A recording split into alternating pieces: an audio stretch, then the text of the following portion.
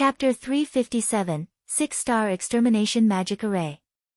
Red Feather's offer of compensating 5 times the losses had they suffered was very tempting, and many guild leaders present hesitated at the offer.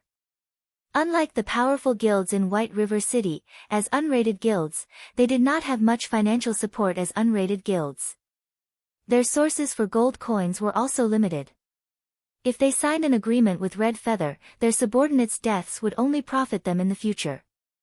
If they took Red Feather's offer, however, they would sacrifice a lot of their guild's strength. Moreover, they would also lose the faith of their guild members. Seeing these guilds hesitate, Red Feather started to panic. Although he was unsure of whether Zero Wing still possessed large-scale destruction spells or not, he had a guaranteed method to kill Black Flame. As long as he could approach the man, Black Flame would die even if he were an expert ranked on the God's Domain experts list. Once Black Flame died, the dropped items he carried would fall from his bag. Meanwhile, Red Feather would be the first person to grab those items. Afterward, he could simply use the teleportation array to leave White River City. Now that the dropped items his team had previously obtained were no more, if he could not snatch the items on Black Flame's body, how could he walk away with satisfaction? Don't tell me that none of you want the loot from the Mechanical Slayer. That was a monster that even a Tier 4 Great Wizard struggled to kill. Not to mention dark gold items, it would not be odd to find epic items among the drops. Don't you want the power of an epic item? Red Feather's comments excited the various guild players. None of them had even seen a dark gold item before, let alone an epic item. If a guild obtained an epic item, it would instantly become a hot topic throughout the entire God's Domain. At that time, even an unknown guild would become famous, attracting the attention of many guildless players. Although it would still be no match for a truly powerful guild, it could still become an overlord of a city. The might of an epic item was unimaginable. In God's Domain, dungeons were one of the main sources for players to obtain weapons and equipment. As only a limited number of players could enter a dungeon, if one wanted an easier time raiding, they could only do so by upgrading the combat power of a limited number of players. Hence, not only were epic items significant symbols to a guild, but they also played a very large role in the guild. At this stage of the game, if a guild could obtain an epic item, the strength of the guild would instantly soar to the next level. The Mechanical Slayer's loot needed to be appraised before anyone could discern quality and attributes. Hence, nobody knew the exact quality of the Slayer's loot. However, seeing as the Mechanical Slayer had been such a powerful monster, it would not be surprising even to find epic items among its loot. As long as there was the slightest possibility, nobody among the crowd would easily give up on this chance. Charge! For the epic items. Black Flame, hand over the epic items, and we'll spare your life. The various guilds charged at Shifeng once more with passion. Setting aside Red Feather's offer, the lure of an epic item alone was worth any price. At this moment, Aqua Rose walked up to Shifeng's side, suggesting, "Guild leader, they're charging at us once more. We've bought enough time now. Should we depart?" Although they had the absolute advantage of levels, equipment, and terrain, if they had to face so many players, death and injury would be inevitable. Since they have already achieved their goals, it was not necessary to continue fighting. "Okay, let's withdraw," Shifeng nodded. "Pass me the Tier 3 magic scroll that you obtained from Creek Town. I'll stall for time and leave them with a memento. Take this chance to activate the teleportation array." Indeed, just as Red Feather had guessed, large-scale destruction spells were not so easy to come by. At this moment, only he and Blackie possessed such spells.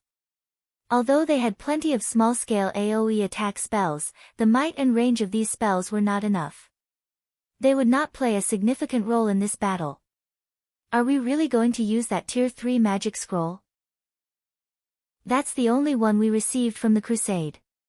Why don't we just have everyone hold those players off for a bit? In any case, we only need to stall for a moment. If we don't have to fight for that long, we should not incur any casualties. Aqua Rose's heart ached when she heard Shifeng's intentions. The value of a Tier 3 magic scroll far surpassed a single dark gold item. It doesn't matter. Now is the best time to use it. Shifeng waved his hand. Aqua Rose simply sighed in response to Shifeng's decision. With a heavy heart, she handed the Tier 3 magic scroll over. She only had herself to blame for working under such a guild leader. Normally, Shifeng spent his money lavishly, not bothering with a budget. However, it was also a fact that the results of his spendthrift actions would always pay off. Go. Leave this to me. The Tier 3 magic scroll Aqua Rose had handed Shifeng was deep blue with gold inlaid around its edges. Upon receiving the scroll, Shifeng unrolled it and clicked Use. The Tier 3 magic scroll they had obtained from the Blood Hand Association's hidden warehouse was entitled Water Dragon's Flurry. This magic scroll contained a very rare large-scale destruction spell with a 2-second cast time. As water-type mana began to gather around Shifeng, a large-scale, deep blue magic array formed beneath his feet. Crap! It's another large-scale destruction spell. The Tier 3 spell's generated momentum was so immense that the incoming tide of players quickly discovered its appearance. The crowd immediately panicked and tried to withdraw. At this moment, Red Feather's face turned ashen. He would never have thought that Shifeng still possessed another large-scale destruction spell. Although the crowd retreated quickly, it was too late as Shifeng had already unleashed the magic of the Tier 3 magic scroll in his hands. Water gushed down from the sky like a massive waterfall, rolling into a tidal wave that was over a dozen meters high. The wave smashed across all of the guild players within the teleportation hall, and in the blink of an eye, the violent tidal wave devoured hundreds of players. Following which, the turbulent water flooded from the building's entrance. It was like a tsunami. The massive wave devoured many of the players outside the hall, and every victim of the spell became nothing more than an icy corpse. As to how many players had died, even Shifeng himself was not sure. However, what Shifeng did know was that the Water Dragon's Flurry had killed more players than both Stars of Light and Firestorm combined. It's about time for me to leave as well, Shifeng examined his surroundings, satisfied. The teleportation hall was void of any members of the various guilds. Oh. That's not right. Someone's still here. Shifeng suddenly sensed danger. Shifeng was very familiar with this feeling, so he knew to keep his guard up. Such a feeling only occurred when he encountered life-threatening danger. Hence, Shifeng immediately activated Omniscient Eyes. Since he had not seen anyone inside the hall, the only possibility left was assassins. Omniscient Eyes allowed Shifeng to perceive any invisible or stealth units within 100 yards. After activating the skill, a golden glow enveloped both of his eyes. He then observed his surroundings. Like a god overlooking all life forms, nothing could hide from his vision. 6 people, is it? Shifeng quickly discovered 6 obscure figures slowly approaching him from 30 yards away. These 6 assassins felt a chill down their backs the moment Shifeng's gaze landed on them. Damn it! We've been discovered. Forget about it. This distances should be enough. We can't disappoint Boss Red Feather. The 6 assassins were all experts. Hence, they immediately decided to reveal themselves and take out the purple gold crystal balls. That's the 6-star Extermination magic array. How could they have it? Shifeng was abruptly shocked when he saw the purple gold crystal balls in the hands of the 6 assassins. These items were no less rare than a Tier 3 magic scroll. Though they were far more powerful than a Tier 3 magic scroll, the requirements and limitations were also far more troublesome than a Tier 3 magic scroll. Chapter 358, Cornered Beast. Although Shifeng knew that these assassins intended to use the 6-star Extermination magic array, it was too late for him to stop them. In the next moment, the crystal balls released a dazzling purple glow. Purple flames then burst forth, enclosing Shifeng and the 6 assassins within a barrier of purple fire. This barrier only covered a small area of 30 by 30 yards. With their levels, it would only take a few steps to cross this distance. Guild leader Black Flame, since you so arrogantly offended the Star Alliance, we've come to teach you some manners. Tiger, what's the point of talking to him? He is merely a frog at the bottom of a well. How could he possibly know how amazing our star alliance is? Let's finish him off immediately. Boss Red Feather is waiting for us. I'm trying to give him some time to mourn his own loss. Now that the barrier has been activated, nobody can possibly interrupt us. We can take our time dealing with him since there's no way for him to escape anyway. You're right. Wouldn't it be boring if we killed this insufferably haughty guild leader Black Flame in just 2 to 3 hits? Does guild leader Black Flame have any last words? Ha ha ha. The 6 assassins chatted merrily among themselves. They looked at Shifeng as if he were an ant. It was as if everything was within their control, and victory was already within their grasp. The 6-star Extermination magic array was a magic barrier that possessed several restrictions. Unlike a normal magic scroll, activation required 6 players. Moreover, once the barrier was cast in a specific location, excluding the 6 wielding the crystal balls, it would randomly choose 1 player within range and trap them within. As for everyone else who was within the magic barrier's range at the time of activation, all would be sent out of the magic barrier including players, NPCs, and monsters.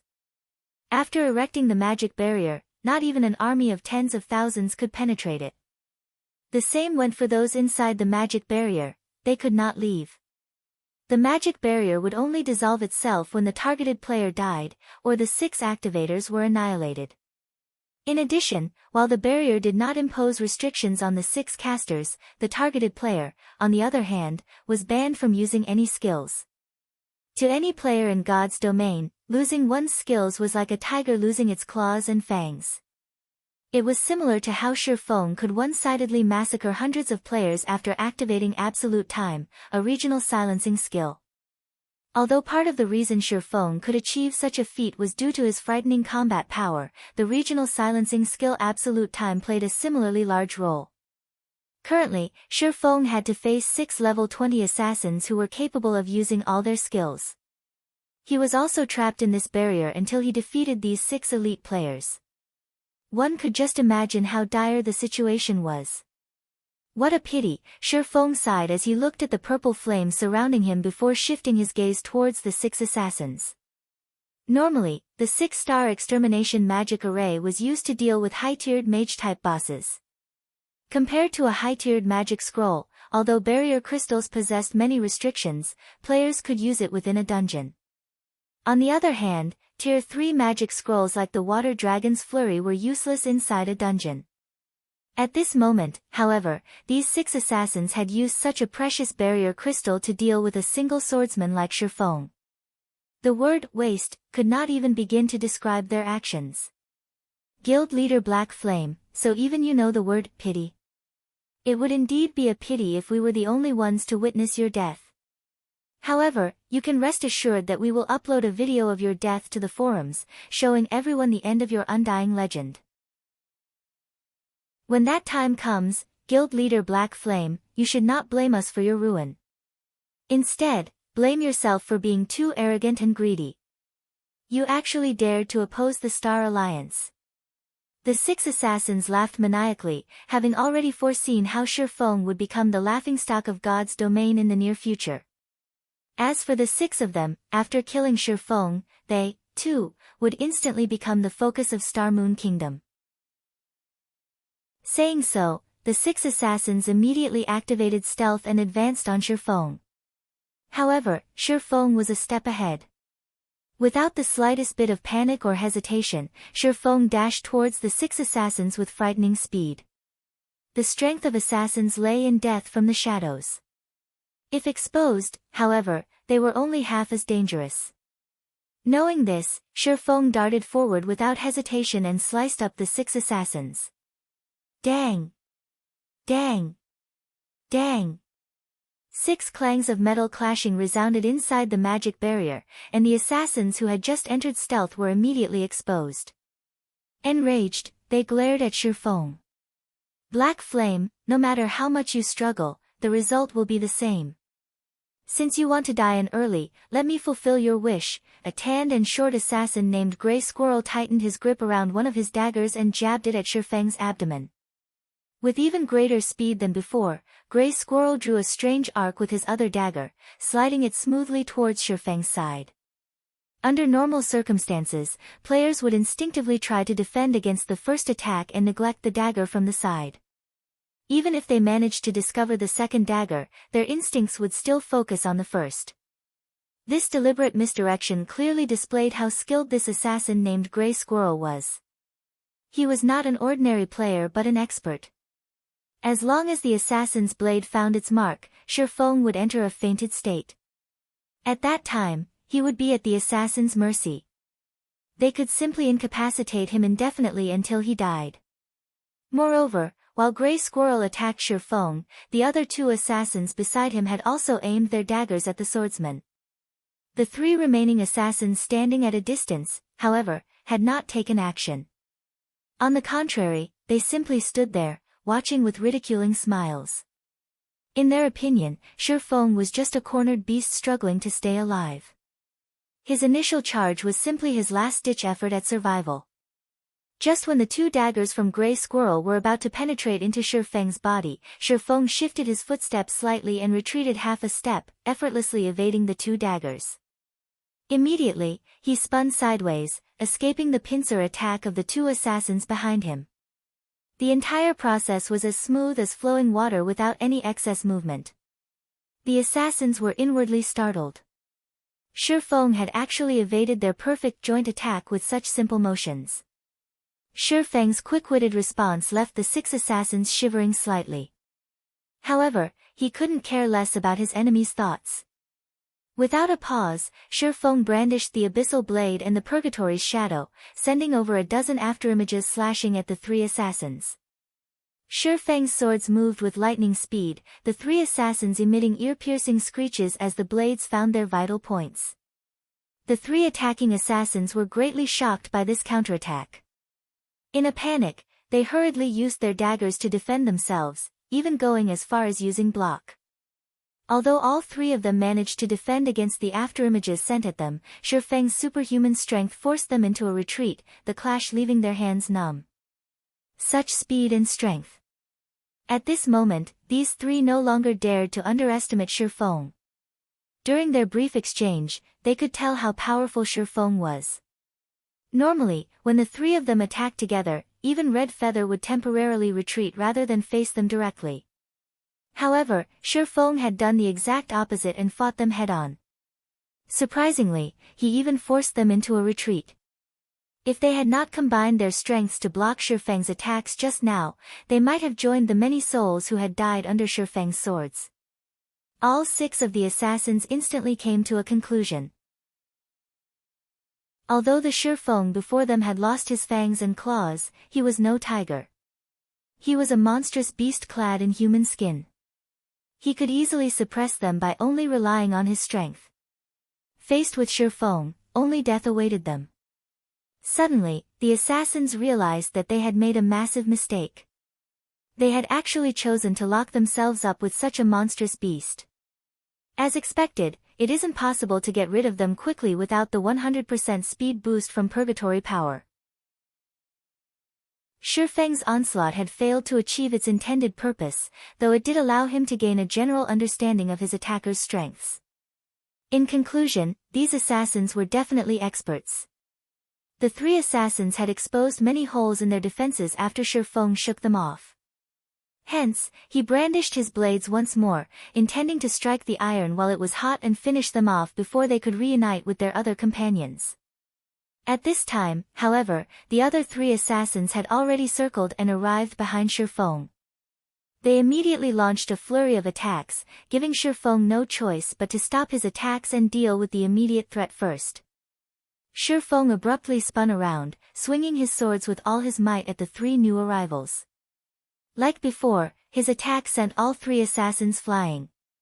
Shifeng then charged at the assassin in front of him, brandishing his swords multiple times. The assassin receiving Shifeng's attacks was greatly frightened. Immediately, the assassin used silent steps, hoping to take advantage of the short period of invulnerability the skill provided to defend against all these sword flashes. By doing so, he could also gain some precious time to allow his companions to come to his rescue. Otherwise, only death awaited him. The assassin's decision to use silent steps had undeniably given his 5 other companions plenty of time to react. After regaining their composure, the 5 assassins immediately dashed at Shifeng, forcing him into a momentary retreat. "We can't let this continue. We can't hold back any longer. All of you, use the Berserk Potion," Grey Squirrel commanded. The other 5 looked at one another and nodded silently. At the same time, they all took out blood-red potions. This potion was none other than the extremely precious Berserk Potion. Originally, this potion was a last resort. They never thought that they would have to use it so quickly. Chapter 359, Breaking Through the Limit. First, they used the 6-star Extermination magic array. Now, there are even Berserk potions. Red Feather really is wealthy. Shifeng immediately recognized the blood-red potions in the 6 assassins' hands. At this stage of the game, there were no players capable of producing a Berserk potion. Moreover, the recipe was not easily obtainable. The only way to obtain these potions was through killing the bosses of a team dungeon. However, the drop rate was very low. Statistically, it was only 0.2%. In other words, one could only obtain 2 bottles after killing 1,000 team dungeon bosses. Hence, without sufficient strength, it was impossible for a guild to obtain 6 Berserk potions. When consumed, the Berserk potion would stimulate a player's physical potential, increasing their strength and agility. The player's physique would also exceed its limits, allowing the player to carry out actions that they normally couldn't do. To put it simply, the Berserk potion was a very overbearing potion. Black Flame, we admit that you are impressive. However, playtime is over. After the assassin named Grey Squirrel drank the Berserk potion, his skin began to turn red. The blood vessels all over his body bulged, and his body started emitting waves of heat. His aura had also completely changed. The moment Grey Squirrel finished speaking, his body flickered, and the ground under his feet cracked. Leaving behind an afterimage, Grey Squirrel instantly appeared behind Shifeng. His bright snowy dagger transformed into a white flash that flew towards Shifeng's back, his speed reaching far beyond that of his previous attacks. Startled, Shifeng hurriedly spun and used the abyssal blade to meet Grey Squirrel's dagger. Pang! Sparks flew in all directions as metal clashed. The collision forced Shifeng back by half a step. Grey Squirrel, on the other hand, was forced to take a full step backward. In terms of strength, Shifeng was still obviously superior. However, this single exchange forced Shifeng to take things seriously. From this single exchange, Shifeng could feel that the assassin's attributes were not far below his own. Facing Grey Squirrel and his team, Shifeng's small advantage of attributes was almost non-existent without the use of his skills. Even in a one-on-one battle, it would be very difficult to achieve victory, let alone a 1-on-6 battle. Compared to Shifeng's astonishment, Grey Squirrel and the others were even more shocked by their brief confrontation. After drinking the Berserk potion, they understood just how amazing the potion's effects were. Yet, even with the effects of the Berserk potion, their attributes were still inferior to Shifeng's. Shifeng's strength completely surpassed their imaginations. This revelation was astonishing. Just how excellent is Black Flame's equipment? Grey Squirrel kept focused on Shifeng, his expression becoming serious. He then said to his 5 companions, "We'll attack him together." The other 5 nodded. If they only relied on Grey Squirrel to deal with Shifeng, the final victor of the battle would most likely be Shifeng. Seeing all 6 opponents approaching simultaneously, Shifeng dared not underestimate them. Shifeng took out a basic frost grenade from his bag, tossing it at the assassins. Although he could not use skills, there was no restriction on the items inside his bag. Compared to absolute time of the 7 luminaries ring, the 6-star Extermination magic array was inferior. When the frost grenade exploded, the 6 assassins charging at Shifeng failed to react in time and froze on the spot. The 6 of them knew the dangers of being restrained. Hence, they all used Vanish to dispel the freezing effect. Originally, they had intended to continue their charge.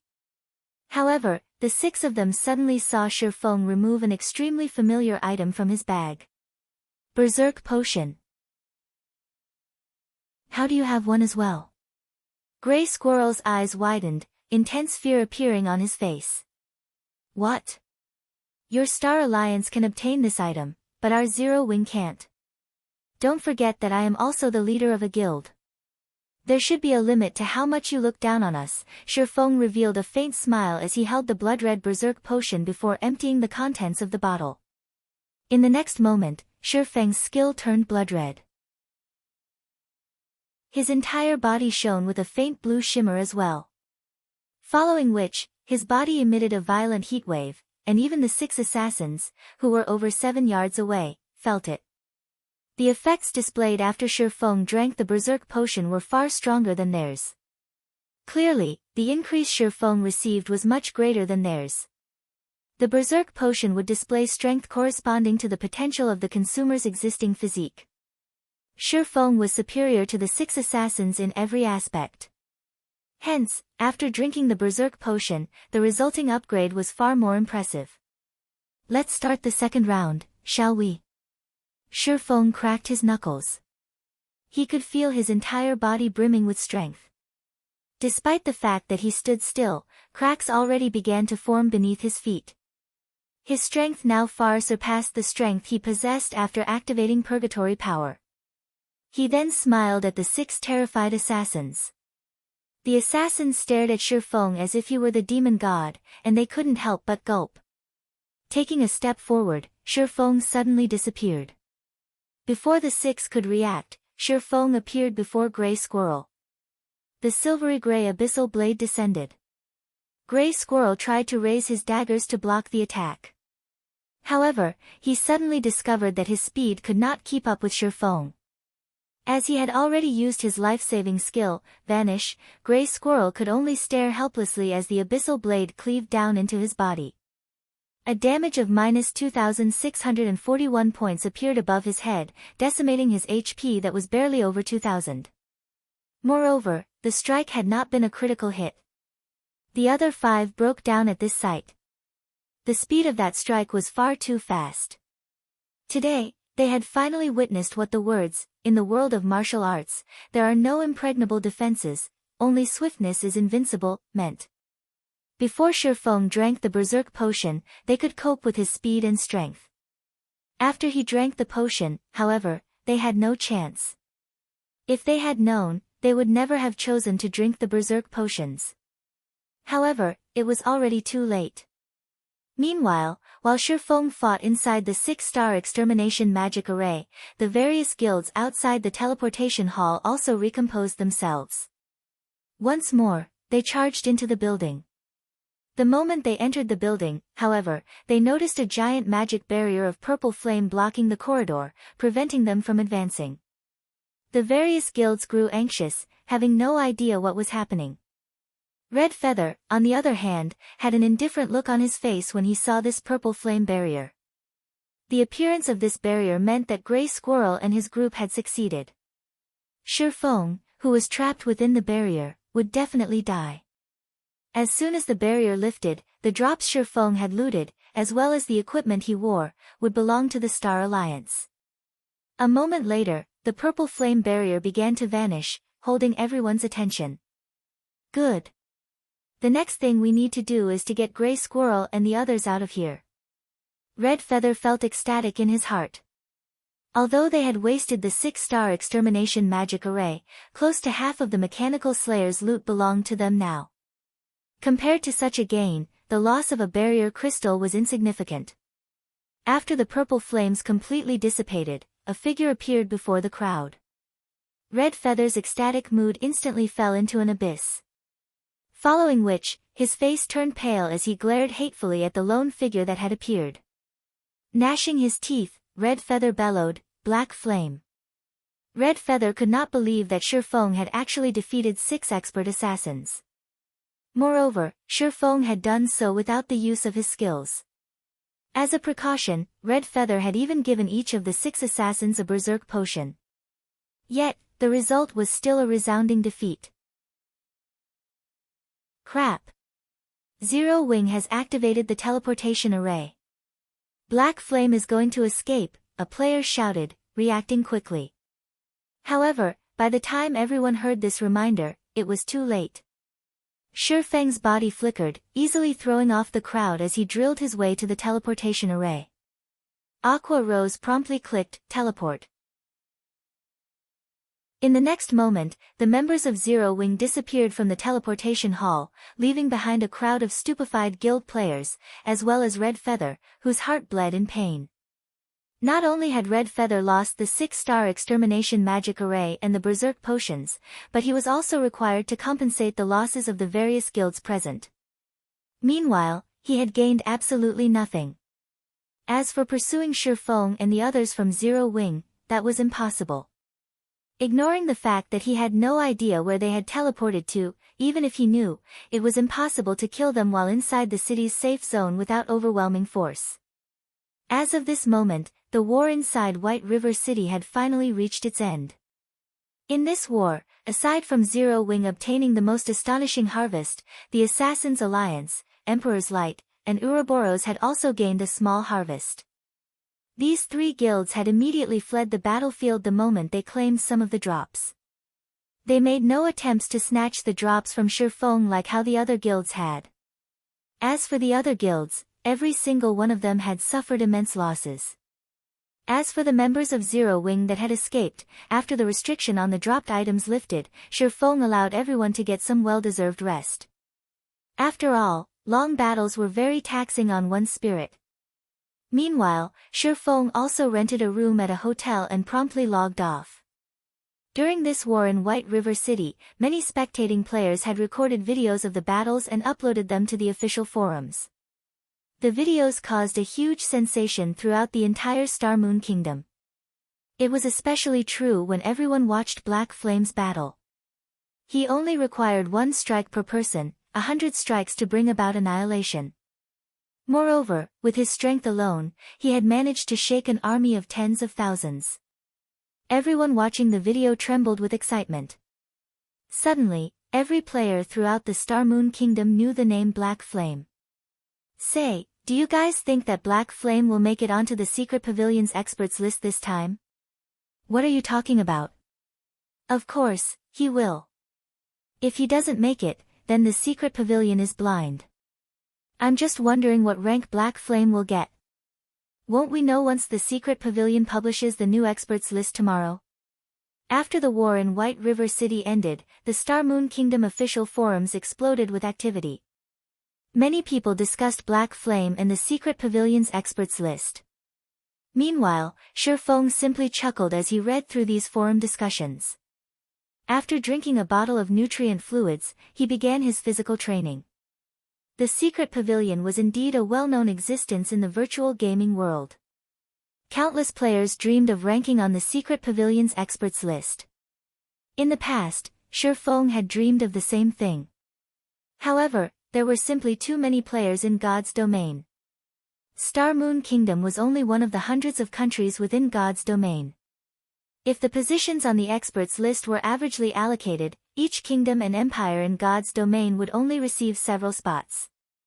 In other words, among the hundreds of millions of players residing in Star Moon Kingdom, only a few would have the privilege of ranking on the Secret Pavilion's experts list. However, through the experts list, Shifeng had also discovered information relating to the experts of God's domain. For example, he had learned of the cleric god Violet Cloud, the mage god Aqua Rose, and many other god-ranked experts. What's going on today? Why have I suddenly become stronger? Shifeng, who was currently working out in his room, felt something amiss. In the past, after completing a set of exercises, he would lay paralyzed on the floor for quite some time. Today, however, he could stand and move with ease. He could feel that his body was still far from reaching its limit. Normally, physical improvement occurred gradually. It was impossible to significantly improve within a short time. Yet, such a situation had actually occurred. So, how could Shifeng not be surprised? It seems that I'll have to head to the Big Dipper Training Center to take a test. Unable to figure out the reason for his sudden improvement, Shifeng had no choice but to have himself examined. He might even learn some secrets to improving his physical fitness. Chapter 360, Deviated Path. When Shifeng thought of his sudden change, he lost his enthusiasm to train. He then threw on a blue tracksuit and left his new apartment. He hailed for a cab and headed towards the Big Dipper Training Center. As the most famous training center in the city, the Big Dipper Training Center was located in the center of Jinhai. The training center was about the size of 3 stadiums. The training facilities were all top class within the country. Moreover, they also employed many top-class doctors and dietitians, as well as first-rate instructors. After arriving at the Big Dipper Training Center, Shifeng immediately noticed multiple large luxurious buses parked in front of the building. Handsome young men and beautiful young women alighted from the buses, one after another. They were all high school students, and at this moment, they all had excited expressions plastered on their faces. These high school students then orderly entered the building under the lead of a Big Dipper receptionist.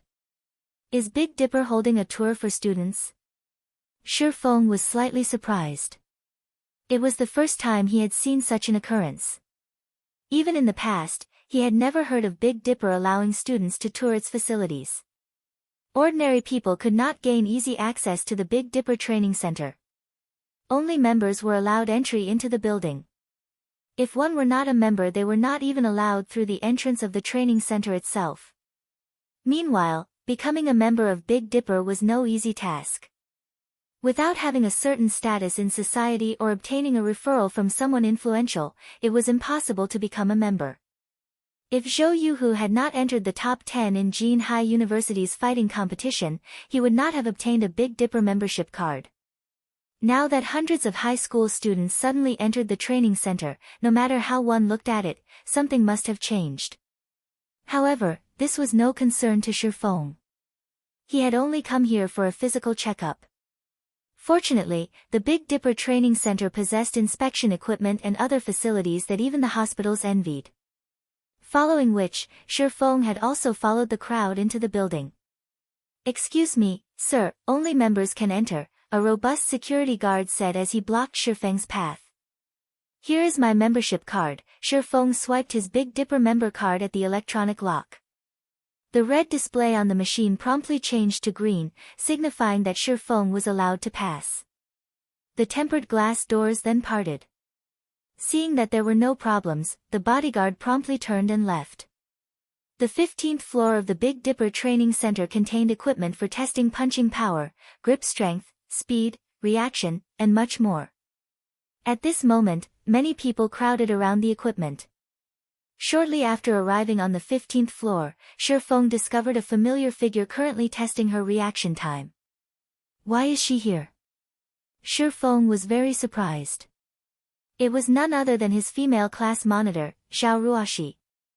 At this moment, Zhao Ruoshi had her hair pulled back into a ponytail. She wore a black sports vest and a pair of tight capris.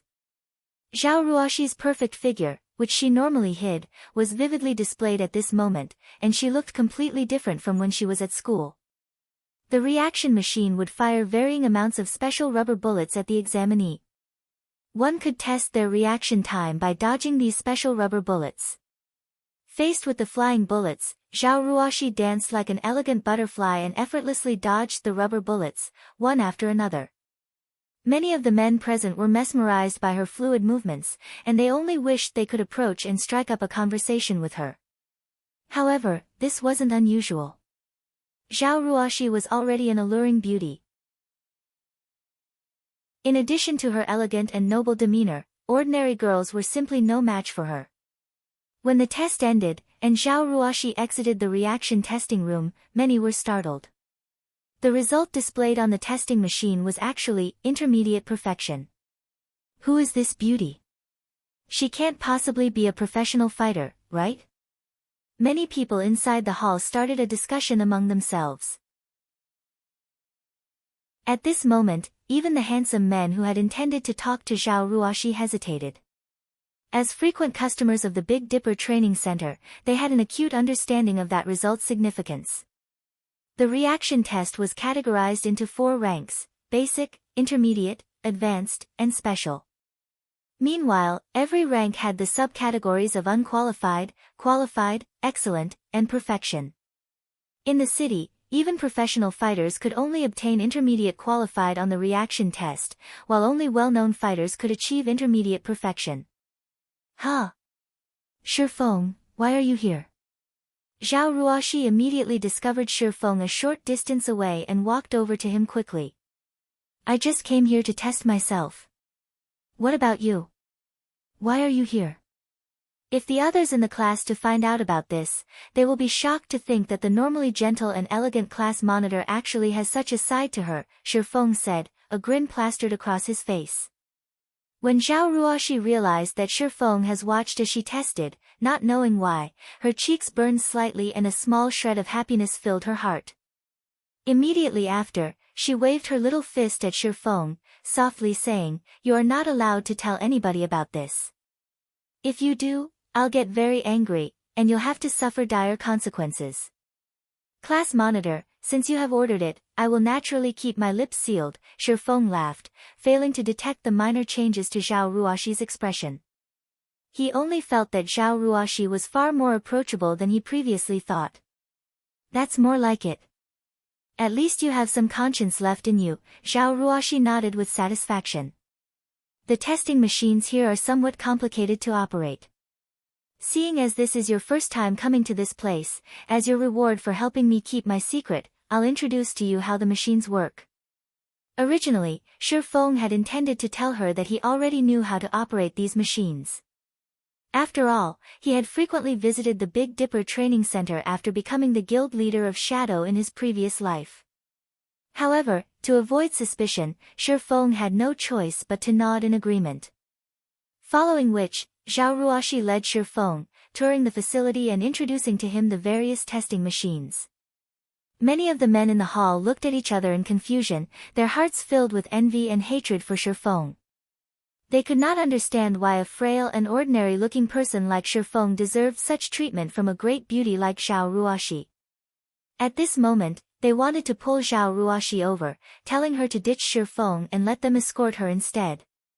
However, despite having sensed the jealous stares directed towards Shifeng, Zhao Ruoxi still gladly pulled him along, introducing to him the various testing apparatuses. Just as Zhao Ruoxi was about to teach Shifeng how he could operate these testing machines, a few Big Dipper staff members suddenly led a large group of high schoolers into the hall. This floor is Big Dipper's testing hall. All of you are the elites that Big Dipper has selected. In a moment, all of you will be tested here, and we will record your results to help determine what kind of privileges you will have in the future. So, all of you must give it your best when testing, one of the staff members leading these high schoolers explained slowly. The high schoolers started rubbing their fists and palms together in excitement when they heard the staff member's explanation. Many of them wished they could break Big Dipper's previous records. Big Dipper actually chose these high school students as elites? What is happening, exactly? Shifeng had overheard the staff member's words. Watching this situation, it would seem that the Big Dipper Training Center intended to cultivate their own group of elite fighters. However, Shifeng simply could not understand why. After all, Big Dipper was only a training center. Why would they suddenly wish to cultivate their own fighters? In the past, Shifeng had never heard of such a thing. In this life, however, it was happening before his eyes. Shifeng had a bad feeling about this. History was already gradually deviating from the path he recognized.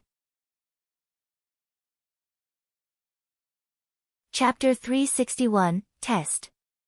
Big Dipper certainly acted quickly. It's only been a few days now, and they've already recruited so many students. Zhao Ruoxi was not surprised by the sudden arrival of the hundreds of students. She then looked at Shifeng, who had stared at those students curiously all this time, explaining, "These students are the elites that Big Dipper selected from the youths who will represent the city in the upcoming provincial youth fighting competition. They were brought here mainly to gain glory for our city in the upcoming provincial competition." To help them rank higher in the competition, Big Dipper had allowed these students to train here. After all, the environment and facilities here are valuable and would help these students improve. A realization struck Shifeng after hearing Zhao Ruoxi's explanation. Indeed, it was just about time for the provincial youth fighting competition to begin.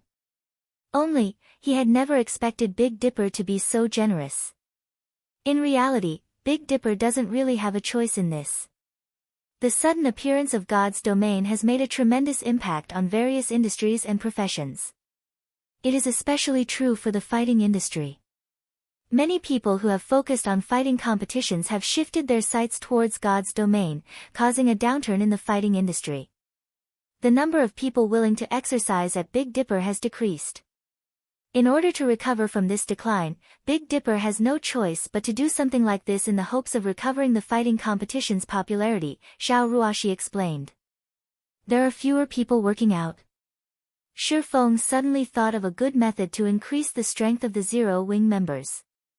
In the past, due to many players shifting their focus towards God's domain, the fitness industry had indeed declined for a certain period of time. Simply put, this decline had not happened as quickly in the past, only starting 3 to 4 months after God's domain launched. However, as more people became aware of the secret of God's domain, physical training became popular again, even bypassing the previous peak in popularity. Business boomed for the fitness industry. At that time, many large guilds would partner with training centers and gyms to allow the elite members of their guilds to train and improve themselves at any time, which would, in turn, allow these elites to improve more quickly in God's domain. Many first-rate guilds had even chosen to establish their own large-scale training centers specifically for their elite members. Zero Wing was still a small guild at the moment. However, as the guild continued to grow, sooner or later, a physical fitness center would be required. Although Zero Wing's workshop was only a short distance away from the Big Dipper training center, it was not a long-term solution. Now that the fitness industry was going through a slump, it was the perfect time for him to take action. Considering the situation, Shifeng did not dislike the idea of working with Big Dipper. If he established his own training center, he would need to spend an astronomical sum of money. He certainly did not possess that kind of money at the moment. By partnering with Big Dipper, not only could he encourage his guild members to train ahead of everyone else, but he could also obtain the best training environment at a significantly lower cost. While Shifeng pondered about how he could gain Big Dipper's cooperation, a few more people had arrived at the testing hall. As soon as these people arrived, the staff members rushed to greet these newcomers, displaying respect. Manager Xiao, the students chosen are all here. Following your instructions, we have already begun testing, one of the Big Dipper staff members said respectfully as he looked at a middle-aged man wearing black robes. Good. Have them continue. I've simply come to observe their conditions. This year's provincial youth fighting competition will affect Big Dipper's future development, so we must not be careless, the man surnamed Xiao instructed. Yes. The staff members promptly retreated and led the students to their tests. Due to the arrival of this manager Xiao, the students' fighting spirits soared. They were all eager to perform well and attract more of Manager Xiao's attention. That way, they could receive even more training resources in the future. As the tests began, many Big Dipper members who had also come to test stopped what they were doing, quietly observing the students' test instead. After all, they would not have an opportunity like this often. Most of the visitors of this testing hall were usually ordinary folk who only trained casually. Meanwhile, although these youths were only students, they possessed the ability to participate in the provincial youth fighting competition. They should be more powerful than the average person. Even Zhao Ruoxi seemed excited, and she demanded to go over and have a look as well. Helpless, Shifeng had no choice but follow her. The first test the students went through was the punching power test. An ordinary person's punch usually carried around 100 to 150 kilograms. Meanwhile, every one of these students managed to achieve a result of over 200 kilograms. Among them, a student named Wang Cheng had even achieved a force of 356 kilograms. He was at least twice as strong as an ordinary person. Many of the spectators gasped in shock when they saw Wang Cheng's result. Even manager Zhao's eyes glowed with delight, and he praised Wang Cheng as a talented youth. The punching power standard of the professional fighters in Jinhai City was only 320 kilograms. Meanwhile, Wang Cheng, a high school student, had effortlessly surpassed that standard. Wang Cheng obviously had a promising future ahead of him. After all, Wang Cheng was still a kid, he still had growth potential. He would have no issues achieving a force of 400 kilograms in the future. Having a force of 400 kilograms meant that he could reach the standard of the well-known fighters in Jinhai City. These students are amazing. That Wang Cheng, in particular, has already surpassed Zhou Yuhu.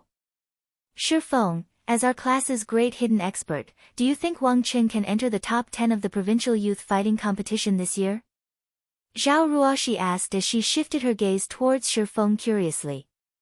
She had personally witnessed Shi Feng's strength. Even Chen Wu, the reigning champion of Jinhai City's fighting competition, had praised Shi Feng's power. Moreover, Shi Feng had even defeated Zhang Luowei, someone reputed as a fighting genius. Hence, she knew that her judgment was definitely incomparable to Shi Feng's. It's not that easy to tell. Victory and defeat aren't solely decided by a person's punching force, Shi Feng laughed bitterly as he shook his head. He was not a god, so how could he make a judgment based solely on a person's punching power? Zhao Ruoxi nodded, feeling that Shi Feng had a point. Following the punching power test was the reaction test. Of the hundreds of students, they all achieved a result of basic perfection or above. Among them, there were a few who achieved intermediate excellent. A student named Wu Chuan even achieved intermediate perfection, shocking everyone. Although the tests had yet to end, Wang Cheng and Wu Chuan had immediately captured the crowd's attention. Manager Xiao treated them both like treasures, doubling their training resources on the spot. Many students had cast envious gazes at the two. After the tests ended, Manager Xiao of Big Dipper had originally intended to take both Wang Cheng and Wu Chuan to meet the best instructor in Jinhai City, someone whom the Big Dipper Training Center had gone through a lot of trouble to invite. However, after he noticed Zhao Ruoxi among the spectators, he halted his steps. Ruoxi. You little girl. Why didn't you tell Uncle Xiao that you were visiting Big Dipper? Manager Xiao said as he walked over to Zhao Ruoxi.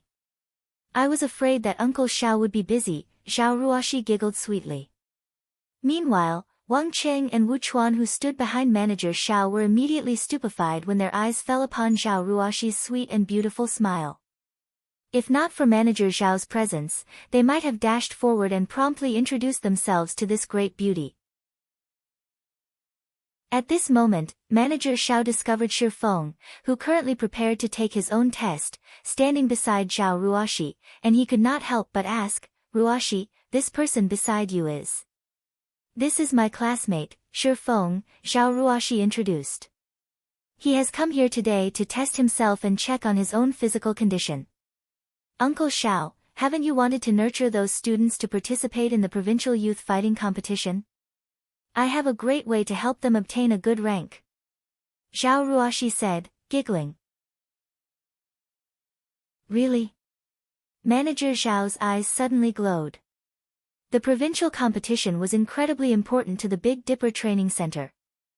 Zhao Ruoxi would have really helped him big time if she had a way to help the students to get a good rank in the competition.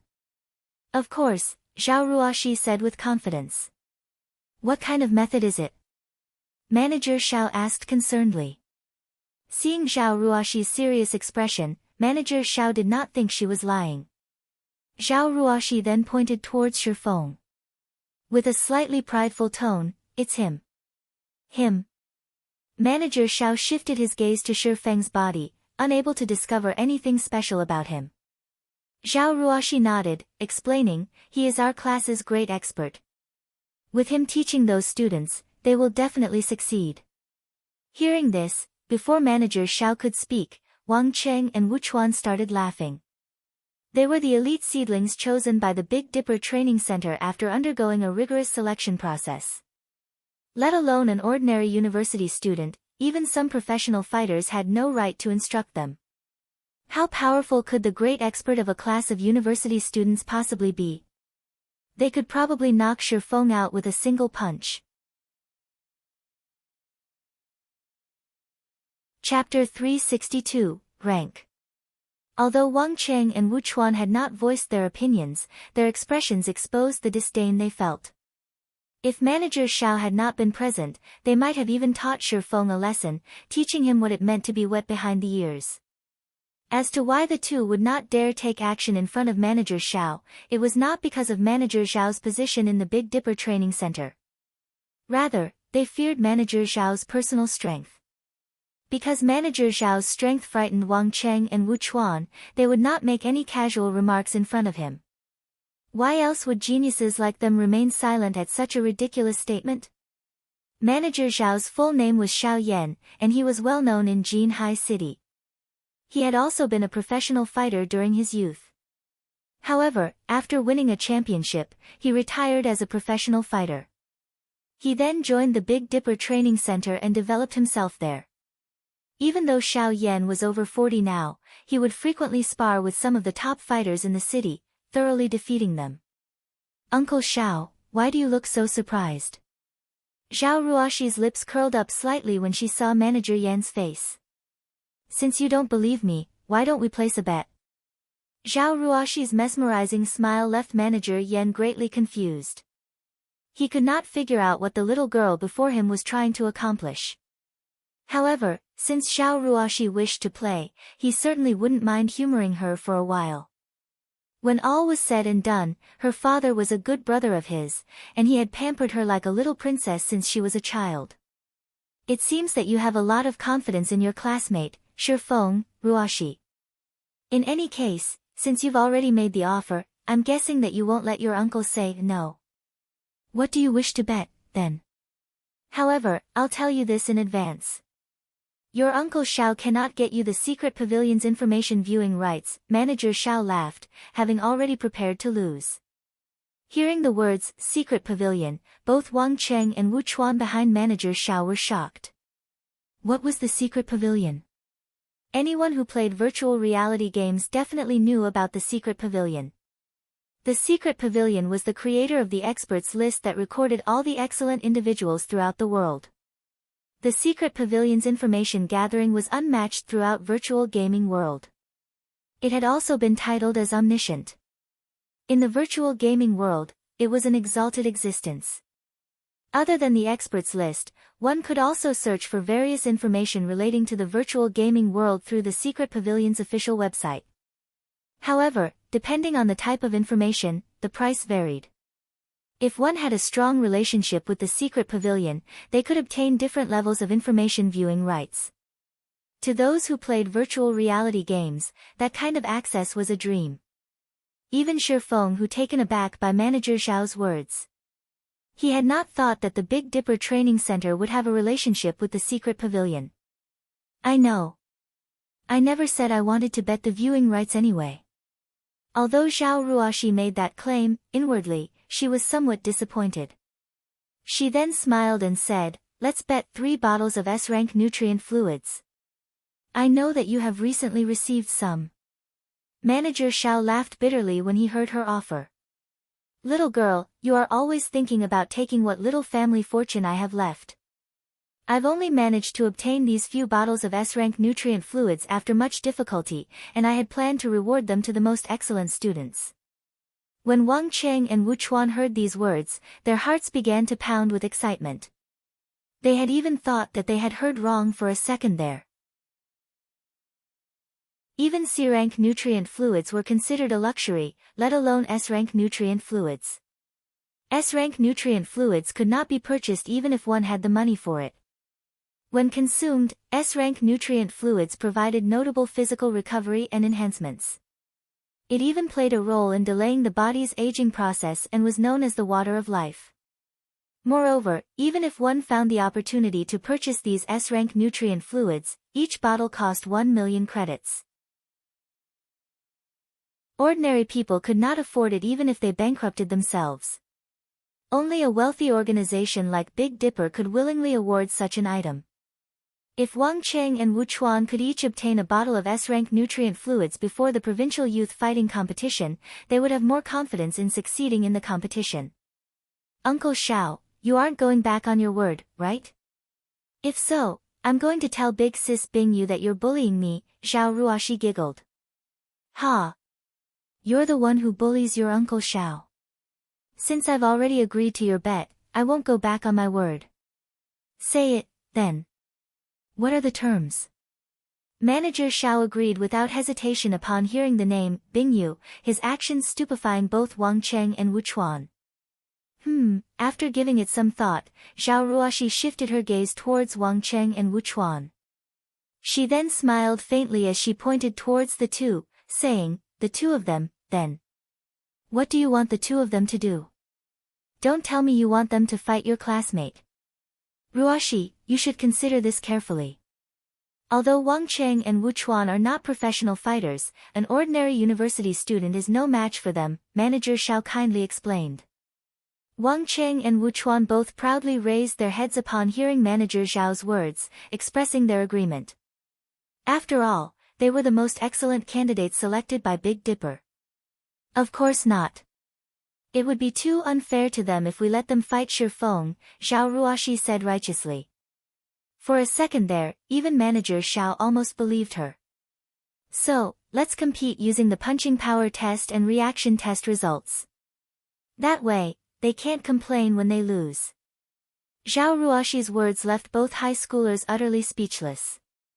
The two of them promptly shot a glare at Shifeng, provocation filling their eyes as if saying, a brat like you thinks you're fit to compete with us?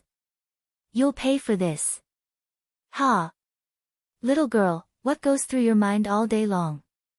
You better not blame me when you lose, Manager Xiao sighed.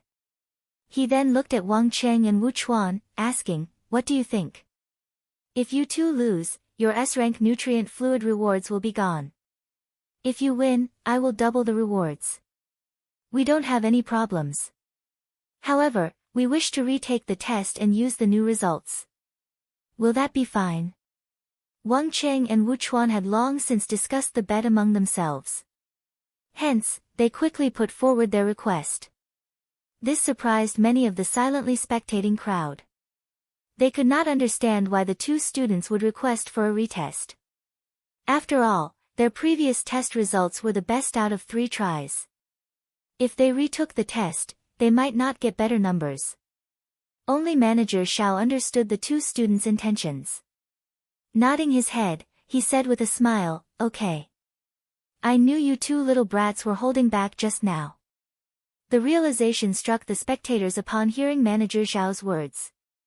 They managed to get such high test results even while holding back. Are those two really high school students? Those two are simply too frightening. Many among the crowd expressed their shocks at this revelation. However, Shifeng was not the slightest bit surprised at this news. Only, he was very surprised by Xiao Ruoxi's actions. He could not figure out just what she was trying to do. I've earned you the chance to obtain 3 bottles of S-rank nutrient fluids. The rest is up to you now. Also, I prohibit you from losing. Xiao Ruoxi walked up to Shifeng and smiled, not giving him a chance to say no. After Xiao Ruoxi issued her command, Shifeng finally realized what she wanted to accomplish. It turned out that she had played this little game just to gain him 3 bottles of S-rank nutrient fluids. Before Shifeng could utter a word of gratitude, Xiao Ruoxi, with slightly red cheeks, cut him off, saying, don't think too much about it. Aren't we friends? I know that you've been secretly and desperately training to improve physically. Since we're friends, it is only natural that we help each other out. As for thanks, it isn't necessary. If you really wish to thank me, then come to my birthday party next month. Even if you're a busy man, you must come. You're also not allowed to be late, alright? Shifeng's heart warmed when he heard Xiao Ruoxi speaking. Although he had many things he wished to say, after racking his mind on what he should say, a simple sentence left his lips, I'll be there.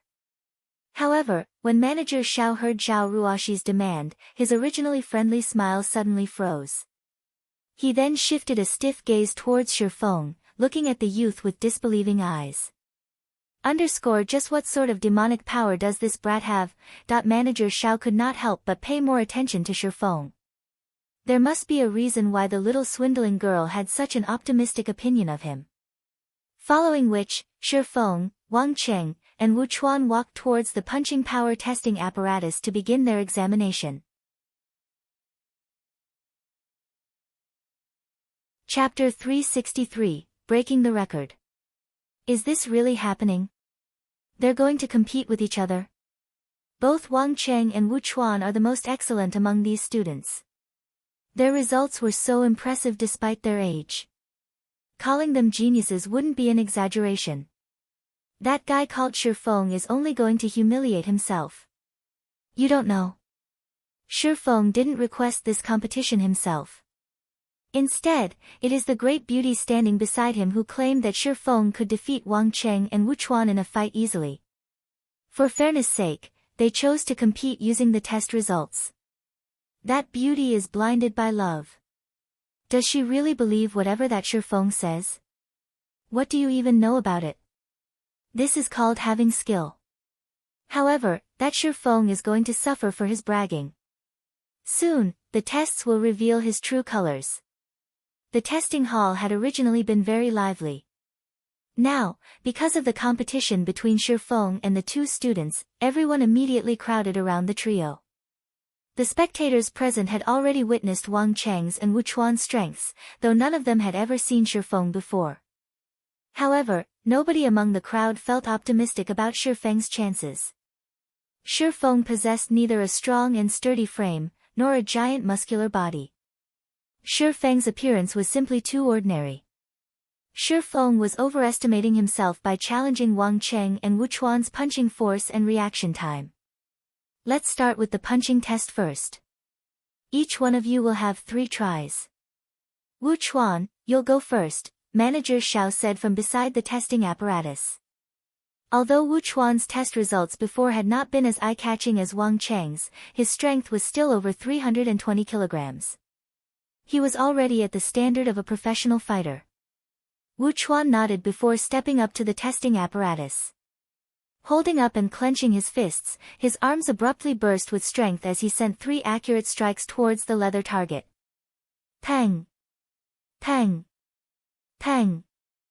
3 deep, muffled noises resounded simultaneously. Wu Chuan was satisfied with his punches. He then turned and walked away from the testing apparatus, smirking arrogantly at Shifeng. The numbers displayed on the testing apparatus continuously changed before finally displaying 3 scores. 341 kilograms, 346 kilograms, 342 kilograms. The crowd suddenly went into an uproar when these 3 scores appeared. Wu Chuan's results were close to Wang Cheng's previous results. Regarding pure strength, Wu Chuan definitely ranked second within the elites Big Dipper had recruited. Manager Shao was elated when he saw these numbers. His heart was already set on placing more emphasis on Wu Chuan's training in the future. After all, Wu Chuan was far more superior than Wang Cheng in reaction time and speed. Overall, Wu Chuan was more powerful than Wang Cheng. Next, Wang Cheng. Manager Shao shouted. Wang Cheng walked up to the testing apparatus and took up his stance. Immediately, his muscles bulged, and the blood vessels across his arms also appeared. Wang Cheng sent 3 quick punches towards the leather target. Pang! Pang! Pang! The punching power testing apparatus suddenly released 3 crisp sounds, and even the machine itself trembled slightly. Meanwhile, the score the machine displayed broke through the 300 kilograms threshold and continued to rise. Within a moment, it shot the 360 kilograms threshold. Wang Cheng had surpassed even his previous highest record. Finally, the punching power testing apparatus displayed the final results. 385 kilograms, 391 kilograms, 388 kilograms. 3 scores. And each one surpassed Wang Cheng's previous record. Impressive. I didn't realize how much you had held back. Manager Shao laughed upon seeing the scores. His fondness of Wang Qing grew the more he looked at the young man. The standard of a top fighter in Jinhai City was 400 kilograms. Meanwhile, Wang Qing was only a thread away from reaching that standard. Based on the youth's potential, after Big Dipper nurtured him, he should have no problems entering the top 10 in the provincial youth fighting competition. Zhao Ruoxi's confidence wavered when she saw the results. Wang Cheng's punching force had surpassed even Zhang Luowei's. Although there was only a difference of around 30 kilograms between Wang Cheng's previous record and his current scores, it was exceedingly difficult to increase one's force by even 1 kilogram after passing the 350 kilograms threshold. Many years of effort were required to increase one's force by 30 kilograms. It was impossible to achieve such a feat in a short amount of time. Although Shi Feng had defeated Zhang Luowei, Zhao Ruoxi guessed that the two of them were almost equal in terms of strength. Only, Shi Feng's combat techniques and experience far surpassed Zhang Luowei's. Thus, he had effortlessly defeated the renowned fighting genius. If she had known that Wang Qing had held back so much of his strength, she would never have chosen to compete using the test results. Next, Shi Feng. Although manager Xiao did not know why Zhao Ruoxi had such a favorable opinion of Shi Feng, he knew that it was impossible for Shi Feng to surpass Wang Cheng's record of 391 kilograms. Shi Feng walked up to the testing apparatus, smiling bitterly at the displayed 391 kilograms. Inwardly, Shi Feng thought, he is just a high school student, yet, even before undergoing systematic training, he is already so strong. This should be the so-called genius. Originally, Shi Feng had simply come to the Big Dipper training center intending on checking his progress. Yet, he had somehow gotten caught up in this farce. If he did not give it his all, he might really become a laughingstock. Although he did not mind being laughed at, the spectators behind him would ridicule Zhao Ruoxi for trusting the wrong person, and that was something he absolutely would not permit. I wonder how much I've improved. Shi Feng then began to warm up, preparing a full-powered punch. The last time he tested himself, he only obtained 256 kilograms, placing him above the standard of ordinary people. Though he had improved since then, it was impossible for him to have improved over much. He would be impressed if he could achieve 290 kilograms. Damn, can you be any slower? Isn't it just a punch? Is all this build-up necessary? I think he's frightened. He is just trying to stall for time. In a moment, he might even say that he feels ill. Watching Shi Feng take his time warming up, many in the crowd began to grow impatient and taunt him. Shi Feng paid no attention to the noisy crowd behind him and continued with his warm-up. That should be enough.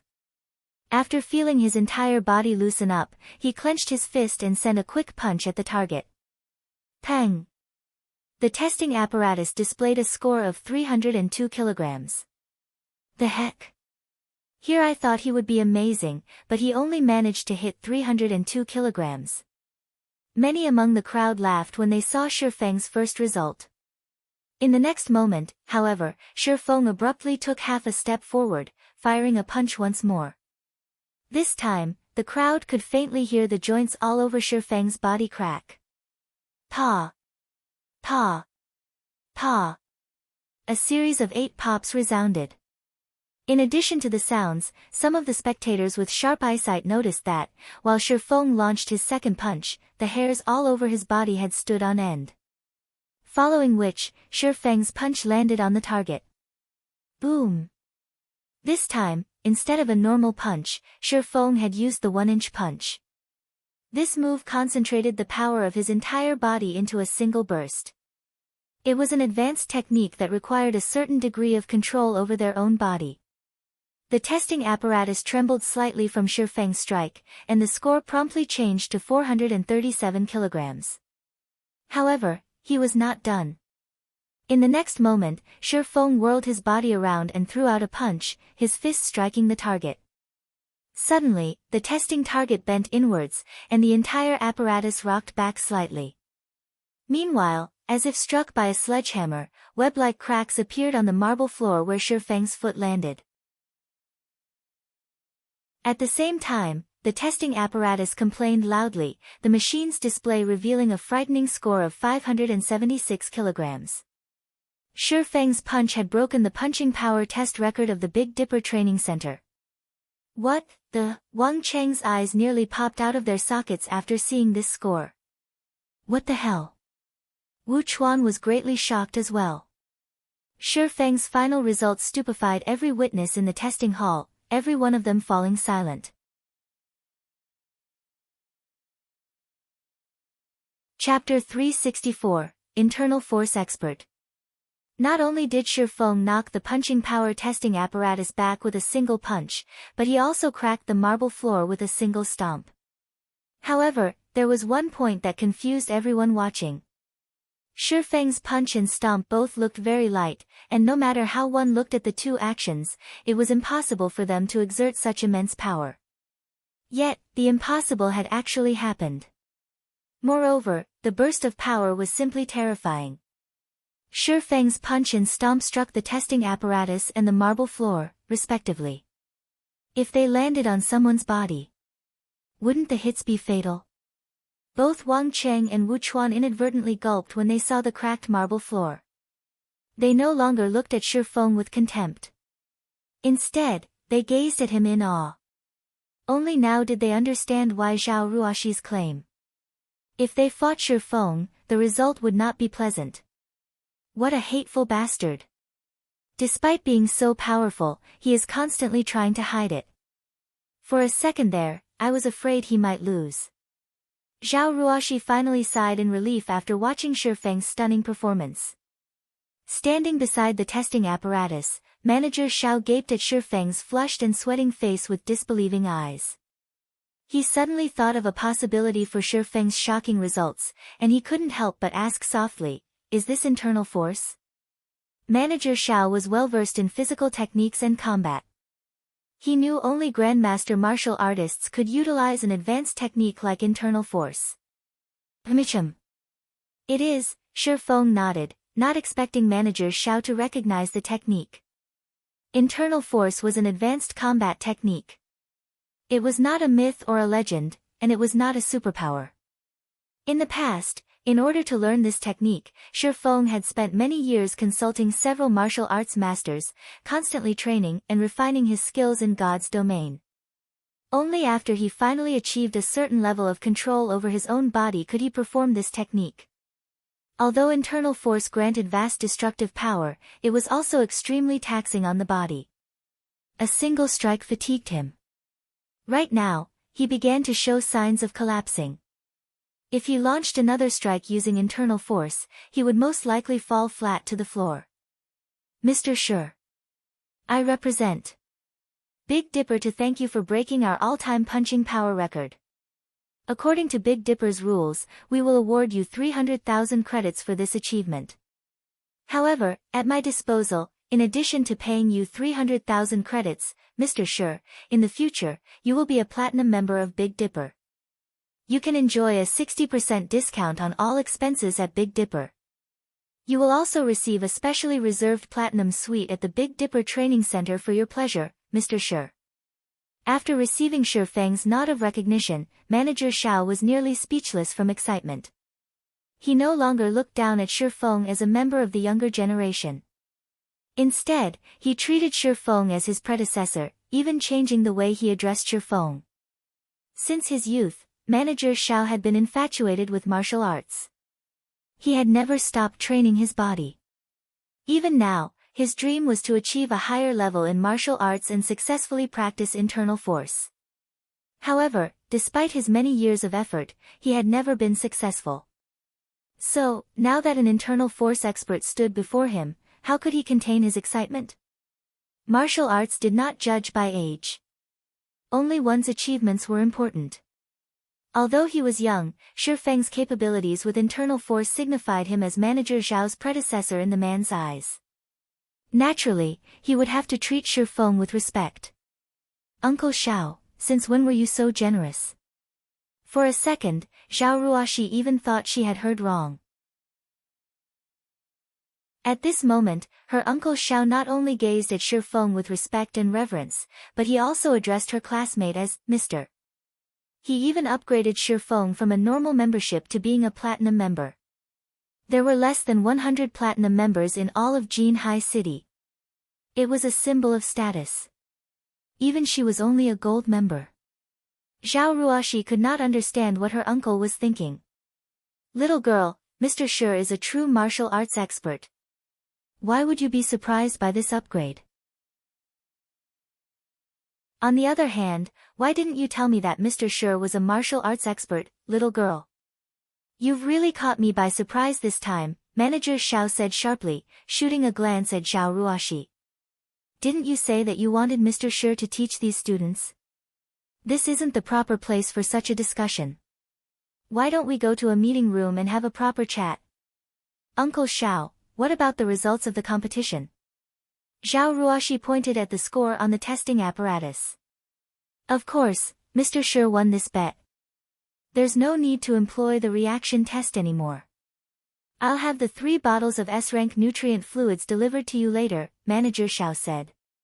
He then shifted his gaze to Wang Cheng and Wu Chuan, asking, do you two have any concerns?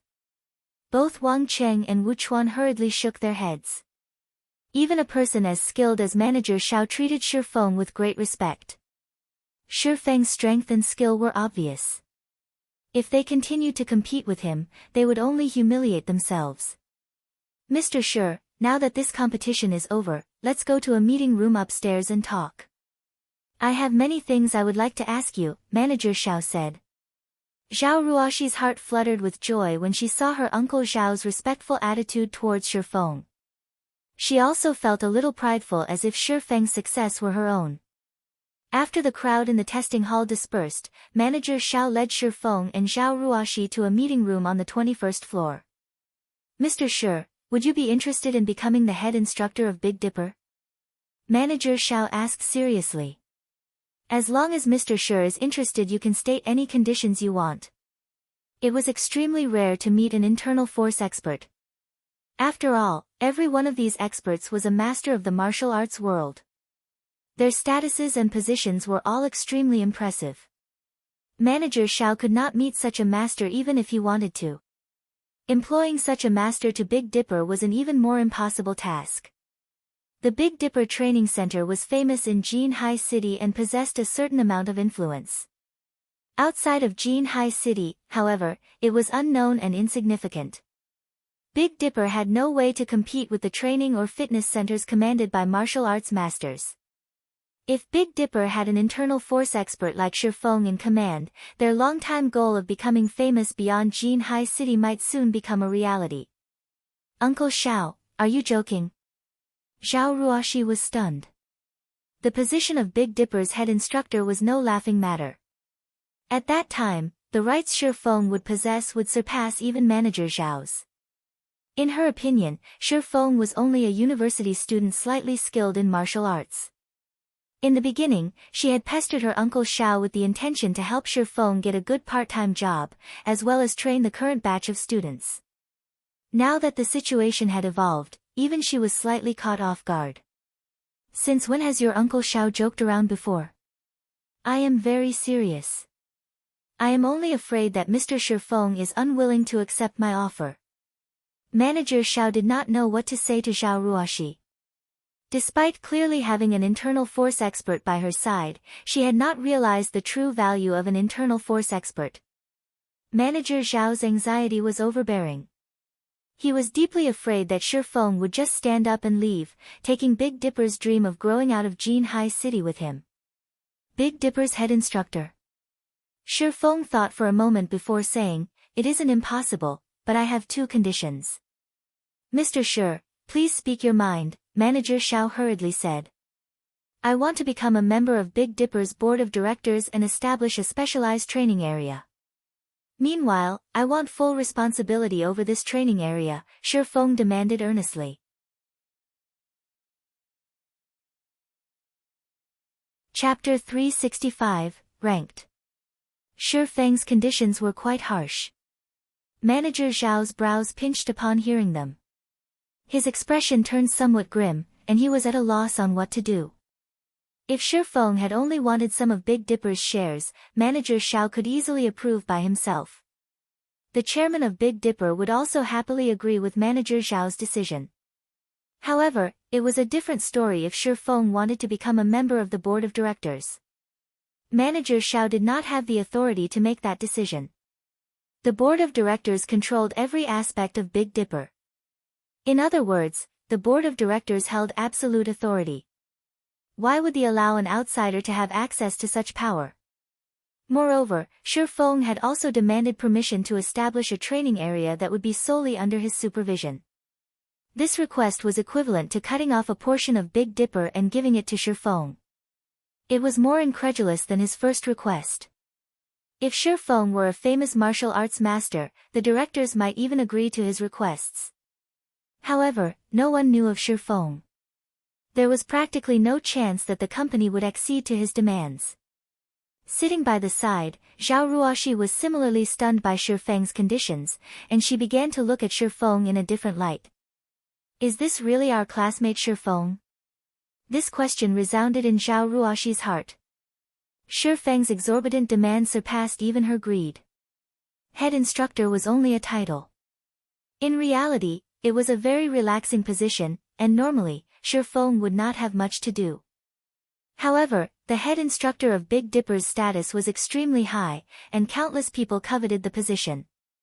Even the famous fighters of Jinhai City yearned for this position. Unfortunately, Big Dipper had never found anyone worth consideration. On the other hand, despite being offered such a coveted position, Shi Feng still demanded such a high price. Zhao Ruoxi could not understand what Shi Feng was thinking. In Zhao Ruoxi's opinion, Shi Feng's actions were somewhat excessive. However, Zhao Ruoxi felt they were justified. Shi Feng was not an unreasonable person. Indeed, just as Zhao Ruoxi had guessed, Shi Feng was completely reasonable with his demands. His price was actually quite low. If not for his consideration of Zhao Ruoxi, his demands would have been more exorbitant than a position on the board of directors and a training area under his supervision. Although Zero Wing's strength was limited to White River City at the moment, after the looting war in White River City, Zero Wing had become famous throughout the entire Star Moon Kingdom. Moreover, Zero Wing had long since established a strong and sturdy foundation. It already qualified to fight for the position of Overlord of Star Moon Kingdom. It was possible that only the higher-ups of first-rate guilds knew what this signified. There were hundreds of millions of players. Moreover, this number increased with each passing day. Only a few million people lived in Jinhai City. At most, it was as large as White River City. As for the authority Zero Wing commanded in White River City and the Big Dipper's authority in Jinhai City, it would not be an exaggeration to describe the difference between them as the difference between heaven and earth. Moreover, as God's domain grew increasingly popular, the number of people Zero Wing could influence would also grow. That influence could massively impact whichever training center it partnered with. What about the training center itself? To put it bluntly, it was simply a place for people to improve physically. What sort of influence could it possibly have? A casual remark made by a first-rate guild could allow a training center to rise to prominence at any given minute. Hence, rather than sharing the profits with others, wouldn't it be better just to establish their own training centers? What is your opinion on this, Manager Zhao? Shi Feng looked at Manager Zhao and asked. Mr. Shi, your conditions are a little harsh. How about 5% of Big Dipper's shares? Manager Zhao could tell that Shi Feng was not some random knowledgeable person, and Shi Feng most definitely knew the value of an internal force expert. Hence, after giving it some thought, he offered the highest possible benefit that he could authorize by himself. Although 5% of the shares of a successful company like Big Dipper is generous, my conditions are firm. It would truly be a pity if you cannot agree to them. Shi Feng shook his head. This. Mr. Shi, I do not have the authority to agree to the demands you've stated. Can you give me some time? I'll report this to my superiors. After they have reached a decision, I'll give Mr. Shi an answer. How about it? Shi Feng's unwavering attitude frightened even Manager Zhao. Originally, he had thought that a young man like Shifeng would jump with joy when offered the position of head instructor and 5% of Big Dipper's shares. However, he had never expected anything like Shifeng. Manager Xiao refused to believe that Shifeng was only a university student. 5% of Big Dipper's shares was a lot of money, enough to grant one a lifetime of luxury.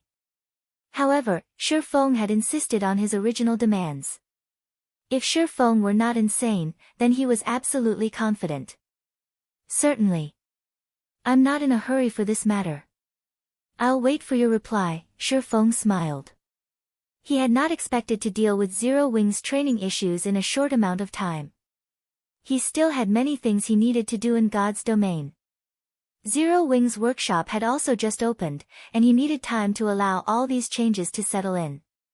He had simply come here today to test his physical limits. However, Shifeng also had Zhao Ruoxi to thank.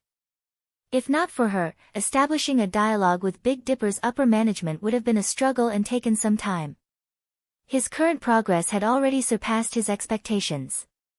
Following which, Manager Xiao had consulted with Shifeng on some matters relating to martial arts.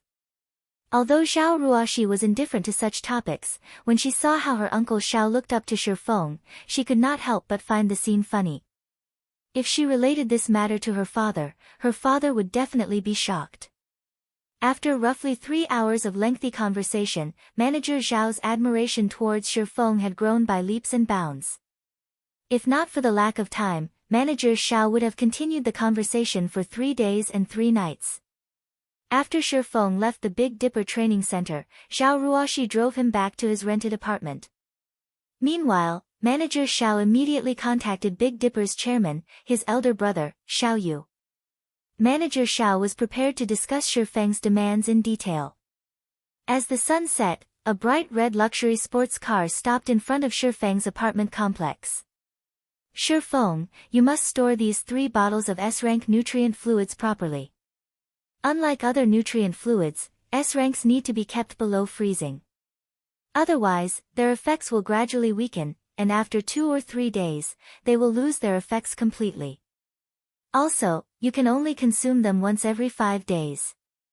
It would be detrimental to your body if you drink them more often. You must keep this in mind, alright? Zhao Ruoxi said, carefully handing over the metal briefcase containing the S-rank nutrient fluids. She reminded Shifeng repeatedly, worried that he would carelessly waste the S-rank nutrient fluids as he had never consumed them before. Although 1 million credits was only a small matter to her, S-rank nutrient fluids were impossible to obtain even if one had the money. Shifeng could not easily get more.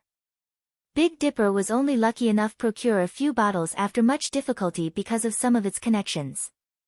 Emichim, I understand, Shifeng said, a bitter smile on his face. In reality, this was not his first time consuming an S-rank nutrient fluid.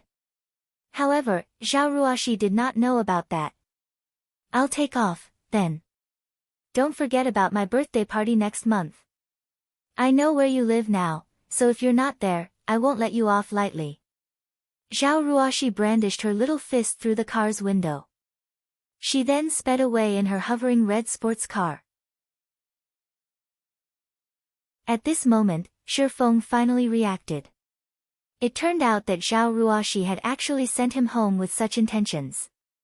Although he was almost never on time, he shouldn't be that unreliable of a person, right? When Shifeng turned around and was about to enter the apartment complex, he suddenly discovered someone squatting by the building's entrance. That person stared at Shifeng with a wretched smile on his face. It was none other than Blackie. Brother Feng, you're simply too amazing. I don't see you for a few days, and already, you've managed to hook up with class monitor Zhao. You need to teach me some of your skills. If you don't, I'll tell Sister Fire Dance. Blackie said, giving Shifeng a meaningful smile. Scram. Don't think that I don't know how frequently you hook up with some of the beauties in the guild. Shifeng rolled his eyes at Blackie. Although Blackie had attempted to behave himself ever since he joined Zero Wing Workshop, a man's nature would not change easily. Currently, he was already growing closer with one of the female mages in the guild. Speak. Why are you here? Okay. I admit.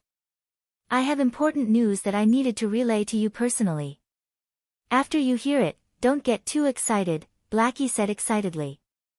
Clearing his throat, he happily announced, 1 hour ago, the secret pavilion published its latest experts list. Meanwhile, Brother Feng, your ID has been included. Right now, the entire Star Moon Kingdom is going crazy.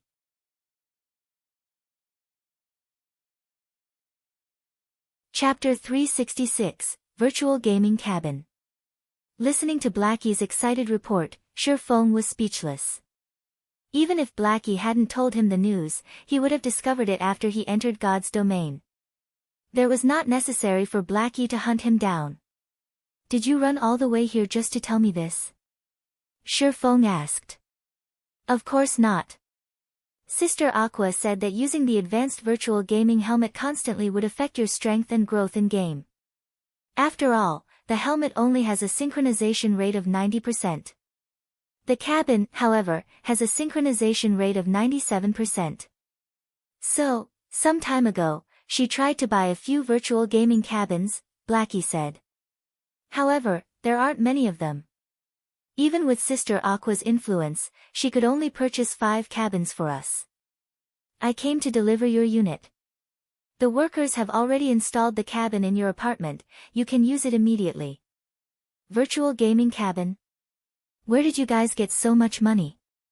Shi Feng could not help his shock. Although there was quite a lot of money in the workshop's bank account, it was not enough to buy 5 virtual gaming cabins.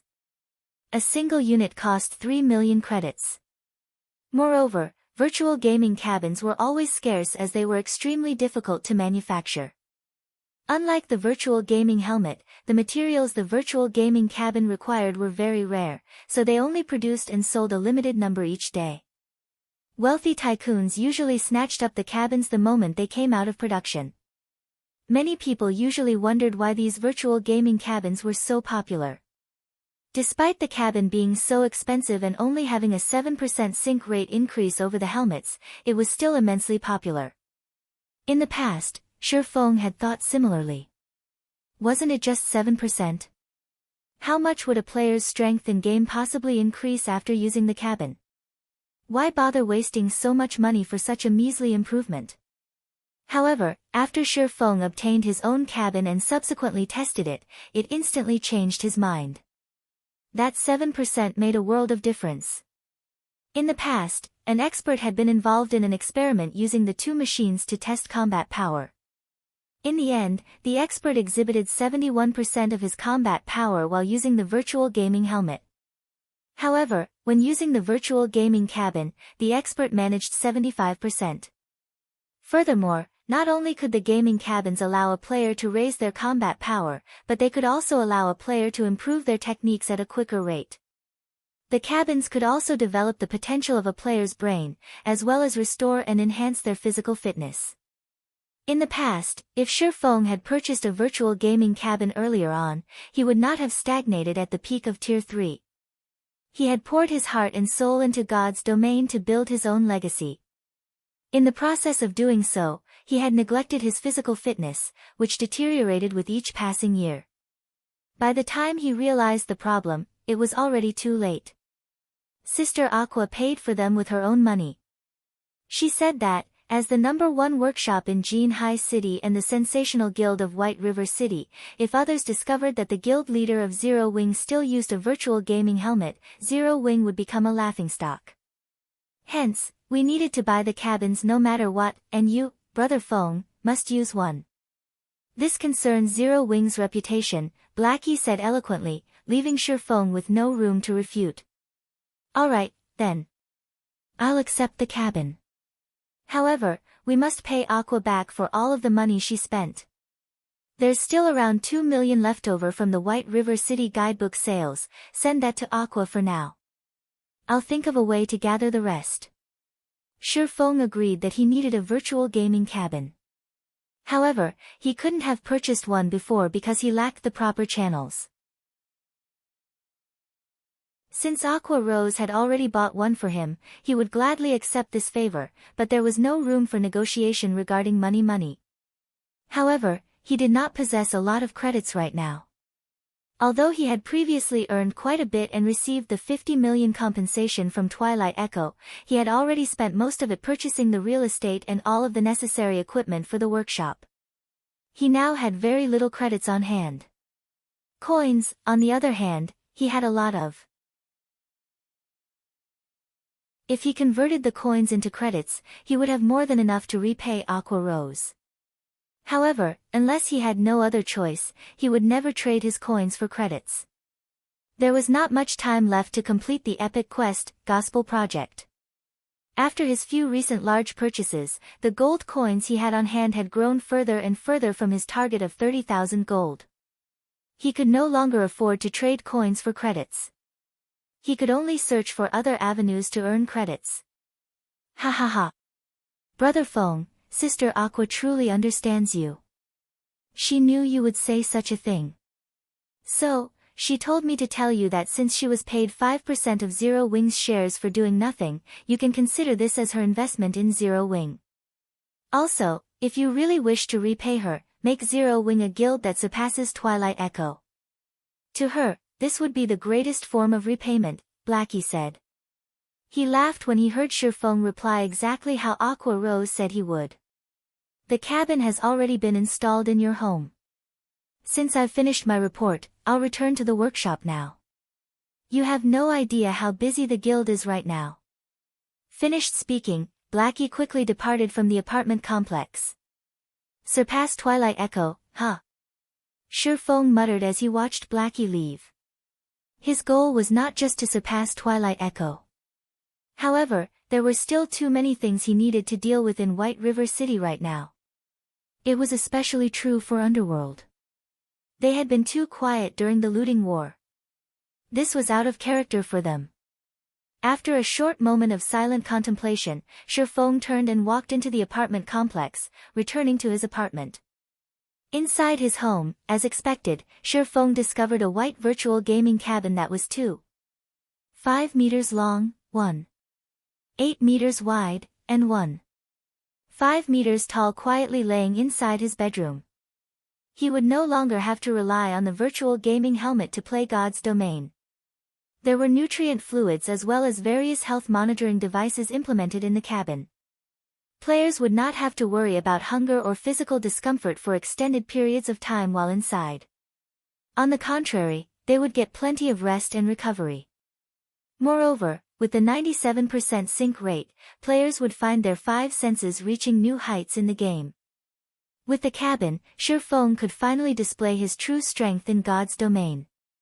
Shifeng examined the cabin before shifting his gaze towards the furnishing around the room. His apartment suddenly felt empty. There was absolutely nothing in his home that was even close to rivaling the value of the virtual gaming cabin. Rather, the cost of a single cabin could pay for the whole apartment. It should be about time. Shifeng looked at the time. It was currently 8 p.m. and about time for him to enter God's Domain once more. Following which, Shifeng went to the kitchen and stood before the fridge. He then removed the bottles of S-rank nutrient fluids from the metal briefcase. Shifeng placed 2 bottles in the freezer, opening and drinking the last bottle. Compared to the lower-grade nutrient fluids, the S-rank nutrient fluid was very special. Despite being stored in freezing temperatures, when he drank the liquid, it felt as if he had swallowed a mouthful of liquid fire. Every organ the liquid passed, from his mouth to his stomach, felt as if they had been scorched. There was no pleasure when drinking the S-rank nutrient fluid, only piercing pain. Moreover, this pain quickly spread throughout his body. Even his skin started to redden. It felt as if hot air flowed through his body, cleaning away all the toxins and restoring the vitality of his cells. His previous efforts had paid off, increasing his punching power from 256 kilograms to 302 kilograms. Everything in life involved balance. It was the same with the human body. If there were gains, then there were bound to be losses as well. Such a huge and sudden improvement would definitely cause plenty of damage to his body. Originally, Shi Feng had intended to purchase an A-rank nutrient fluid to recover slowly. However, that was no longer necessary. A single bottle of S-rank nutrient fluid could completely heal all the damage to his body. It's been so long since I've drunk this. I almost forgot about the burning sensation. Shi Feng smiled faintly. Although he was in pain, his body had never felt better. As for the remaining 2 bottles, he planned to leave them for his parents. That way, it could also help strengthen his parents and relieve some of the exhaustion they had piled up from work. Following which, Shi Feng lay down in the virtual gaming cabin and connected to God's domain. The drops from the mechanical slayer still waited for his appraisal. After all, aside from a 2-hour waiting period, there was also a 12-hour period before the drops of field bosses could be unsealed, appraised, or used. Fortunately, by the time Shi Feng logged in, that 12-hour period should be almost over. The drops of a mutant. Just thinking about them excited Shi Feng. In the past, the drops from a common mutant were enough for guilds to drool over. Meanwhile, the mechanical slayer was a High Lord mutant. Shi Feng couldn't even begin to guess just how amazing its drops would be.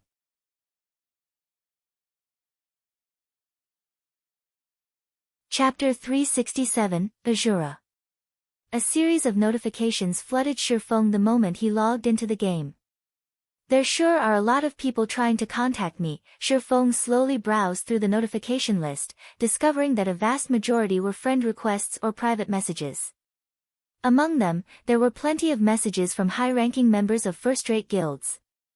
Most of them wanted to acquire Zero Wing. There were also a few first-rate guilds who had messaged Shi Feng with different intentions.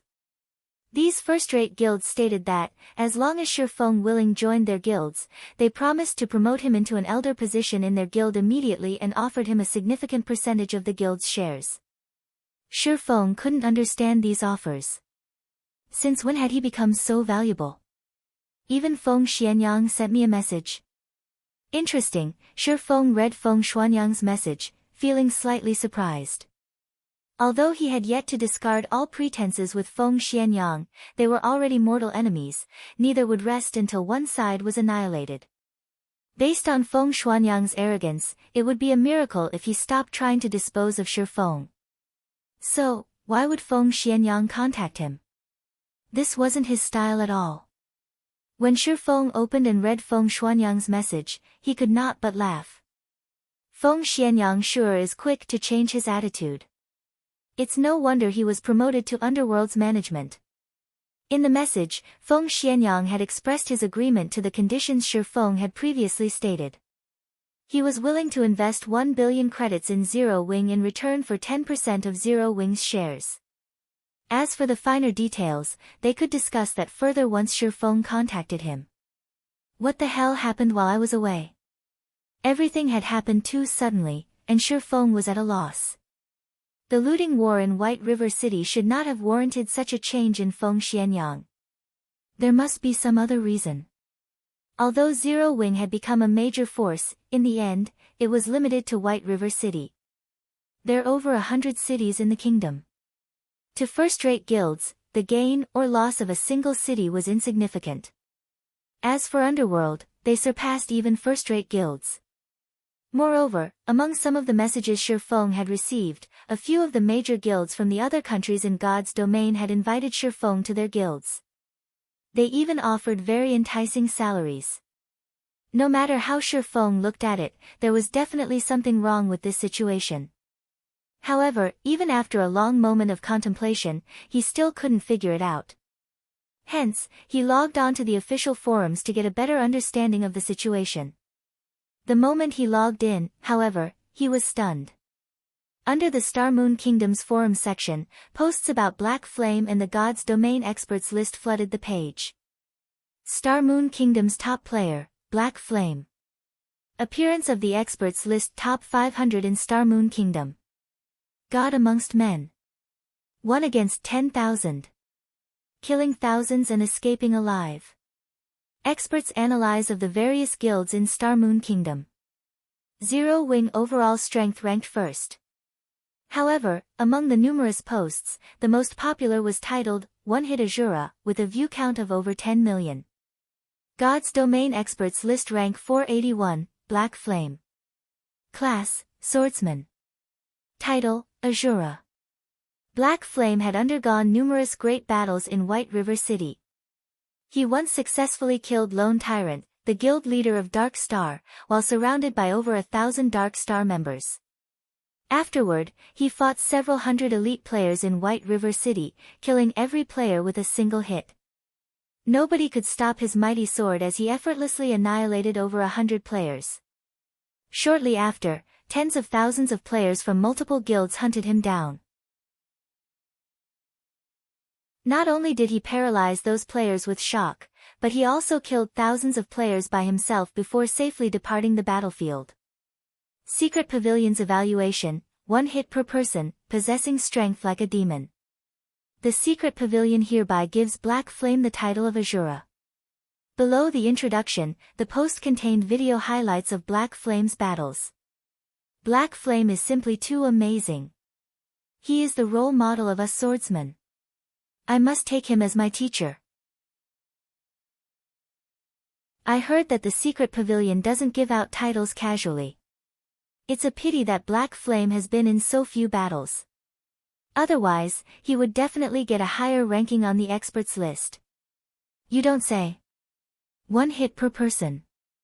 Black Flame even killed a level 19 shield warrior with a single hit, and he only took a few seconds to kill over 100 players.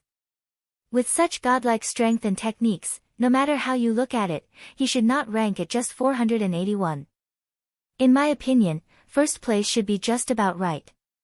The Secret Pavilion is definitely pulling some strings, so they're using the title of Asura to divert people's attention. I had hesitated about joining Zero Wing before. Now, however, I've decided to head straight for White River City. I must join Zero Wing no matter what. Ha! I've long since arrived at White River City. I heard that the benefits Zero Wing offers to its members are superbly good. The weapons and equipment available for trade are also top tier. In particular, the core members' equipment is a feast for the eyes. You'll just be ashamed if you wear secret silver equipment in front of them. The lowest quality equipment is at least of fine gold rank. Moreover, Zero Wing also has a guild residence. I hear that there are private rooms in the guild residence, and even normal members can rent these rooms. After I join Zero Wing, it will only be a matter of time before my equipment surpasses a major guild leader's. Many players had begun discussing Shifeng's title of Asura and the revelation of the various benefits that Zero Wing offered its members. At this moment, Black Flame and Zero Wing had become the most popular existences in Star Moon Kingdom, and their fame far exceeded first-rate guilds like the Star Alliance and Ouroboros. As Zero Wing did not recruit players outside of the city, White River City had become Zero Wing's recruitment center. Many players throughout the Star Moon Kingdom began pouring into White River City, causing the population to rise suddenly. Unknowingly, Zero Wing had become the most dominant force in White River City. While the reputation of One Hit Asura spread, many players also cursed Shifeng as a shameless villain. Shifeng had lured the Mechanical Slayer to kill countless innocent players, dragging many players into the fray. These players claimed that Shifeng should compensate them by handing over all the drops from the Mechanical Slayer. Meanwhile, these players cursing Shifeng were all the subordinates of Lone Tyrant and the guild leaders of the various guilds in White River City who had joined to take down Shifeng. After the looting war, their hatred for Shifeng was higher than the sky and deeper than the ocean. Any players who the Slayer had killed had lost 2 levels. They also had to wait 1 natural day before they could revive. Moreover, after reviving, they suffered a weakened state for 2 natural days. During this time, all of their attributes had reduced by 30%, and their EXP gain reduced by 50%. Dark Star had already suffered severe losses during the looting war. However, Lone Tyrant had never imagined that it was only the start of his nightmare. With this penalty, how Dark Star ever catch up to the other guilds in the future? The other guilds were in a similar situation as well. At this moment, their eyes had turned bloody red with rage. Just why had they so foolishly sent their members after Shifeng? Thinking up to this point, their hearts crumbled. However, regardless of how much regret filled their hearts or how many curses they spewed at Shifeng's despicable behavior, at this moment, nobody paid them any attention.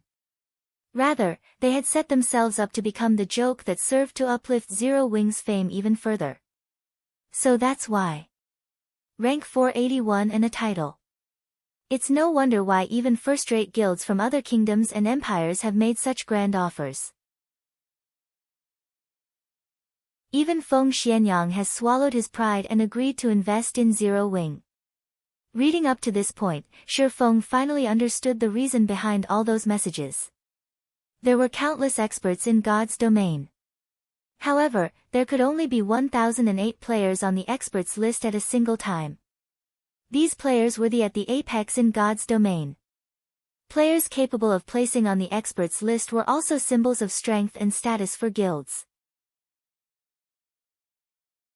The more experts list players a guild possessed, and the higher the rank of said players, the more potential and strength a guild would have. As a result, players on the God's Domain experts list became targets for first-rate guilds and various organizations. Take Red Feather for example. Despite ranking only within the top 900, the Star Alliance treated him like their precious baby. The Star Alliance had even given Red Feather a certain percentage of the guild's shares. As for Shifeng, not only did he rank within the top 500 on the experts list and was the #1 player in Star Moon Kingdom, but he had also received a title from the Secret Pavilion. Naturally, he was quite valuable. Just as Shifeng was about to contact Aqua Rose and have her appraise the drops from the Mechanical Slayer with him, he suddenly received a call request from Feng Xianyang. Shifeng had only logged into the game moments ago, and already, Feng Xianyang had contacted him. Feng Xianyang's speed left even Shifeng speechless.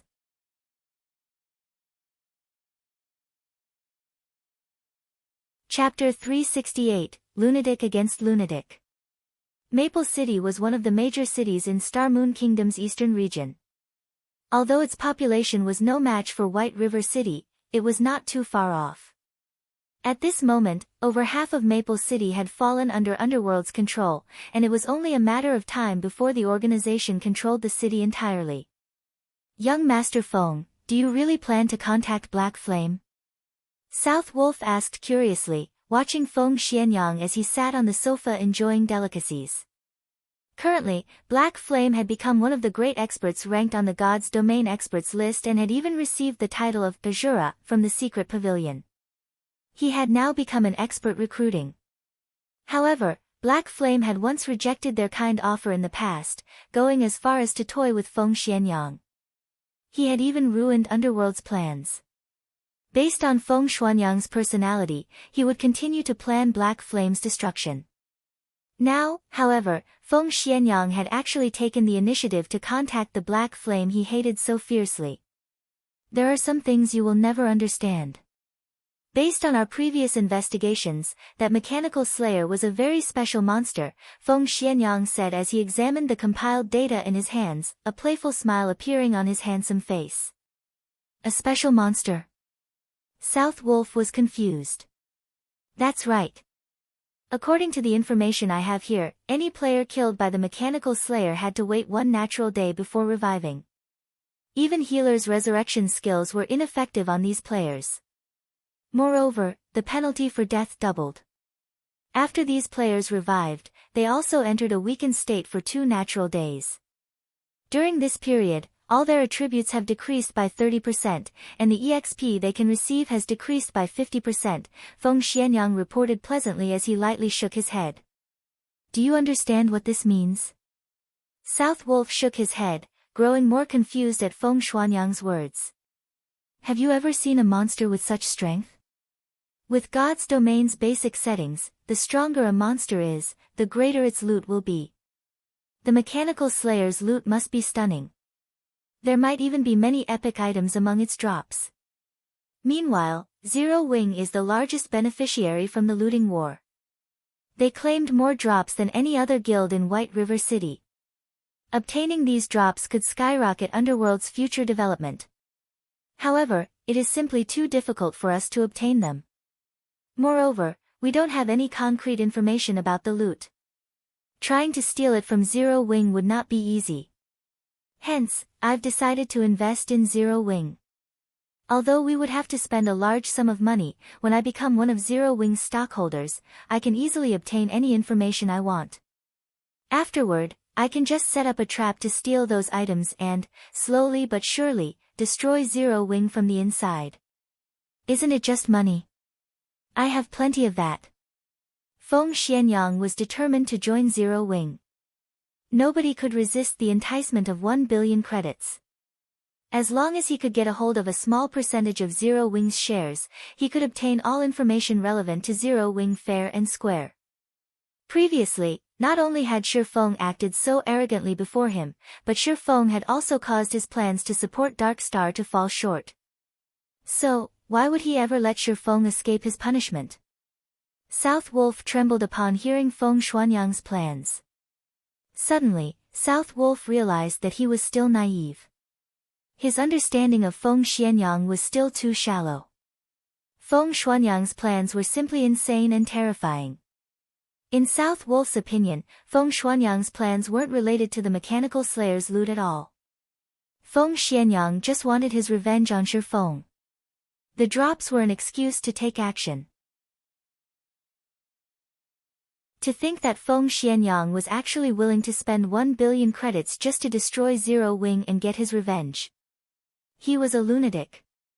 Young Master Feng, I'm not trying to overstep my boundaries, but we have gone looking for trouble with Black Flame many times before. We have hunted Zero Wing's core team.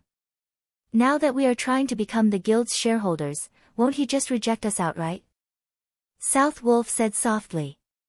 Of course, I have already considered that. Although we were behind the attacks on Zero Wing, Dark Star stood in the forefront. I have never personally made an appearance. Although Black Flame knows the truth, on the surface, we maintain our pretenses with each other. Moreover, the reason I've contacted Black Flame during his time of glory is that I want him to think that I noticed his potential and that I am willing to pay any price to obtain him. That way, I can smoothly become a shareholder of Zero Wing without arousing any suspicion. Feng Xianyang smiled coldly as he gazed into the wine glass in his hand. After taking a sip, he added, besides, is there anyone who would willingly refuse money? I've investigated Zero Wing's background. This guild does not possess any sort of funding. If Black Flame wishes to develop his guild further, he will inevitably need large sums of credits. To Zero Wing, 1 billion credits is like a heaven-sent fortune. If Black Flame is intelligent, he will set aside personal feelings and act logically. He has no reason not to accept my offer. South Wolf's heart suddenly pounded. He never expected that his guess would hit the mark. Feng Xuanyang's true goal had never been to obtain the drops of the Mechanical Slayer. Instead, he only ever cared about Zero Wing's destruction. To put it another way, Feng Xianyang planned to, incidentally, obtain the drops after he destroyed Zero Wing. As fear began to grip South Wolf's heart, Feng Xianyang contacted Shi Feng. Oh. Vice Leader Feng, to what do I owe the pleasure of your call today? Shi Feng asked rhetorically the moment the call connected. Guild Leader Black Flame, regarding the matters we discussed during our last meeting, I have thought them through. Regarding a guild with boundless prospects like Zero Wing, Underworld is willing to pay 1 billion credits to become one of its shareholders. At that time, with the support of Underworld, Zero Wing will certainly grow to become the overlord of Star Moon Kingdom's eastern region. Guild Leader Black Flame, when will you have time to sign the contract with us? Feng Xianyang asked, smiling. It looks like you have finally realized Zero Wing's value. Although your previous conduct was slightly excessive, I will be magnanimous and forgive you this time. Let's first talk about the shares, then. If there are no problems after our discussion, we can discuss a time to sign the contract. After all, the shares of the utmost importance to Zero Wing, Shi Feng said, expressing his interest. However, the moment Feng Xianyang heard Shi Feng's words, he very nearly erupted into a flurry of curses. The wine glass Feng Xianyang had held, however, was less fortunate as it fell from his trembling hand and shattered on the floor. Shi Feng spoke as if he thought Feng Xianyang was a child who had done something wrong, and that Feng Xianyang was currently pleading for Shi Feng's forgiveness. Why wouldn't such blatant humiliation enrage the proud and arrogant Feng Xianyang? Black Flame. I will endure today's matters. The moment I become a shareholder of Zero Wing, I will sign your death certificate. Feng Xianyang inwardly swore as he suppressed his anger. As calmly as possible, he said, of course. Underworld will willingly purchase 10% of Zero Wing's shares for 1 billion credits. We will also supply Zero Wing with 100 gold coins every week, as well as send a large number of experts and talents from various fields, allowing the guild to become the overlord of White River City. 1 billion for 10% of the shares. Shi Feng shook his head. Revealing a cold smile, he said, I think we may have a misunderstanding. Vice Leader Feng, do you know what times have changed means? Is Guild Leader Black Flame planning to reject my well-intentioned investment because of our previous issues? Feng Xianyang hurriedly said. It was truly just a misunderstanding. I had no knowledge of the actions against Zero Wing. Lone Tyrant was responsible for those attacks. Despite my explicit command barring him from taking action against Zero Wing, Lone Tyrant insisted on doing so. Underworld never intended to strike Zero Wing. Vice Leader Feng, you misunderstand me. I'm not saying that I don't agree to Underworld's investment. However, 1 billion for 10% of Zero Wing's shares. Vice Leader Feng, don't you think you're being a little too greedy? Shi Feng shook his head slightly. He said seriously, Vice Leader Feng, greed can ruin one's life. However, seeing Vice Leader Feng's sincerity, I will sell you 0.1% of Zero Wing's shares in exchange for 1 billion credits. What do you think? At this moment, Shi Feng's tone implied that this was an incredibly generous offer. There was no sense of disharmony in Shi Feng's words, and it sounded as if his every word was true. Black Flame. Feng Xuanyang's face immediately flushed red upon hearing Shi Feng's remarks, the hair all over his body standing on end and the blood vessels on his forehead surfacing. Feng Xianyang was no longer capable of suppressing the rage within him. Word by word, he angrily bellowed, have you gone insane? Why don't you rob a bank instead? Shi Feng's offer even frightened South Wolf. A 100-fold increase. Even if Zero Wing had grown.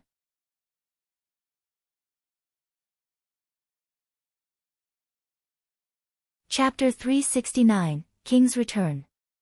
By demanding such a price, Shi Feng made it clear that he was still angry about Feng Xuanyang's previous actions.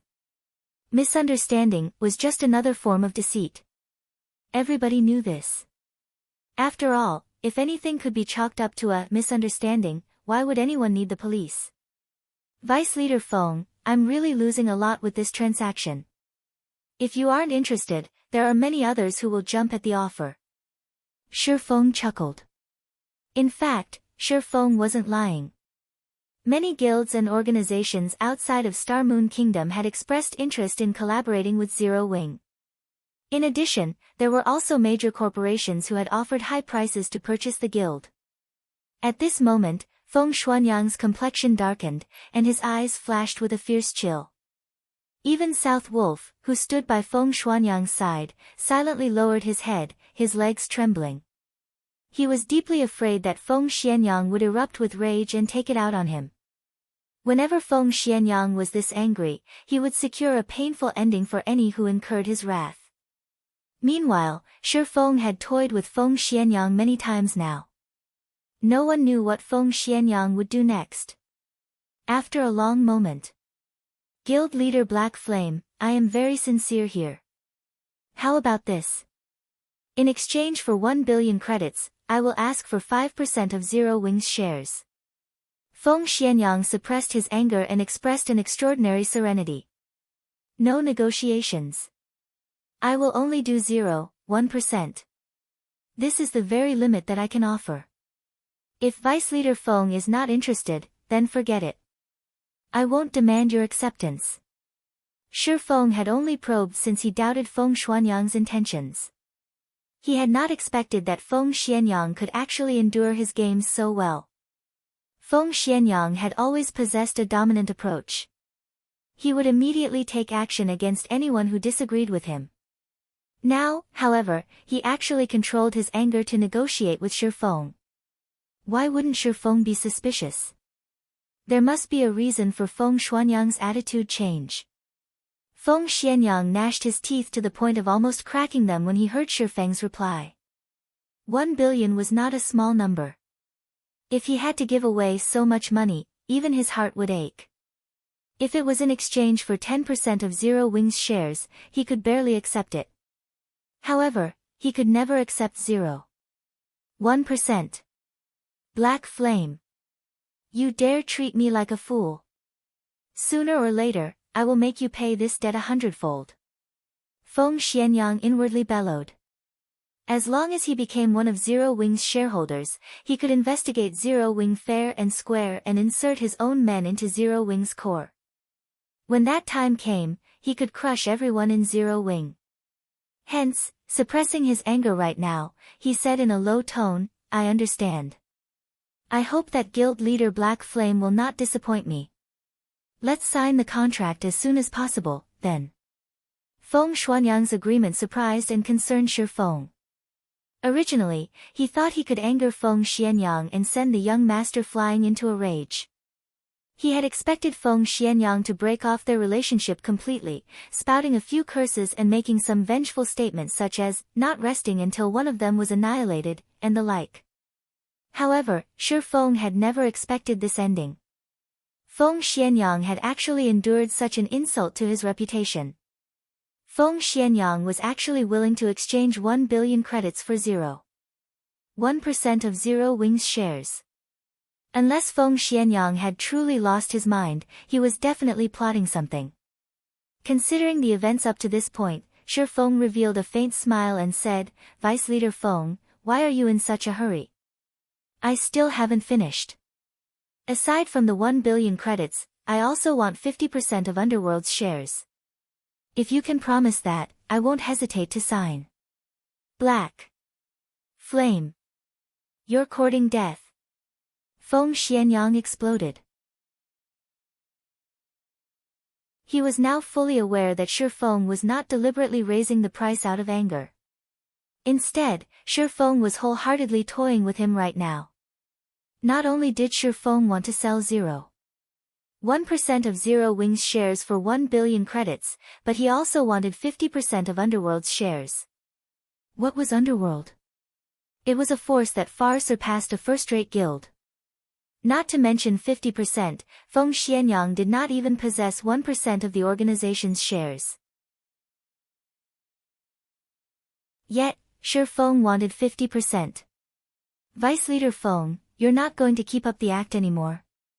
Shi Feng faintly smiled. I wanted to play around with you for a little longer. Black Flame, don't think that just because you are invincible in White River City that I can't do anything to you. You underestimate Underworld too much. Zero Wing is merely the overlord of White River City. Meanwhile, the several cities surrounding White River City have already fallen under our control. It won't be long before I personally finish you off and eradicate your guild. Feng Xianyang could no longer control his anger.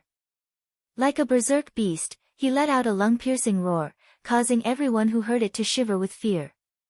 Black Flame, originally, you could have had 1 billion credits as your retirement fund. Now, you no longer have that chance. I will force you into a corner, bit by bit, and make you regret all your actions today. At first, Shi Feng was slightly surprised when he heard Feng Xuanyang's fury. In the next moment, however, he smiled and said, I will be waiting. Afterward, Shi Feng disconnected the call. Although he had only said 4 words, his statement contained utter confidence and determination. Even Feng Xianyang was slightly stunned, having no comeback. Feng Xianyang fully understood the meaning behind Shi Feng's words. Zero Wing is not afraid to start a war. If you think you're strong enough, bring it on. However, Feng Xianyang was confused.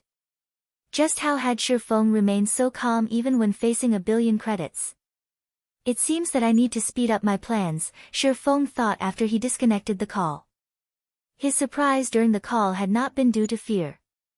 Instead, it was because he had not expected Underworld's background to be so powerful. They had acted so quickly and had already conquered the city surrounding White River City. If it were not for Feng Xianyang losing his cool for a moment and revealing this information, Shi Feng would not have known how serious the situation was. However, Shi Feng could now release a sigh of relief. Fortunately, he had not discovered this too late. He could still prepare if he started taking action right now. It wasn't Underworld's iron grip on those several cities, rather they were under the absolute control of the guilds beneath Underworld.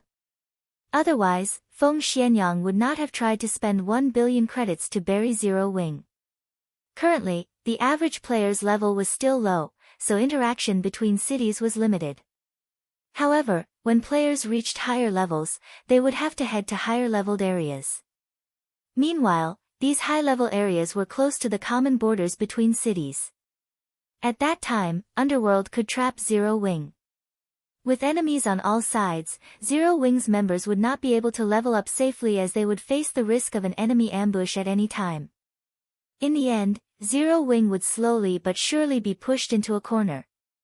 However, thanks to Feng Xianyang's temper tantrum, Shi Feng could act early to prevent such a situation. Otherwise, by the time everyone had leveled up, Zero Wing would be declawed. Considering the situation, Shi Feng hurried back to White River City. Upon his return, Shi Feng discovered that the area outside the teleportation hall had already been fully repaired. Meanwhile, many players wandered the streets. A majority of these players were independent. Whenever these independent players saw someone wearing Zero Wing's emblem, they would watch that person enviously, letting the Zero Wing member feel very proud. As for the members of Dark Star and other guilds, whenever they saw a member of Zero Wing, they would consciously avoid contact. These guild players were no longer as arrogant as before. Moreover, Shi Feng discovered that the independent players walking around on the streets possessed very high levels. These independent players were clearly above the standard of ordinary players. Currently, many of these independent players were trying to form parties to raid high-level dungeons or grind in high-level areas. Before Shi Feng had even left the teleportation hall, the atmosphere on the street changed. Practically everyone turned to stare at him. Isn't he one-hit Asura, Black Flame? Guild leader Black Flame has returned? Where? Wah! It's real. It's the real deal. He's just too handsome. Crap. I'm going to faint at this rate. Shi Feng was not currently wearing his black cloak, so he was easily and quickly recognized. Suddenly, everyone on the street grew excited. Some female players looked as if they would pounce on Shi Feng as soon as he passed, and many of them squealed in excitement. However, before these female players even had the chance to pounce on Shi Feng, a group of players wearing dazzling equipment quickly swarmed over from a distance. The poorest quality weapons and equipment these players had were secret silver rank, and every one of these players was above level 20. They all wore a 6-winged emblem on their chests, and the appearance of this group immediately attracted everyone's attention. This group of players was none other than Zero Wing's core team. In addition to these core members, there were also over 1,000 elite members behind them. These players moved in unison, and the extraordinary momentum they displayed caused the players to make way for them unconsciously. Meanwhile, all of these members of Zero Wing were here to receive Shi Feng. Guild leader, welcome back. Aqua Rose, Fire Dance, and everyone else walked over, smiling faintly as they looked at Shi Feng. This grand welcome left Shi Feng utterly speechless. He could only silently nod in reply. Afterward, Shi Feng walked back to the Starstreak trading firm with the crowd from Zero Wing. Throughout their journey, the players of White River City had all promptly moved aside. These players gazed at Shi Feng with wonder as if welcoming the king's return.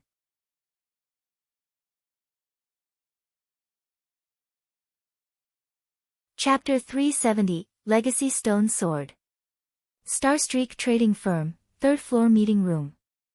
At this moment, all of the core members of Zero Wing had gathered here.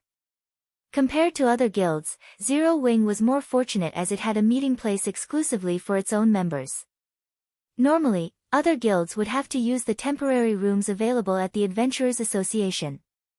However, those temporary rooms could only hold a limited number of people at a time. Other than the Adventurers Association, guilds could also pay a large sum to rent conference rooms at hotels or bars. However, only wealthy and powerful guilds could afford such rentals. Guild leader, we have completed all of the necessary preparations for tomorrow's recruitment.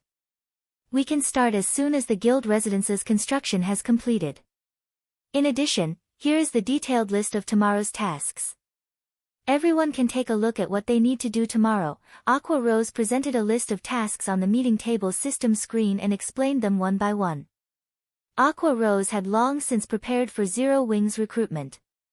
However, when she considered the large number of players coming from other cities as well, she had to revise her plan. Moreover, she had also made detailed adjustments to the guild's benefit system. Now, they would not have to fear the sudden influx of members overloading Zero Wing's capacity and harming the guild's development. Aqua Rose's list shocked everyone present. The information Aqua Rose had compiled so impressively organized. They felt as if they were reading a university textbook. The section relating to Zero Wing's benefit system consisted of over a dozen pages. Moreover, Aqua Rose had carefully planned how they were going to counter the spies sent by other guilds. To access more information about the guild and its benefit system, members would need to be promoted to a higher rank within the guild. However, the lowest-ranking members could still view the benefits that Zero Wing offered, and they were enough to impress many players. What? There are actually 150 private rooms available for rent in the guild residence? I thought there were only going to be 7 or 8 rooms available. That's only what is available for the normal members. Look at the benefits for elite members. They can actually rent 2-star private rooms. Moreover, there are a total of 52-star private rooms available. Just how huge is our guild residence? Many of the core members present were shocked by the information revealed. Their curiosity about their guild residence grew. Look at their surprise. If they knew that our guild residence is White River City's largest and most valuable residence, the Purple Sun Mansion, I wonder what kind of expressions they would make. Blackie chuckled softly. Although Zero Wing's core membership had grown past 100, only a few actually knew where their guild residence was located. After everyone had their assigned tasks, Aqua Rose suddenly stood. Clearing her throat, she said seriously, the next thing we are going to talk about is classified information regarding Zero Wing. It is also what that everyone present is most concerned about today, the loot from the Mechanical Slayer. Other than the people here, no one is allowed access to this information. Everyone nodded nervously in reply to Aqua Rose's words. Every player who had been invited to this meeting today had a huge responsibility to the guild. The Mechanical Slayer was extraordinarily powerful. So, the items it dropped were also extraordinary. The importance of the role these items could play went without saying. Whether it was competing for a dungeon's first clear or fighting in a guild war, these items would definitely be of immense help a guild's development. If the information of these items went public, not only would their enemies have an edge against them, but it would also rouse the greed in others. At that time, their enemies would definitely plot to steal these items. Looking at the anticipation in everyone's eyes, Shifeng slowly reported, we have obtained a total of 102 items. Of them, there are 37 fine gold items, 14 dark gold items, 7 forging designs and recipes, 12 Tier 2 magic scrolls, 3 Tier 3 magic scrolls, 8 potions, 2 epic items, and 19 rare materials. What? There are actually epic items?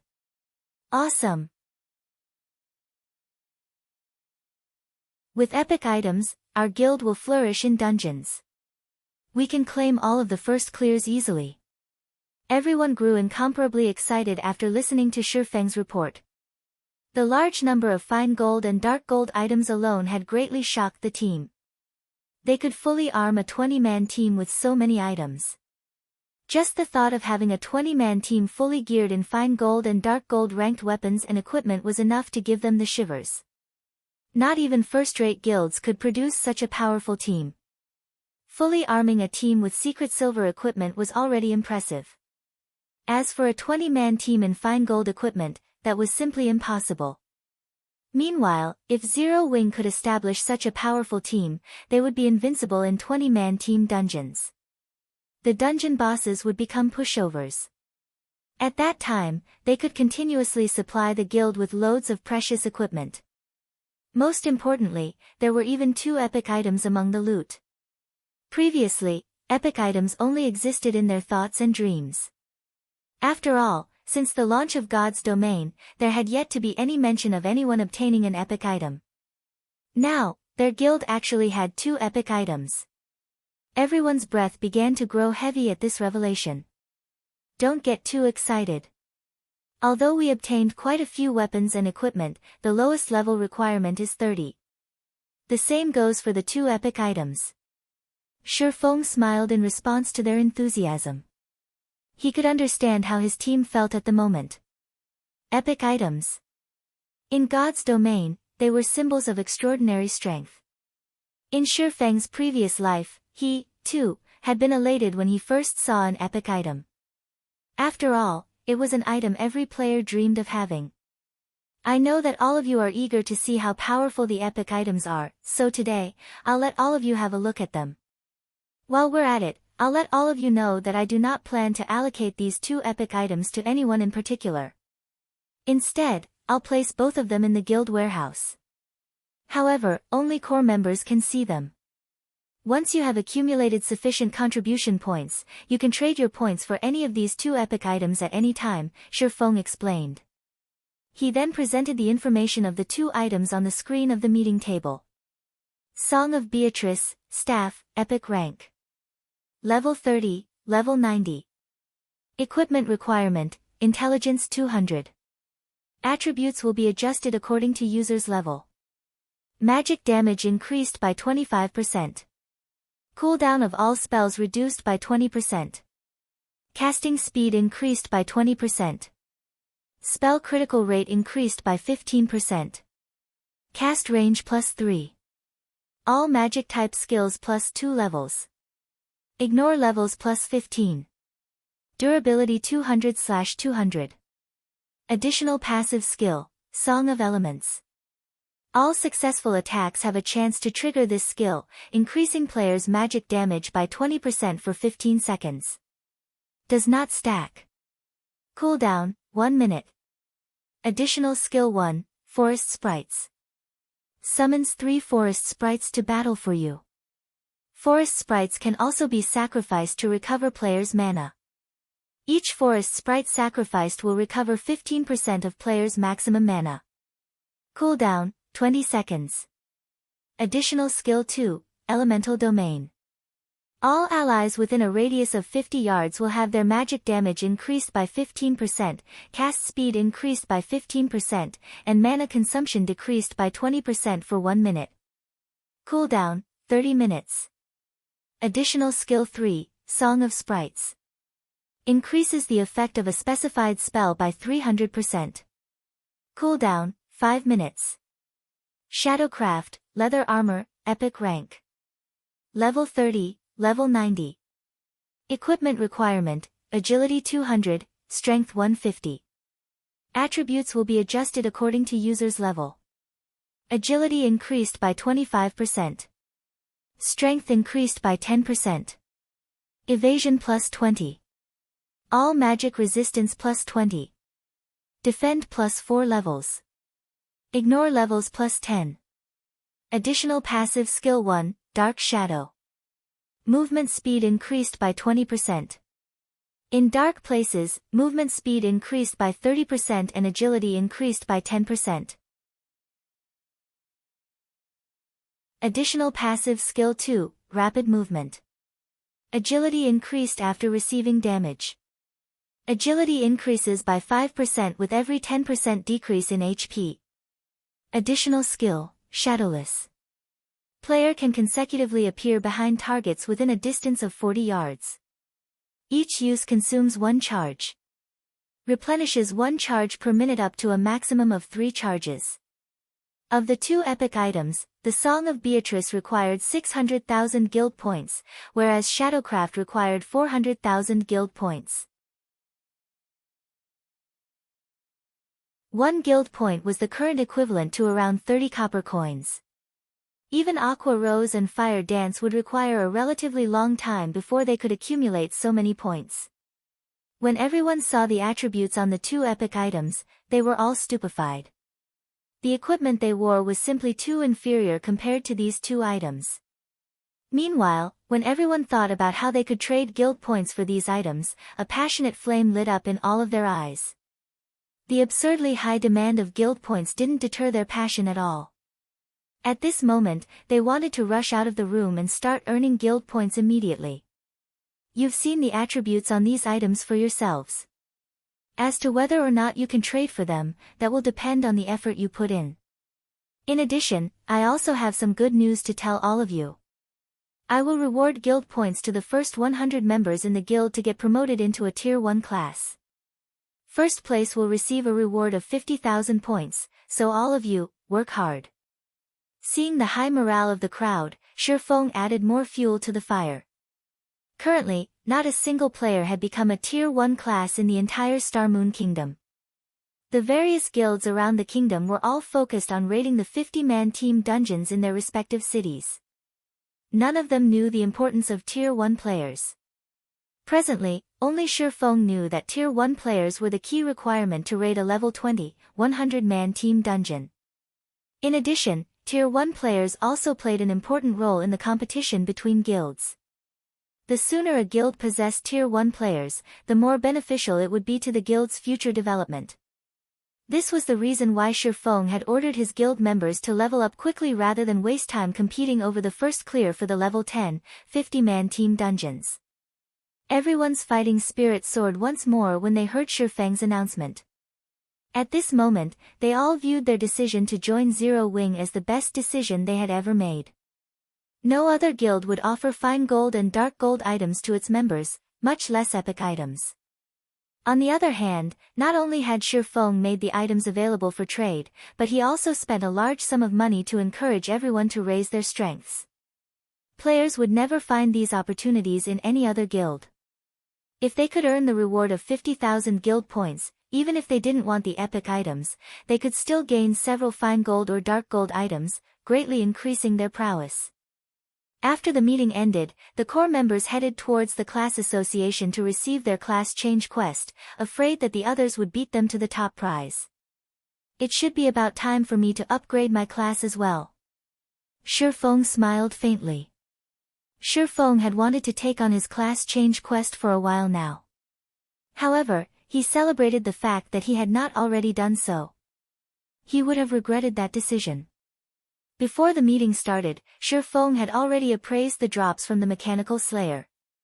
In the looting war, Zero Wing had actually managed to obtain 103 items, not 102. There was one item Shifeng had not revealed. The item Shifeng hid was none other than the crystal-encased ancient sword. Shifeng had kept it hidden because that item was simply too frightening. Even if he added together the value of the other 102 items, it would not reach even 1/100th of the sword in the stone. If others learned about this item, it would definitely cause a sensation to sweep throughout God's domain, which was why Shifeng had decided to keep silent about it. The sword in the stone was neither a weapon nor armor. It was a legacy item. Moreover, the legacy it contained was no ordinary legacy. It was a legacy item even more powerful than the magic weapon Star's Reminiscence.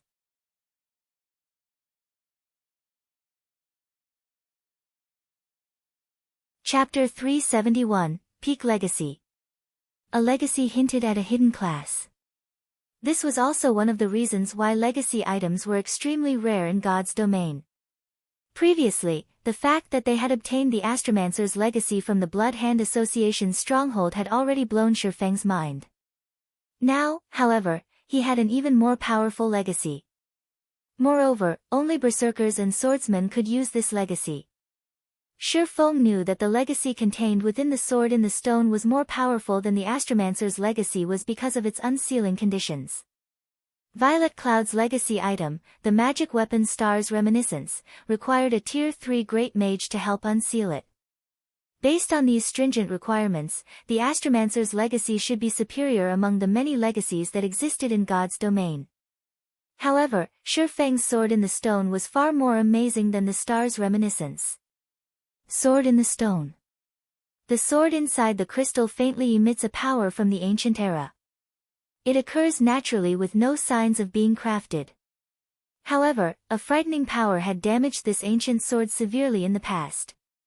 If one wishes to awaken the power contained within and gain a better understanding of this sword, they need to gather the power of 3 Tier 4 classes and expend 21 mana stones. Class restriction, Berserker and Swordsman.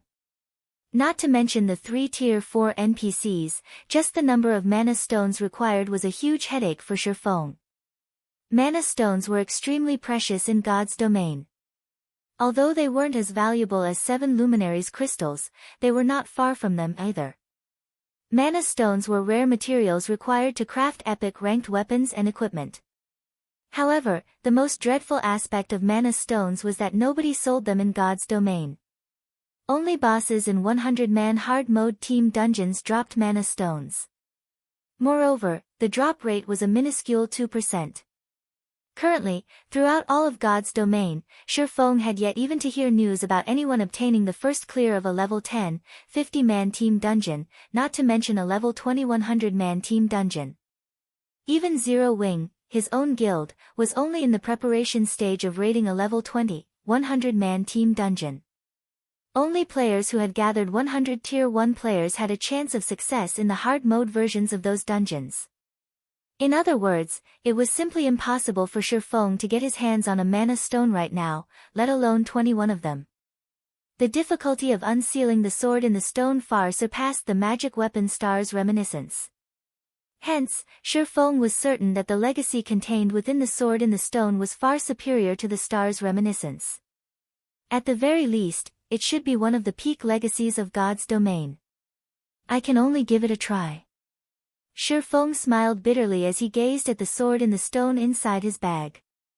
The awakening conditions of the sword in the stone were too high. Ever since Shi Feng had appraised the legacy item, he had constantly been thinking of a way to fulfill those conditions. He could not afford to wait until Zero Wing obtained the first clear of a 100-man hard mode team dungeon before gradually collecting 21 mana stones. If the guild leader of any other guild stood in Shi Feng's place right now, activating the class change quest of the sword in the stone would be nigh impossible. And ordinary players could never meet these conditions. Only after racking his brain did Shi Feng think a way to awaken the sword in the stone early. Soon, Shi Feng left the meeting room as well and headed to one of the forging rooms on the 4th floor of the Starstreak trading firm. They had obtained a total of 7 forging designs and recipes from the looting war. Of them, 3 were forging designs. All 3 forging designs produced different types of basic strengthened armor kits, which were respectively meant for plate armor, leather armor, and cloth armor. Although these basic strengthened armor kits were a lot weaker than the basic mana armor kit, their effects only half of the latter, they were still very valuable. After all, Shi Feng was not a dedicated lifestyle player. He could not afford to spend a large amount of time producing the basic mana armor kits. Meanwhile, the supply of basic mana armor kits available on the market would not meet the demand. Hence, these 3 basic strengthened armor kit forging designs were extremely important. At this moment, a knocking came from the door of the forging room. Guild leader, the ones you called for are here, Melancholic Smile said respectfully as she entered the room. While Shi Feng had been busy, Melancholic Smile had grown to have the aura of a strong and capable woman. The current Melancholic Smile was already an advanced forging apprentice, and she was only a short distance from her promotion to a basic forger. Under Melancholic Smile's management, the Horizon Alliance, the lifestyle guild Shi Feng had secretly established, had grown to house over 3,000 members. These lifestyle players had been recruited from various places. Currently, these members had crafted a majority of the products sold at the Starstreak trading firm.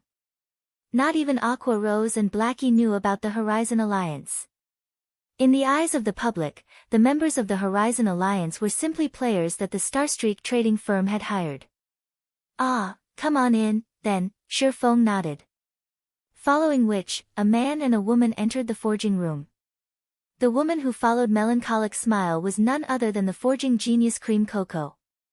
She had already become an advanced forging apprentice. Meanwhile, the man who entered with Cream Coco was a 40-year-old man called Roasted Ironheart. Because of his age, the guild's Roasted Ironheart had joined in the past had looked down on him. However, after he passed the test set by Melancholic Smile and became a member of Horizon Alliance, he had poured his heart into forging items and displayed frightening talent. Regarding forging techniques, he was even more talented than Melancholic Smile. Currently, he had already become one of the 5 great forgers of the Horizon Alliance.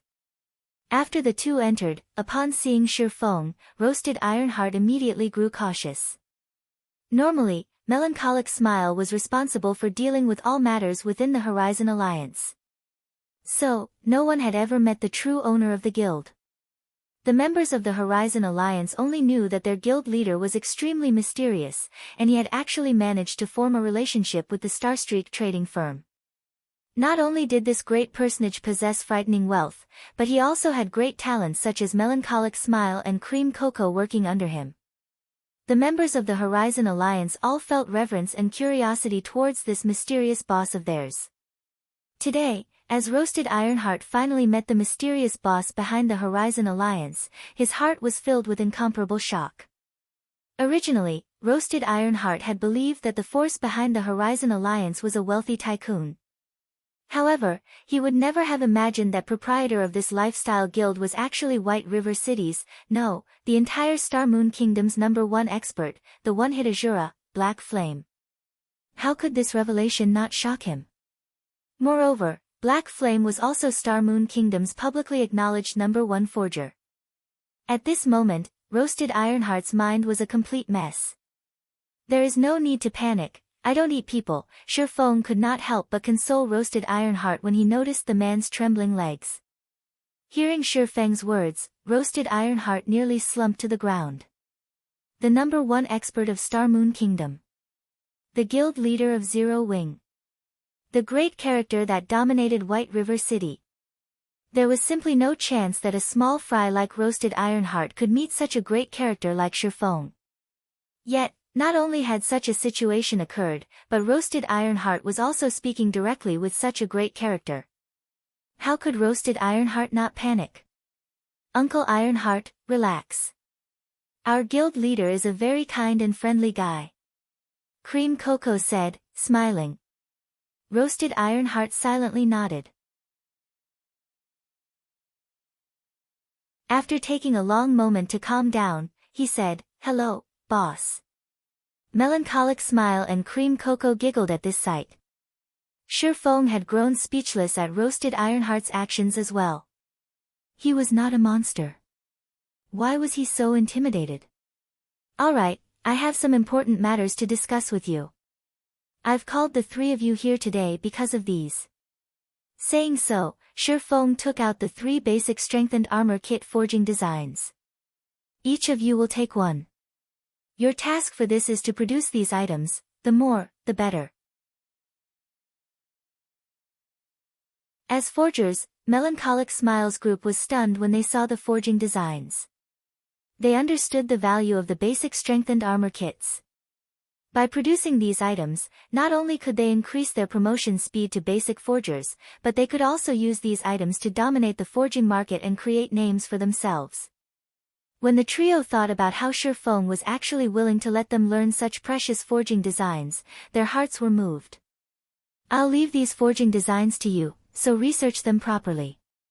If you can achieve a 20% success rate, then you can start mass-producing them, Shifeng said. Although the basic strengthened armor kits were not as difficult to produce as the basic mana armor kits, advanced forging apprentices still had a low success rate. Melancholic Smile and the others would be lucky if they could successfully produce 1 or 2 pieces out of 10 tries. Guild leader, rest assured, we will accomplish this task. We definitely won't disappoint you, all 3 of them guaranteed. Following which, the 3 returned to their respective forging rooms and began their research on the forging designs. Meanwhile, Shifeng also departed from the Starstreak trading firm and hurried towards White River City's bank. He planned to start the first step of awakening the sword in the stone.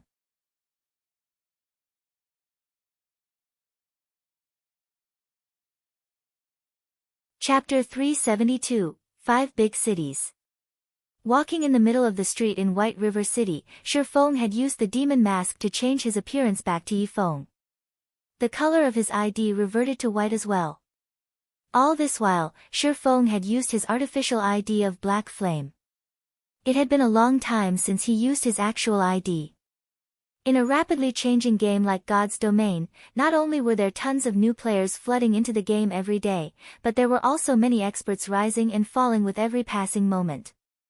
Meanwhile, the duration of Yifeng's disappearance from the public eye had been long enough for everyone in White River City completely forget about him. Throughout Shifeng's whole journey to the bank, not a single player he passed by had recognized him. Although some players had glanced his way, they had not done so because of Shifeng's identity. Instead, it was because of the equipment he wore. The magic weapon Abyssal Blade and the dark gold ranked Purgatory's shadow hung from his waist. Even if Shifeng had removed the 2 weapons' glow effect, when one saw the intricate patterns carved onto the swords as well as the flowing lights flashing on the blades, no one believed they were ordinary weapons. White River City sure has changed. Even the average level of ordinary players is almost the same as Starmoon City. Making a casual observation, Shifeng discovered that a majority of the independent players wandering the streets were level 15 or 16 and armed with a few pieces of bronze equipment. Shifeng occasionally saw some independent players who were level 17 or 18 and fully geared in bronze equipment with a few pieces of mysterious iron equipment. In the past, this sight could not have been found in White River City. Suddenly, Shifeng thought of an idea. What if he transformed White River City into the heart of Starmoon Kingdom? Originally, Shifeng had intended to develop a branch guild in Starmoon City once Zero Wing was sufficiently powerful to compete for the resources available there. After all, Starmoon City was the heart of Starmoon Kingdom. It was a gem that incited fierce competition among the many first-rate guilds. Starmoon City was also the hub for elites. The player population there was simply immense, with no other city within Starmoon Kingdom capable of being its rival. Meanwhile, controlling Starmoon City meant obtaining the large number of elite players and resources there. A guild's development in Starmoon City would be much faster than in any other city in Starmoon Kingdom. However, when Shifeng saw the current state of White River City, a thought suddenly came to his mind. Why must he torture himself to compete over Starmoon City with all those first-rate guilds? Most players went to Starmoon City was because it had far more opportunities for development. The city also contained many advantages that no other city possessed. But, what about now? Due to Zero Wing's existence in White River City and the fact that the guild did not recruit members in any other city, many players had now migrated to White River City. As for the reason behind this migration, wasn't it because Zero Wing offered advantages that no other guild possessed? As long as Zero Wing offered its members more benefits than other guilds, players would continue to flood into White River City. Moreover, as players' levels increased, their income would increase as well. Soon, the teleportation fee between cities would no longer be a problem. At that time, it was not entirely impossible for White River City to surpass even Starmoon City.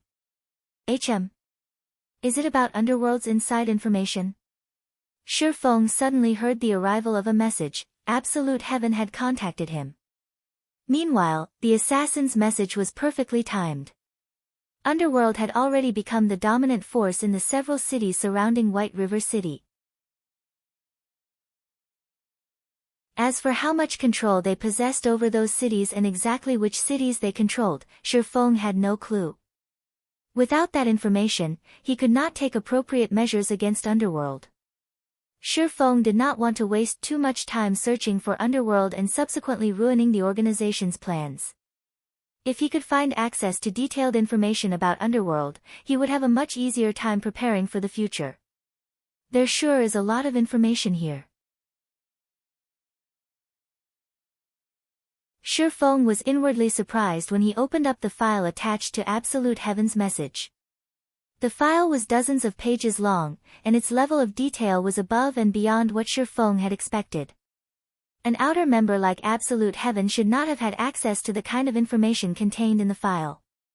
Most likely, only those at Feng Xuanyang's level would possess the authority to know such information. Did Absolute Heaven kidnap and interrogate Feng Xuanyang? I'm impressed that he could obtain such detailed information. Now that he had such detailed information about Underworld, without wasting any time, Feng quickly found a quiet spot inside the bank and sat down. He then started carefully reading through the file Absolute Heaven had sent him. 2 hours later, Feng finished reading the final page. He could not help but exhale deeply. Although I already expected as much, I did not realize that Underworld is actually so terrifying. They control a total of 316 guilds in Star Moon Kingdom's eastern region. It is no wonder even Gentle Snow is wary of Underworld. Making a rough estimate, Feng guessed that Underworld controlled over 1 million players in Star Moon Kingdom's eastern region alone. Zero Wing's current member count was just over 5,000. To Underworld, Zero Wing was no more intimidating than an ant. Furthermore, there were also the Underworld Guards, a group of elites that the organization secretly nurtured. Although the Underworld Guards only had around 400 members, each one was an expert. If they formed a 100-man team, they could effortlessly annihilate hundreds of elite players out in the fields. In addition, Blue Frost City, Maple City, Gale City, Twin Lion City, and Cold Star City, the 5 big cities neighboring White River City, had all been dominated by the guilds under Underworld's control. Moreover, these guilds were not inferior to Underworld in the slightest. Without any powerful enemies, these guilds had grown rapidly. Of these guilds, Overwhelming Smile, the guild holding dominance over Gale City, was currently even more powerful than Dark Star had been during its peak. Without any obstructions, it was a matter of time before these powerful guilds became the overlords of their respective cities. Underworld really is a headache. This situation is much worse than what I had imagined. Feng wrinkled his brows and scratched his head, considering the situation carefully. Based on Zero Wing's current strength, moving out and dealing with just one of the 5 cities under Underworld's control would be a massive undertaking. As for dealing with all 5, it was simply impossible. Setting aside the disadvantages of fighting in enemy territory, Zero Wing would first need sufficient strength. With the current number of members Zero Wing possessed, it wouldn't even be a threat for any of these guilds. For such an endeavor, not only would Zero Wing need to pay a large number of teleportation fees, but it also had to waste a lot of manpower and material resources. As for Feng himself, although he was strong as an individual, he wasn't strong enough to threaten an entire guild with tens of thousands of members. I need to hurry and get my class change done. Feng looked at the sword in the stone inside his bag, a sense of urgency overwhelming his thoughts of upgrading his class. No matter how Feng racked his mind, he could not think up of a proper solution. The only thing he could do now was to increase his own strength. There was a large gap in combat power between a Tier 1 player and a Tier 0 player, not to mention a hidden class. If Feng could successfully upgrade his class and become a Tier 1 player, he could cause some trouble for the guilds controlled by Underworld and buy Zero Wing more time to grow. Following which, Feng walked towards the bank's counter, retrieving the larger of the 2 Philosopher's Stones from inside his personal warehouse. He then retrieved a large number of magic crystals from the guild warehouse. Guild members had come across these magic crystals while they had raided dungeons. Originally, these magic crystals were intended for equipment crafting, but as of yet, nobody within the guild could produce equipment that required magic crystals. Hence, a large stockpile had accumulated inside the guild warehouse. Now, however, Feng emptied their stock.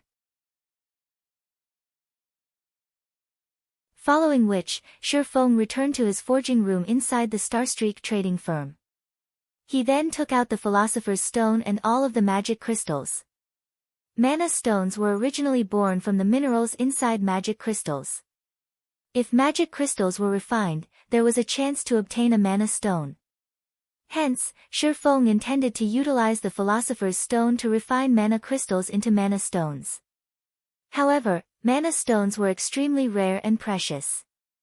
The chances of obtaining a mana stone from refining a magic crystal were extremely low, and even Shifeng himself wasn't very confident in success.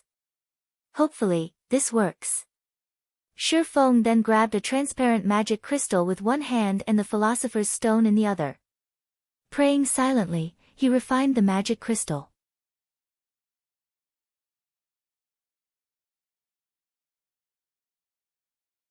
Chapter 373, Alchemical Synthesis.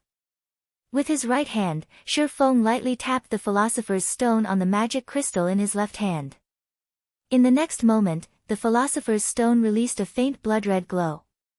Following which, the magic crystal in Shifeng's left hand transformed into dust and scattered across the floor, leaving nothing behind. A magic crystal, which cost 8 silver coins, was gone, just like that. In the god's domain, 8 silver coins were the current equivalent of a day's income for an entire elite team. However, without even blinking, Shifeng snatched a second magic crystal from the table and attempted the elemental refinement once more. 2 seconds later, another pile of dust scattered to the floor. After over 100 consecutive attempts and failing every time, Shifeng stopped and re-evaluated his actions. Is it not possible with elemental refinement? Shifeng frowned at the dust-covered floor. There were not many members in Zero Wing, so the number of accumulated magic crystals was not high. There had been only around 600 in the guild warehouse. Meanwhile, Shifeng had not obtained a single mana stone, even after refining over 100 magic crystals. At this rate, he would never refine 21 mana stones. No, it is just because the success rate is so low. Do I need to raise my chances before it'll work? Mana stones are the product of polymerization of magic crystals. Logically, it should be possible to refine a magic crystal into a mana stone. Is it because the magic crystal's quality is too poor? Thinking up to this point, Shifeng took another magic crystal and tested his theory. This time, after clicking Refine, Shifeng thoroughly focused on observing the changes that occurred during the refinement process of the magic crystal. After God's domain underwent its first evolution, both forging and alchemy had become far more realistic. Moreover, Shifeng was currently playing the game using a virtual gaming cabin which possessed a synchronization rate of 97%. Hence, if he observed the refinement process of the magic crystal carefully, he might discern the cause for failure. However, the refinement process happened far too quickly. Even if Shifeng had exceptional dynamic vision, everything still happened in a flash. It was too hard to see anything. System recording, activate full simulation mode, Shifeng suddenly said. System, please hold for system identification. System, interface used by player detected as the virtual gaming cabin. Full simulation mode is supported. System, full simulation mode has activated. After the system activated full simulation mode, Shifeng picked up a magic crystal and attempted elemental refining once more. As expected, the magic crystal still crumbled into dust that scattered all over the floor. Unperturbed, Shifeng said, System, play the video recorded through full simulation mode. In the next moment, a 3D holographic image appeared before Shifeng's eyes, showing the exact scene when Shifeng had attempted elemental refinement on the magic crystal. Aside from allowing players to experience a synchronization rate of 97%, the virtual gaming cabin also allowed players to activate full simulation mode in the game. With this function, the videos players recorded in-game could be viewed as a holographic projection rather than on a flat surface. This function was unavailable to those who used both the ordinary and advanced helmets. In the God's domain of the past, if one were a master lifestyle player, they would have definitely purchased a virtual gaming cabin for themselves. They did so for the sole purpose of this holographic recording function.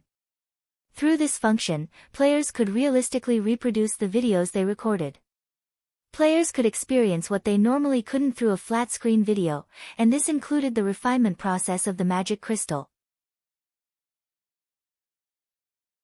However, the main purpose of the full simulation mode lay in the analysis of enemies. Players could record their battles with enemies to study their enemies' fighting habits, defenses, attacks, dodges, and other detailed actions. After analyzing their enemies' habits and weaknesses, even if they were weaker than their opponents, players could take advantage of said habits and weaknesses to triumph against their enemies. In the past, this often happened in God's domain. It was especially true for fights between experts. At the same time, players could also utilize the holographic recording for self-reflection, improving weaknesses, and discovering new techniques. This was one of the quickest ways for a player to improve themselves. This was also why players who used the virtual gaming cabins improved so quickly. In the past, Shifeng had done countless self-evaluations through using the full simulation mode, continuously improving his combat power. Back then, if he had used the virtual gaming cabin a few years earlier, he might have reached even greater heights. Unfortunately, Shadow had only a few million credits. A single virtual gaming cabin cost 3 million. How could Shadow possibly afford a virtual gaming cabin? Moreover, even if they purchased one, Shifeng would not have had access to it. Following which, Shifeng adjusted the settings of the holographic recording and played the refinement process into slow motion. That way, he could fully observe and analyze the entire process in detail without needing to waste magic crystals and stress his eyesight over and over. After observing the process dozens of times, Shifeng finally discovered the reason. As expected, the mana density inside the magic crystals is too low. I wouldn't get a single complete mana stone even if I used the elemental refinement 10,000 times. Although Shifeng had discovered the cause of his failures, he didn't have a solution. In God's domain, there was no difference in quality between magic crystals. In other words, it was simply impossible to obtain a mana stone through refining mana crystals. Shifeng could not help his frustration. If refinement could not work, then he had to go at it from another angle. The only method he had left was to use alchemical synthesis, combining two magic crystals into one. Once the accumulated mana inside the magic crystals reached a sufficient level, it would become a mana stone naturally. However, how could alchemical synthesis be easy? Even a grandmaster alchemist would struggle with alchemical synthesis.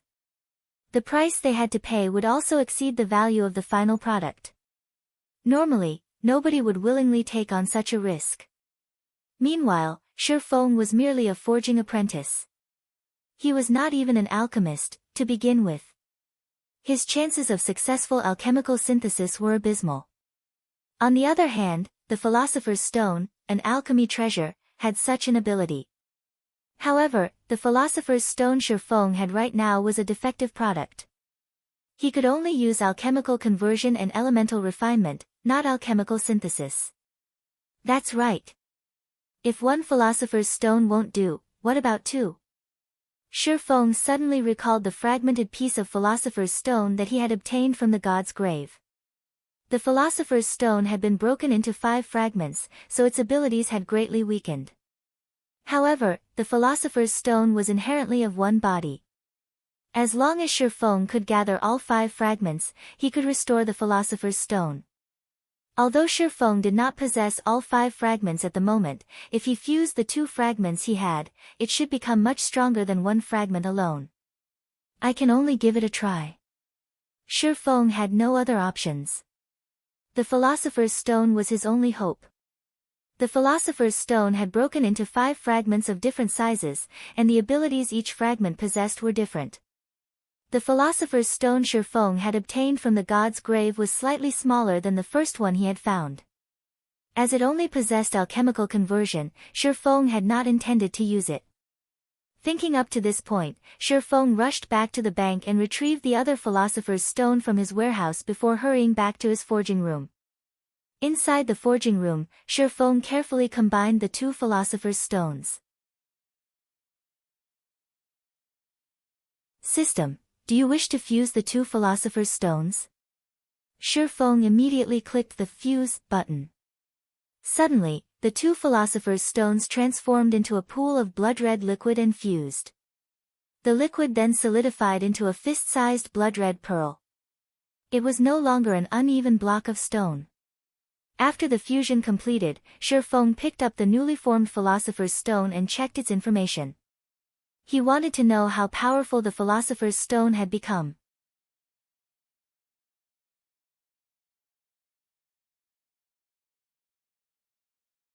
Chapter 374, Results Beyond Imagination. Good, Shifeng sighed in relief when he read the information displayed. Philosopher's Stone, 36% completed. Epic rank special item, dropped upon death. A sacred item for alchemy, the Philosopher's Stone can be used to turn stone into gold, revive the dead, and more. However, the Sword Emperor, Knight, shattered the Philosopher's Stone into 5 pieces. However, the Philosopher's Stone possesses immense strength. As long as one gathers the 5 pieces, it will recover to its full strength. Active effect, due to being damaged, the Philosopher's Stone possesses less than a seventh of its original strength. It can only be used for alchemical conversion, elemental refinement, alchemical synthesis, and elemental strengthening. Now that the Philosopher's Stone was capable of alchemical synthesis, Shifeng should be able to obtain mana stones easily. Just as he was about to begin the alchemical synthesis, a system notification alerted Shifeng. Moreover, it repeated 3 times. Star Moon Kingdom Region System Announcement, congratulations to Overwhelming Smile for becoming the first team to conquer the hard mode Bone Ruin. Rewarding 10,000 guild reputation and 10,000 guild popularity. All players within the team will be rewarded 100 reputation points in White River City and 10 reputation points in Star Moon Kingdom. Star Moon Kingdom Region System Announcement, congratulations to Overwhelming Smile for becoming the first team to conquer the hard mode Bone Ruin. Rewarding 10,000 guild reputation and 10,000 guild popularity. All players within the team will be rewarded 100 reputation points in White River City and 10 reputation points in Star Moon Kingdom. Star Moon Kingdom Region System Announcement, congratulations to Overwhelming Smile for becoming the first team to conquer the hard mode Bone Ruin. Rewarding 10,000 guild reputation and 10,000 guild popularity. All players within the team will be rewarded 100 reputation points in White River City and 10 reputation points in Star Moon Kingdom. What? The Bone Ruin is a 50-man team dungeon. A guild has already defeated it. Thinking that he had heard wrong, Shifeng quickly opened the system message log to take a look. However, they had indeed cleared the Bone Ruin. Overwhelming Smile. Isn't that one of the guilds controlled by Underworld, a second-rate guild dominant in Maple City? Shifeng could not help his surprise. He then carefully read the member list of the team that cleared Bone Ruin. How could they have cleared it first? There were over 100 cities throughout Star Moon Kingdom. There were simply too many guilds and experts within the kingdom to count. There were also plenty of first-rate guilds. Among the countless teams, the one with the greatest chance of being the first to clear a 50-man hard mode team dungeon belonged to Gentle Snow in White River City. On this, Shifeng was certain. Immediately after Shifeng had entered White River City, he produced the White River City guidebook. Gentle Snow had even spent a large sum to purchase the most detailed version, gaining a huge advantage over the other guilds right off the bat. Moreover, to secure the first clear of the 3 great dungeons, Gentle Snow had assembled many of Ouroboros's experts in White River City. She even purchased multiple fine gold-ranked Arclight shields and a large stock of basic mana armor kits from Shifeng. Not even the core team of the most powerful first-rate guilds in Star Moon Kingdom could compete with Gentle Snow's team in terms of personnel or equipment. Yet, Gentle Snow's team had actually lost to a second-rate guild like Overwhelming Smile. Although Overwhelming Smile received plenty of support from Underworld in the form of money and experts, the first clear of 50-man hard mode team dungeons was not easy to claim. If that were the case, Gentle Snow would have long since claimed the first clear of the Land of Death. Moreover, in Shifeng's memories, Overwhelming Smile had always been a very ordinary guild. In the end, Assassin's Alliance took them out, and they were swept away by the torrents of God's domain. Just what sort of secrets is Overwhelming Smile hiding? In the information Shifeng received from Absolute Heaven, there was nothing special about Overwhelming Smile. Despite Underworld going all out with its support, even sending 50 Underworld guards to help the guild, Shifeng did not believe for a second that Overwhelming Smile could take the lead in claiming the first clear of a 50-man team dungeon. Yet, Overwhelming Smile had done exactly that. This showed that Overwhelming Smile's team had an advantage that not even Gentle Snows could compete with. If Overwhelming Smile continued to develop without rival guilds, in addition to Underworld's hidden support, even Shifeng could not guess how powerful the guild would become. The appearance of the 3 system notifications had immediately caused a sensation throughout Star Moon Kingdom. Previously, everyone had their guesses as to which first-rate guild would be the first to claim the first clear of a 50-man team dungeon. However, no one expected this result. A second-rate guild had actually accomplished what first-rate guilds couldn't. For a time, Overwhelming Smile had become the focus in Star Moon Kingdom. I need to hurry as well. Shifeng clutched the Philosopher's Stone and started the alchemical synthesis. No matter how powerful an enemy was, one's personal strength still mattered the most. Shifeng stored one magic crystal after another in the Philosopher's Stone. In the next moment, the synthesis bar began to slowly increase. The synthesis bar only reached 100% after Shifeng stored 50 magic crystals. Although Shifeng could now synthesize mana stones using magic crystals, the Philosopher's Stone in his possession was still incomplete. Hence, the synthesis rate was only 50%. This item really is an alchemical treasure. The power of this stone awed Shifeng.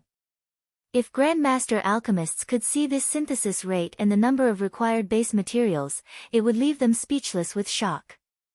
Grandmaster alchemists' synthesis rate only hovered around 20%, which was already quite high. Meanwhile, normally over 200 base materials were required. Hence, nobody would willingly sacrifice high-tiered materials through alchemical synthesis. However, Grandmaster alchemists paled in comparison to the Philosopher's Stone. It was as expected of a treasure of alchemy. Meanwhile, alchemical combination was only a small part of the Philosopher's Stone's abilities. It was no wonder so many kingdoms and empires had gone to war over the Philosopher's Stone. Let's start, then. Shifeng clicked the synthesize button. 3 seconds later, an additional fist-sized gray stone appeared in Shifeng's hand. This was none other than the mana stone. Awesome! After successfully synthesizing a mana stone, Shifeng quickly added more magic crystals into the Philosopher's Stone, starting the second round of alchemical synthesis.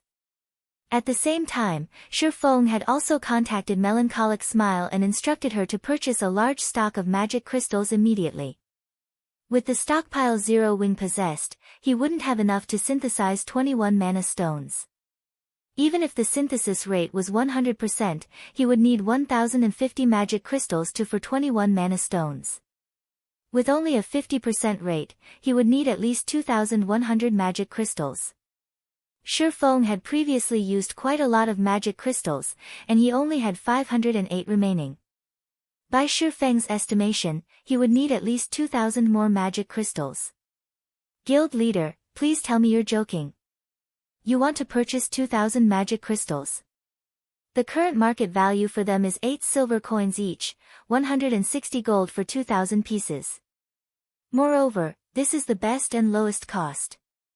If we buy them in bulk, the prices in White River City will soar. When that happens, we'll need to pay at least double or triple the current price. Making a rough estimate, we'll need to spend at least 300 gold to get 2000 magic crystals. Although Melancholic Smile had always dealt with the purchasing of materials for the Horizon Alliance, this was her first time handling a transaction that involved over 300 gold. She struggled against her sudden anxiety. If converted to credits, 300 gold coins would be over 4 million credits. All her life, she had never even seen so much money. It doesn't matter. Just get it done quickly. Shifeng couldn't care less about the potential consequences. His class change quest took priority. Even if he had to spend 1,000 gold to purchase the 2,000 magic crystals, he would not hesitate. By the time Melancholic Smile's group of 3 could mass-produce the basic strengthened armor kits, it would only be a short time before he earned the money back. After half an hour passed, Melancholic Smile delivered 2,000 magic crystals to Shifeng. She had experienced the pleasure of being a wealthy tycoon. Meanwhile, during this period, Shifeng had also kept himself busy. After using 500 magic crystals, he had an additional 6 mana stones. In addition, he had also produced some basic mana armor kits for his guild, as well as slightly raising his own forging proficiency. Hopefully my luck won't be too bad. Shifeng took the 2,000 magic crystals and started the alchemical synthesis once more. He used 100 pieces. 200 pieces. The new stock of magic crystals continuously diminished. After using 1,650 magic crystals, Shifeng had finally managed to collect 21 mana stones.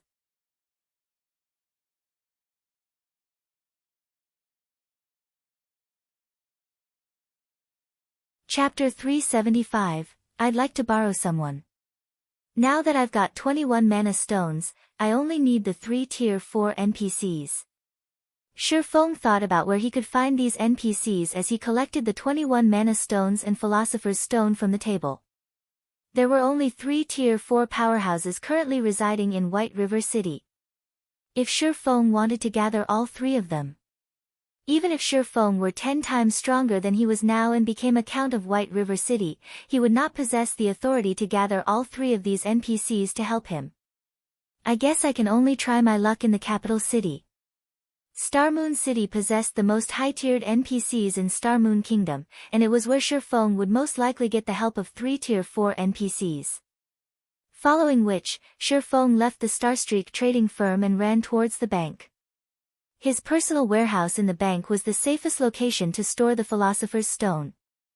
The Philosopher's Stone dropped upon death, and Shifeng did not want to lose the treasure under any circumstances. While walking down the middle of the street, Shifeng could hear many players discussing Overwhelming Smile. Say, how do you think Overwhelming Smile became so powerful? They actually claimed the first clear of a 50-man team dungeon so quickly. I heard that their guild didn't have many experts. Yeah, I'm confused, too. Originally, I thought either Ouroboros or Zero Wing would be the first guild to claim a first clear. After all, the Snow Goddess, Gentle Snow, leads the team herself.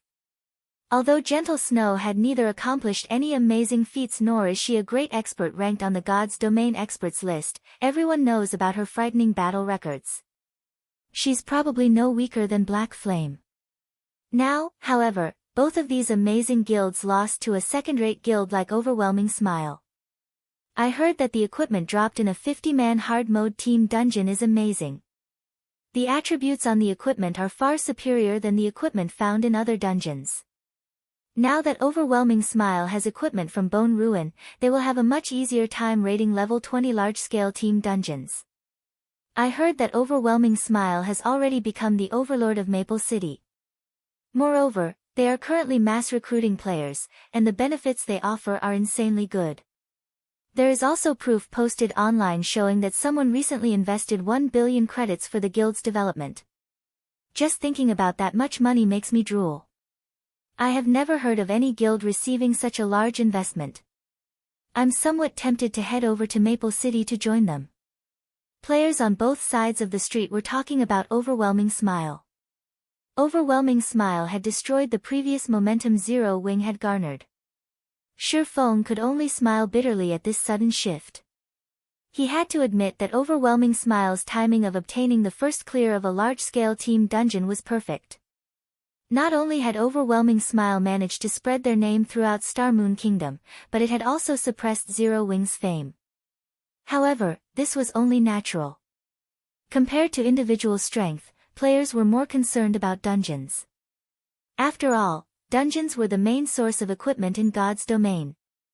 It was especially true for high-quality equipment. Just after Shi Feng returned the Philosopher's Stone to his personal warehouse, the system notified him of a voice communication request. It was Gentle Snow. "Miss Snow, how are you?" Shi Feng greeted her warmly after answering the call. Although the situation of overwhelming Smile's first clear had impacted Zero Wing, the one most affected by this result should be Gentle Snow. In order to claim the first clear of the Land of Death, she had paid a huge price. Other guilds could not compete with the advantages she possessed. Yet, just as she was about to harvest the fruit of her efforts, overwhelming Smile stole the glory.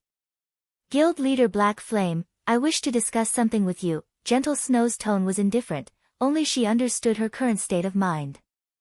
"Miss Snow, please, speak your mind," Shi Feng said, smiling. "I'd like to borrow someone," Gentle Snow said. "Borrow someone?" Shi Feng was confused. Ouroboros had many experts. They should not lack personnel. "That's right. I wish to borrow Yi Feng." Gentle Snow nodded, resolving Shi Feng's confusion. "As for the price, I am willing to pay 5 million credits." "Borrow Yi Feng?"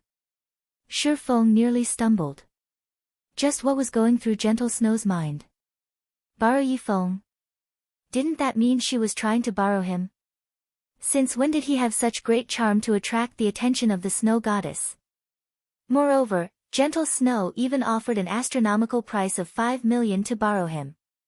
That was the equivalent of a famous gaming expert's annual salary. And she only wanted his help with a single matter. Wasn't Gentle Snow's opinion of him a little too high? "I know that this is somewhat abrupt. Honestly, I initially considered asking you, Guild Leader Black Flame.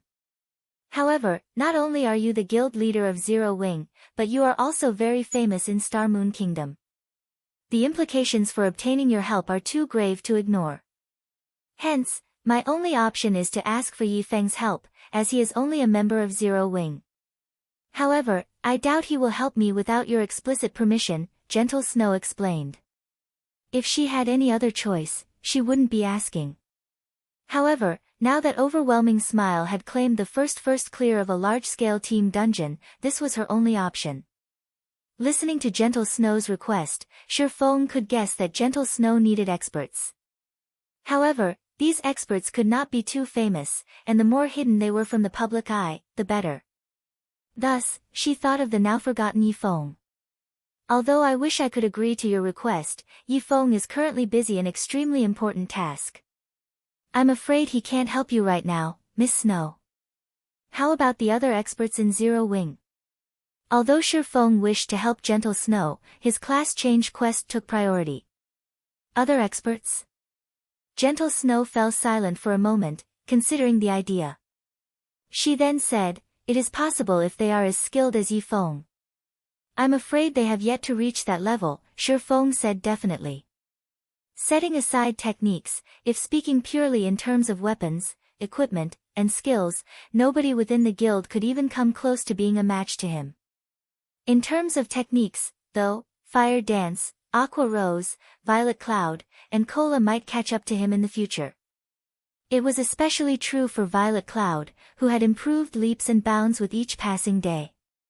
If Shi Feng hadn't had his decades worth of experience campaigning in God's domain, Violet Cloud would have left him in the dust by now. "I'm afraid they won't do if they are not as strong as Yi Feng," Gentle Snow said, disappointed. However, when she gave it more thought, how could great experts such as Yi Feng be easy to find? She then asked, "Guild Leader Black Flame, how long will it take for Yi Feng to complete his task?" Normally, an ordinary class change quest required 2 to 3 days to complete. Meanwhile, Shi Feng's class change quest should be a lot more difficult. At the very least, he would require 3 to 5 days. "Around 5 days, Shi Feng said, giving a conservative estimate. 5 days, huh? Gentle Snow's brows wrinkled slightly. After thinking for some time, she slowly asked, "Guild Leader Black Flame, will 5 days really be enough?" "Shi Feng nodded. Feng could tell that Gentle Snow was carefully considering a very important decision. I'll have to trouble guild leader Black Flame to pass on the message, then. I'll transfer 5 million credits into your account immediately. Gentle Snow sighed in relief upon hearing Feng's confident answer. She then disconnected the call after thanking him.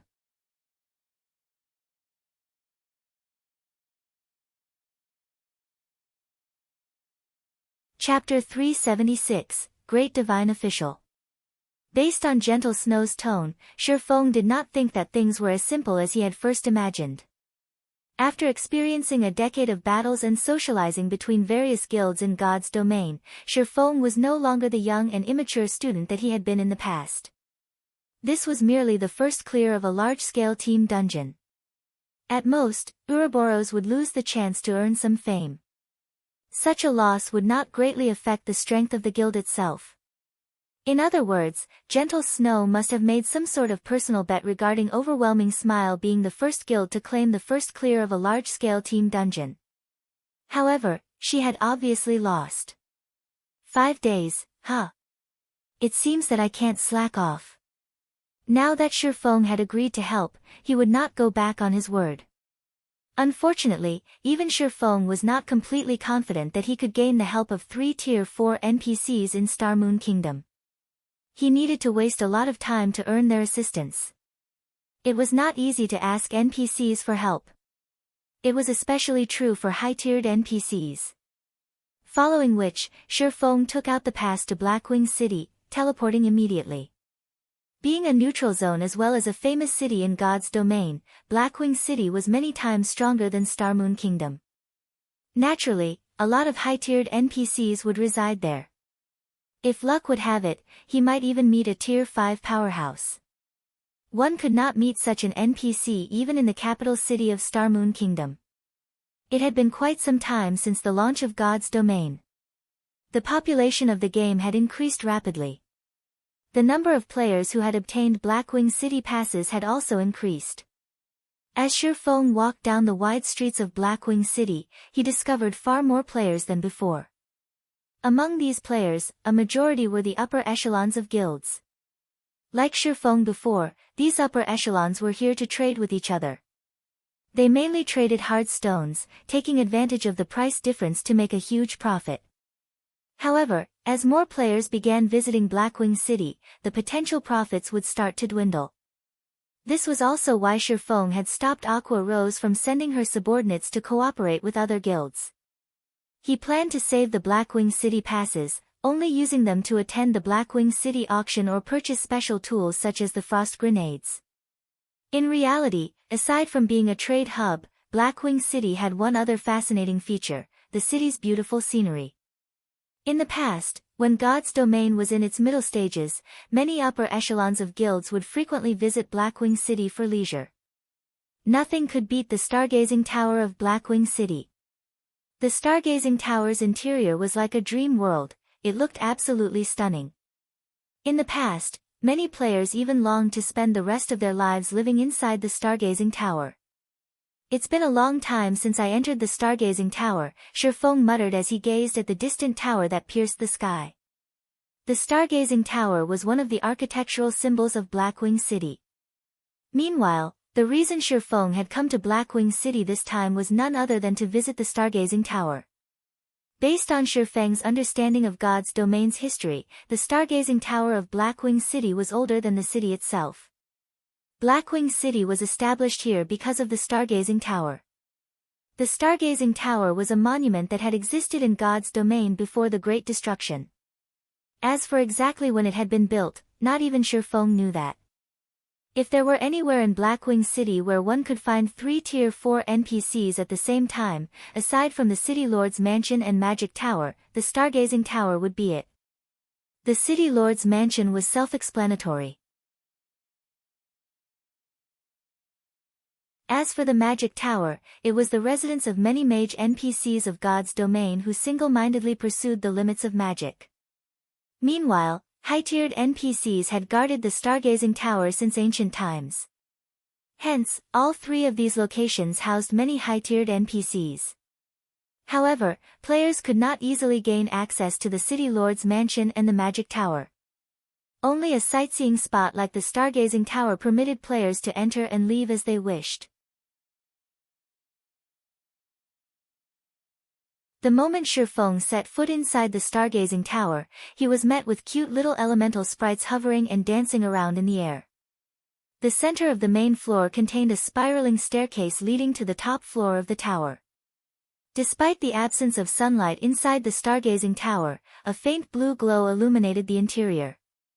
Moreover, the walls looked like the starry skies at night, glimmering starlight covering the pitch-black walls to create a mesmerizing sight. In addition, the Stargazing Tower also possessed another mysterious effect. Calming heart. Any player that entered the Stargazing Tower, even those filled with burning rage, would find tranquility inside this place. At this moment, however, Shifeng did not have the time to appreciate the view. Immediately, he ascended the spiral staircase until he arrived at the Weeping Moon Pavilion of the Stargazing Tower. Before Shifeng could enter the Weeping Moon Pavilion, the two level 180 Tier 2 black-robed knights guarding the entrance stopped him. Outsiders are not allowed entry into the Weeping Moon Pavilion. This humble one is called Yifeng, a demon hunter. I wish to meet Lord Aslan Heartbrew. Can I trouble you to inform the Lord? Shifeng immediately flashed his identity as a demon hunter to the two knights. As for his identity as the Viscount of White River City, it was utterly worthless here. Look, another fool is trying to enter the Weeping Moon Pavilion. I bet that he's a newcomer who has just arrived in Blackwing City. Everyone in Blackwing City knows that the Weeping Moon Pavilion is the most important place in the Stargazing Tower. It's where many power NPCs reside. I heard that there are many high-level quests available inside as well, and many experts have attempted to get in. But even after wasting a lot of time to become citizens of Blackwing City, the knights guarding the entrance still chased those experts away. Does that newcomer think he can get in just by asking? The Stargazing Tower was well known in Blackwing City. If a player visited the city often, they would know that the Weeping Moon Pavilion was off-limits to players. Hence, when the players inside the Stargazing Tower saw Shifeng's presumptuous actions, they all started ridiculing him. Outsiders are forbidden from entering the Weeping Moon Pavilion. The knights ignored Shifeng's identity as a demon hunter. The gaze they directed at him was as cold as before. They then moved to chase Shifeng away. However, before these black-robed knights could take action, a voice came from inside the Weeping Moon Pavilion. Let him in. I know him. The two black-robed knights immediately halted their assault. They then opened the doors to the Weeping Moon Pavilion, allowing Shifeng to enter. What the hell? Damn, that player actually got in. The players who had come to enjoy the show were all stupefied. Until now, not a single player had been allowed into the Weeping Moon Pavilion. Now, however, a newcomer actually got in. The first floor of the Weeping Moon Pavilion was a large and spacious hall. The hall was filled with books and crystal tools. Meanwhile, the ceiling was made of a gigantic water mirror that reflected the starry skies of the outside world. You're late. You've kept me waiting for a long time. How are you going to pay me for my time? A crisp and melodious voice reached Shifeng's ears. Turning around, Shifeng noticed a female priest in white robes walking down the staircase at a distance. Meanwhile, this female priest who emitted a sacred aura was none other than the divine official Charlene. Listening to Charlene's accusatory tone, Shifeng suddenly recalled the scene back at the City Hall of White River City. Back then, Weissman had told him that Charlene would wait for him in the Stargazing Tower. However, as he had been preoccupied at the time and had completely forgotten about it.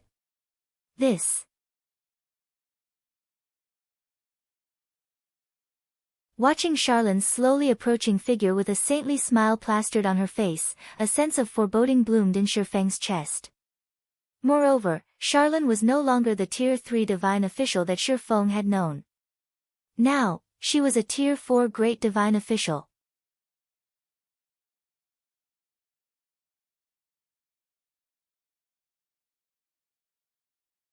Chapter 377, Unknown.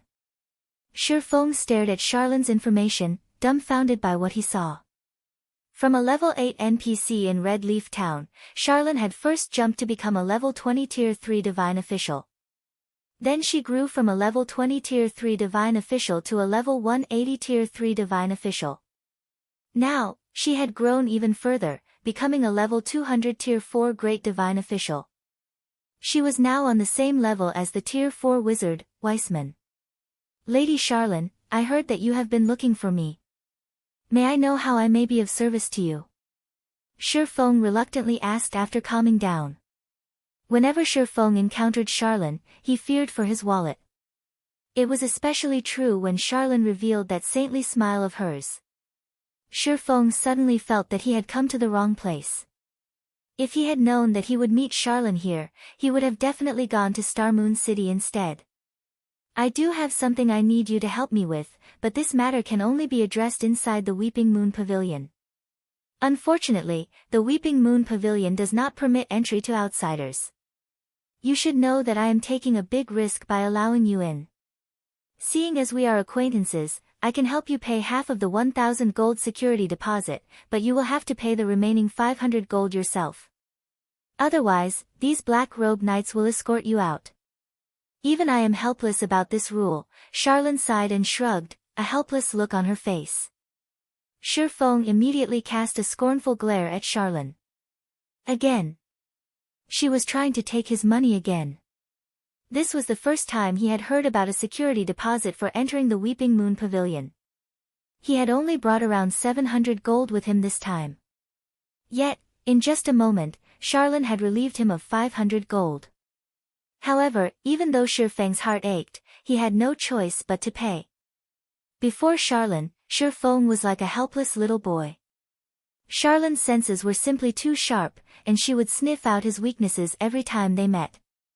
This time as well, in order to find 3 Tier 4 NPCs to help him, he had to enter the Weeping Moon Pavilion no matter what. Although he had other plans he could use to try to enter the Weeping Moon Pavilion, there was no guarantee that those plans would succeed. Moreover, those plans would demand a lot of his time.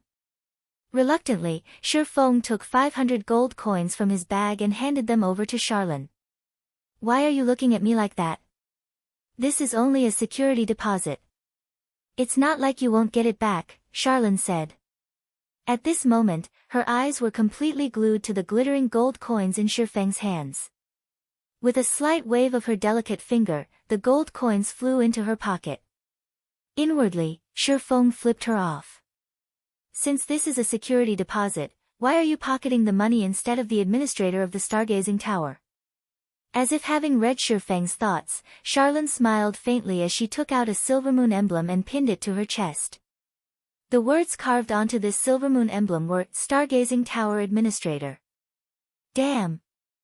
Just how many jobs does she have? When Shi Feng saw the Silvermoon emblem on Charlene's chest, Shi Feng understood one thing. He would never see that 500 gold again. There was not even a trace of hope of getting his money back. In which case, he had not just paid a security deposit, but an entrance fee. Moreover, it was an entrance fee of 500 gold. Humph, little dummy, did you really think that I'd lie to you? Charlene tapped the Silvermoon emblem on her chest, chuckling. Alright, let's go, then. Sighing helplessly, Shi Feng followed Charlene up the pavilion. As for the sword in the stone, it would not be too late to ask for Charlene's help after accepting her quest. The second floor of the Weeping Moon Pavilion consisted of a single wide corridor with many tightly locked rooms. It looked like an apartment complex. Massive stone doors loomed at the end of the corridor. Numerous images were carved onto the stone doors, and each image carried its own meaning and story. Charlene pointed towards the distant stone doors, smiling as she said, beyond those doors lie the deepest secret of the Stargazing Tower. Do you want to go in and have a look? Can I? Shi Feng had always been curious about the Stargazing Tower.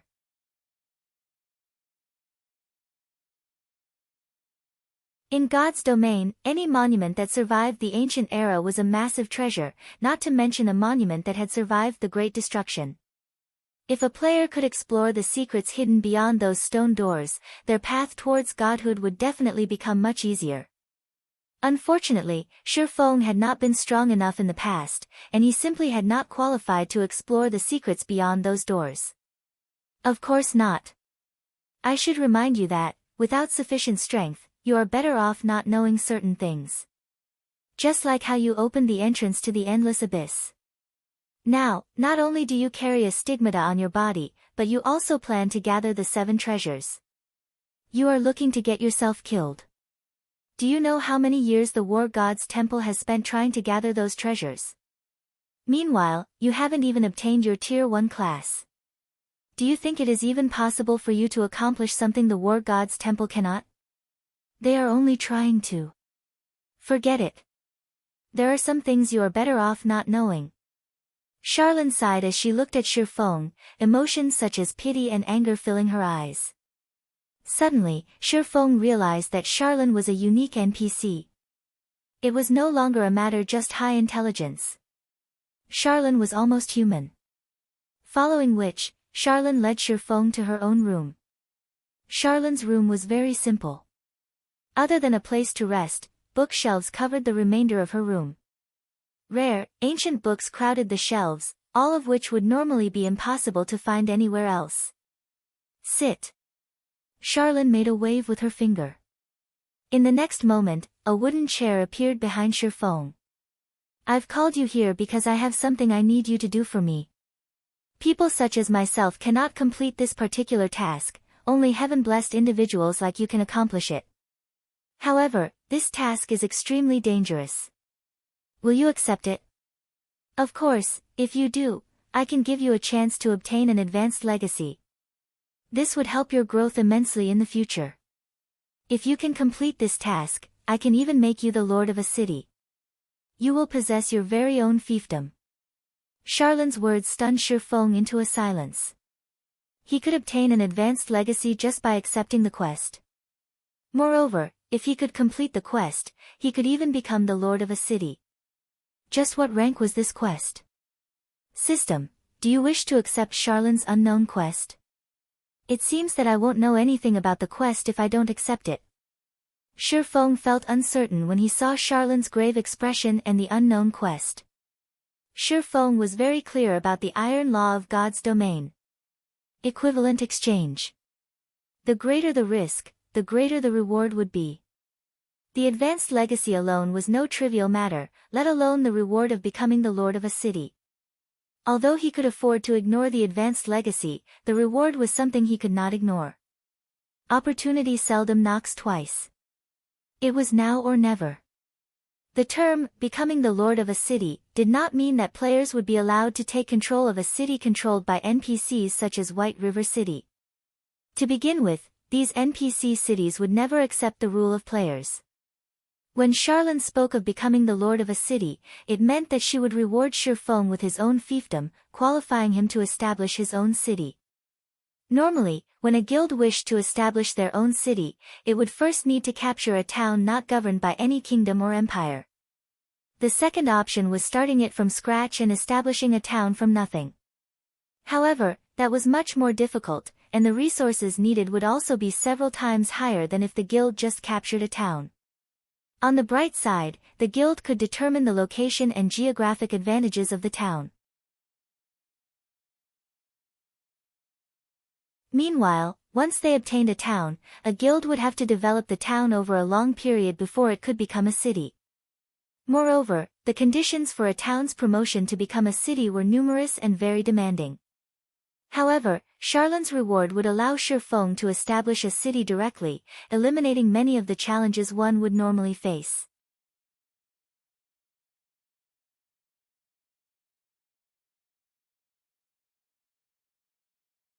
Chapter 378, Immortal Crown. A city completely under his control. This was a dream for Zero Wing. Shi Feng had once led Shadow, a guild that owned 10 city-states, so he knew how valuable and how great the advantages were for owning his own city. Although Zero Wing was developing well at the moment, its lack of a stable source of income for credits was a major flaw. Other first-rate and second-rate guilds had support from wealthy corporations. These corporations would provide funding to their partnered guilds, allowing these guilds to develop steadily without worrying about a shortage of credits. Although Shifeng had many ways to earn coins in God's domain, it was not easy to support a guild with coins alone. Moreover, along with the guild's development and the influx of new members, its demand for coins would increase as well.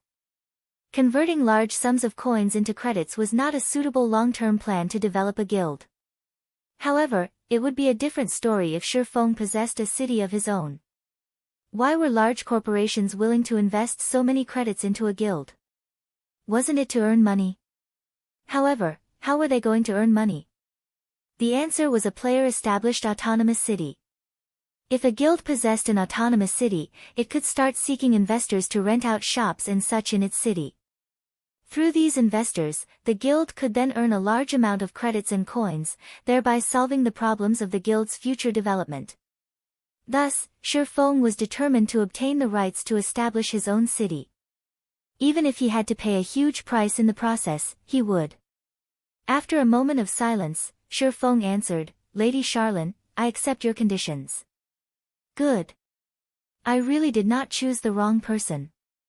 Since you've agreed, the contract between us will be established from this moment onward." Charlene nodded and drew a silver rune in midair. She then imprinted the rune on the back of Shifeng's hand and said, "This is a spirit seal, and it can be used to absorb immortal souls. What I want you to do is to collect 10,000 immortal souls." "Collect immortal souls?" Shifeng said, unable to suppress his shock. "You want me to kill 10,000 heaven-blessed individuals?" When NPCs spoke of heaven-blessed individuals, they were referring to players. Players were immortal existences in God's domain, and they could resurrect infinitely at the cost of some levels and EXP. This was all due to the souls of players being immortal. Meanwhile, Shifeng could only obtain the immortal soul from the corpse of a player. Moreover, Shifeng needed to meet a few requirements before he could absorb the immortal soul of another player. First, he could not be 5 levels higher or lower than the target player. Second, he needed to kill the target player personally. Lastly, upon the target player's death, the distance between Shifeng and the player could not exceed 10 yards. If he failed to meet any of these conditions, he would not absorb the player's immortal soul. For the NPCs of God's domain, absorbing the immortal souls of heaven-blessed individuals was taboo. If Shifeng were discovered doing so, no one, NPCs or players, would hold back from killing him. As to why players would try to kill Shifeng as well, it was because any players who lost their immortal souls would be barred from logging into the game for a long time. It was a punishment more severe than the penalty for death. Hence, there was no leeway for Shifeng if he were caught in the act. "I never thought you would know about immortal souls." "That's right. I require you to kill heaven-blessed individuals and collect their immortal souls," Charlene stated, slightly surprised that Shifeng actually knew about immortal souls. However, she had not planned to hide this fact, to begin with. "I know that I am making things very difficult for you by requesting such a thing, but we cannot repair the immortal crown without immortal souls." The Immortal Crown was originally a divine artifact used to suppress all evil beings. However, the crown was damaged the last time it was used to suppress the Endless Abyss. Meanwhile, the Stargazing Tower has already collected the other materials required to repair the Immortal Crown, and right now, we are only missing immortal souls.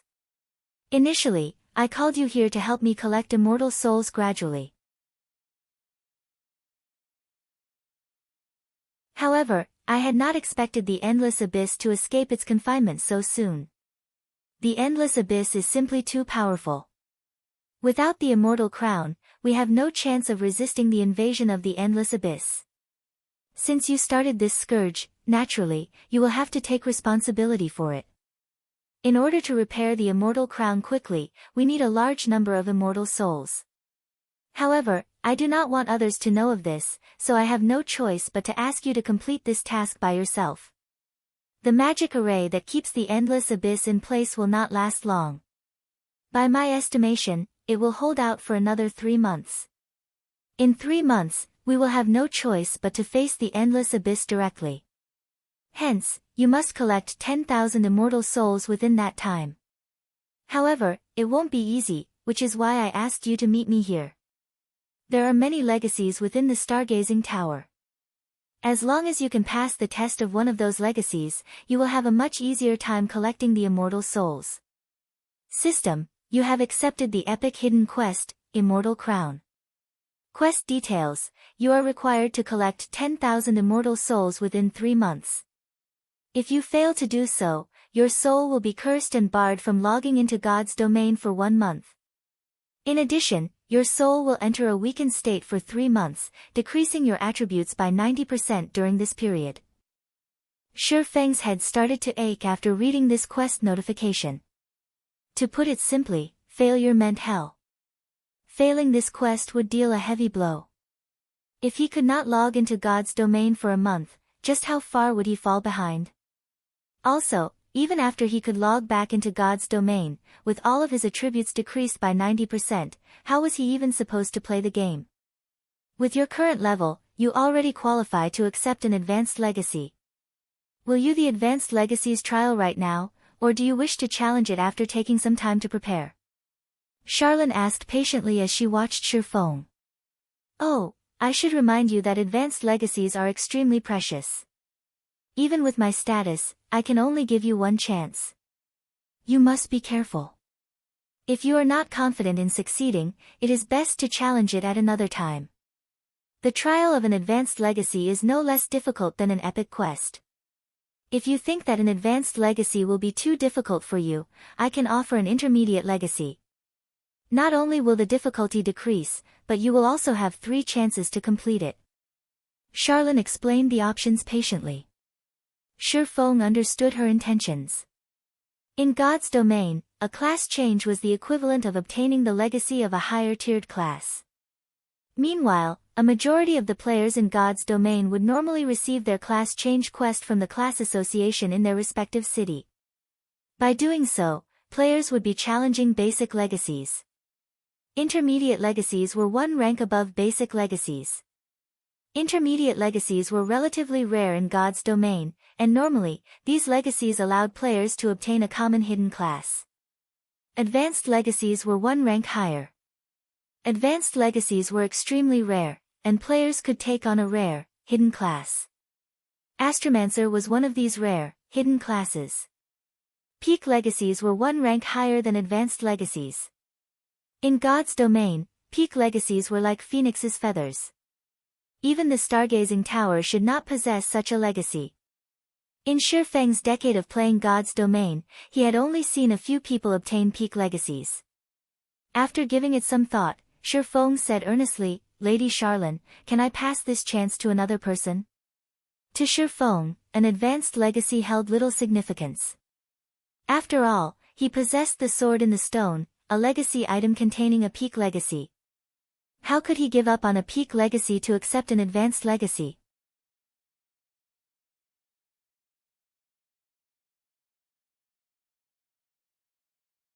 Chapter 379, Awaken.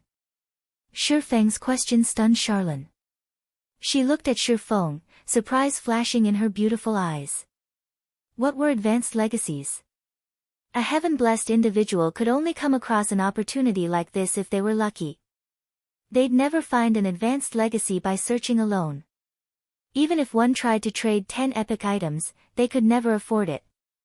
Even she, the manager of the Stargazing Tower, had paid a massive price to obtain this 1 chance to challenge an advanced legacy.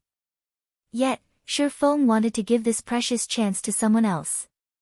The legacies of the Stargazing Tower cannot be passed to others. If you do not wish to accept the legacy, I can give you an epic item as compensation instead, Charlene said, shaking her head. The words, epic item, were tempting. However, Shi Feng was not satisfied. Lady Charlene, may I exchange the advanced legacy for a favor from you?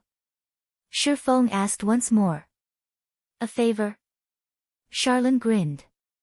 Chuckling, she said, little dummy, do you know how valuable an advanced legacy is? And you want to trade it for a favor? Don't tell me you want Big Sister to. Looking at Charlene's blushing cheeks, sweat streamed down Shi Feng's forehead. Hurriedly he said, "Don't get the wrong idea. You mustn't misunderstand me. I only want you to awaken an item for me. Only tier 4 classes can awaken it." Awaken an item? Charlene was suddenly interested. She then focused on Shifeng, thoroughly scanning his body from top to bottom. Her eyes widened in surprise when her gaze landed on the bag hanging from Shifeng's waist. With a teasing laugh, she said, "I don't see anything on your body that needs to be awakened, though. You can't be asking me to wake that withered dragon hanging from your waist, right?" Based on Charlene's comment, Shifeng had finally confirmed something. Charlene could see the contents of his bag. This was how Charlene could always squeeze him dry every time they met. She hasn't discovered it. Shifeng felt that something amiss when he saw Charlene's ridiculing smile. Since she could see the contents of his bag, why didn't she discover the extraordinary power within the sword in the stone? If a tier 0 player like himself could see it, how could a tier 4 great divine official not? Thus, Shifeng removed the sword in the stone from his bag. Charlene, who had still been chuckling, immediately became serious upon the appearance of the sword in the stone. She was no longer laughing. Indescribable emotions flashed in her eyes as she fixed her gaze on the crystal-encased sword in Shifeng's hands. Charlene reacted as if the sword in Shifeng's hands had suddenly appeared out of thin air. "Just what is this? It actually escaped the detection of my eyes of God." Charlene was momentarily surprised. Even as she looked directly at the sword, her eyes of God could not discern any information. It was as if the sword before her did not exist. Eyes of God was a tier 3 advanced detection spell, and even legendary items could not escape its detection. Yet, the sword in the stone had actually. "Can I have a closer look at it?" Charlene asked, her curiosity reaching its peak. Shifeng did not reject Charlene's request, handing the sword in the stone over to her.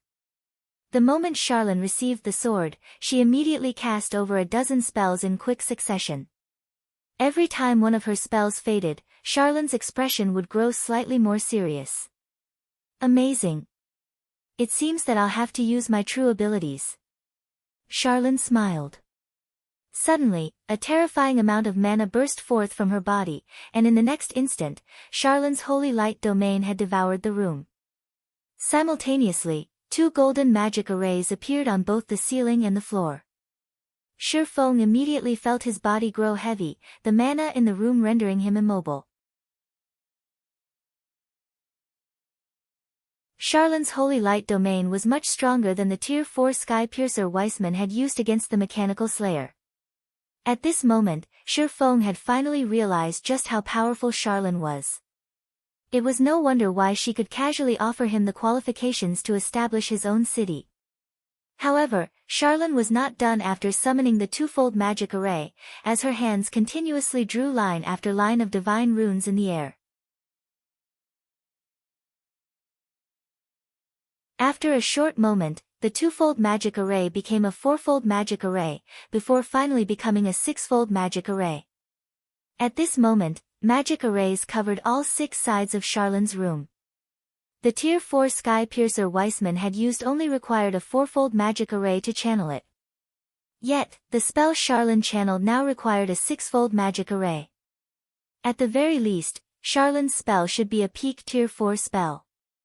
Although Shifeng did not know what Charlene was trying to do, he felt incredibly fortunate. It seemed that asking Charlene to help him was the right choice after all. If Charlene could summon such a powerful magic array, her position in the stargazing tower should be relatively high. She might even be able to invite 3 tier 4 NPCs to help him awaken the sword in the stone. At this moment, the runes Charlene drew seeped into the stone in the sword, which floated in midair. After another few minutes had passed, the golden divine runes separated from the stone in the sword and flew into Charlene's palm, forming a golden ball. Following which, the magic arrays disappeared from the room, and the stone in the sword landed in Charlene's hand once more. However, Charlene paid no attention to the sword in the stone. Instead, she focused the ball of divine runes, seemingly studying it. How could this be? Charlene muttered in utter disbelief. Not even divine appraisal, a peak tier 4 spell, can analyze this sword. To think that you have such an item, I have really underestimated you. Even after exhausting every option I have, I still can't uncover a single thing about this item. How did you learn that this thing requires tier 4 classes to awaken it? Charlene asked. By this time, she had completely given up on analyzing the stone in the sword. Shifeng wondered the same thing. I have simply used omniscient eyes. Charlene couldn't uncover even basic information about the sword in the stone. Just what kind of item was this? Omniscient eyes? Impossible. I couldn't analyze the sword even when I tried using the eyes of God. Charlene shook her head, slightly surprised by Shifeng's answer. However, she suddenly thought of a possibility. Don't tell me you have a golden stigmata. Micham. Shifeng nodded. No wonder. Charlene revealed a faint smile. Why didn't you tell me earlier, little dummy? Throughout God's domain, the omniscient eyes of the golden stigmata is only inferior to the eyes of truth. I really did not expect the war god's temple to be so generous as to give you a golden stigmata. Tell me, then. What are the conditions to awaken this item? Charlene inquired as she pointed at the sword in the stone. 21 mana stones and 3 tier 4 classes are needed to awaken the power slumbering within this sword. Shifeng recited the information he could see using the omniscient eyes. Little dummy, don't tell me you have 21 mana stones inside that bag of yours. Even big sister here doesn't have that many of them. Charlene's eyes glowed as she looked at Shifeng. Stretching out her jade-like hand, she said, out with them, then. This. I only have 21 pieces. Shifeng instantly panicked. What kind of person do you take me for? Charlene rolled her eyes at the sight of Shifeng's caution. She then said, relax, I won't rob you. I just want to awaken the power inside this sword. It needs 3 tier 4 classes to awaken this sword, Shifeng reminded, unwilling to hand over the mana stones. I know. However, do you think tier 4 powerhouses have the time and energy to help you? Charlene said, disgruntled. This sword is no trivial matter. Fortunately, you met me.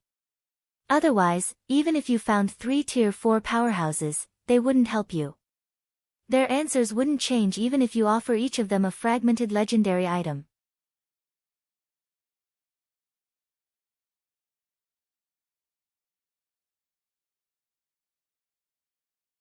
Chapter 380, Destroyer of Immortality. They won't help me even if I offer each of them a fragmented legendary item? Shifeng was taken aback. He did not think Charlene was lying. He had personally witnessed how extraordinary the sword in the stone was. Even Charlene, a tier 4 great divine official, could not uncover its secrets. Meanwhile, he had only obtained the golden stigmata due to luck. Otherwise, he would have never known that the sword in the stone was a legacy item. Fortunately, I made the trip here. Otherwise, I would have missed my chance. Shifeng inwardly celebrated his luck as he looked at the sword in the stone. Originally, Shifeng had thought he only needed to hire 3 tier 4 NPCs to help him. Now, it would seem that even if he found 3 tier 4 NPC powerhouses, there was no price he could pay to gain their help. Based on Charlene had said, however, even if he could afford the price, he still couldn't awaken the power within the sword in the stone. Alright, let's begin. I, too, want to see just what sort of item this is. Little dummy, stand back. Charlene was greatly interested in the sword in the stone right now. After saying so, Charlene tossed the 21 mana stones into the air and started chanting an incantation. The 21 mana stones suddenly split up and flew in all directions. Fortunately, Charlene's room was sufficiently large. After the mana stones flew 20 yards, they immediately stopped, hovering in the air. The mana stones then started to spin slowly. In the next moment, silvery white light shone from under their feet. Shifeng immediately distanced himself from the magic array that appeared, watching silently from afar. As the 21 floating mana stones rotated, the sword in the stone hovered in the center of the magic array. Charlene then shouted. Suffocatingly dense mana filled the room, buzzing. As if unable to withstand this immense pressure, the 21 mana stones immediately shattered into dust, forming clouds of grey smoke that flowed into the sword in the stone. When the sword in the stone completely absorbed one of the mana stones, the legacy item emitted a thumping sound that resembled a heartbeat. Shifeng even wondered if his ears were playing tricks on him at first. However, as more mana stones fused with the sword, the thumping became much louder and more powerful.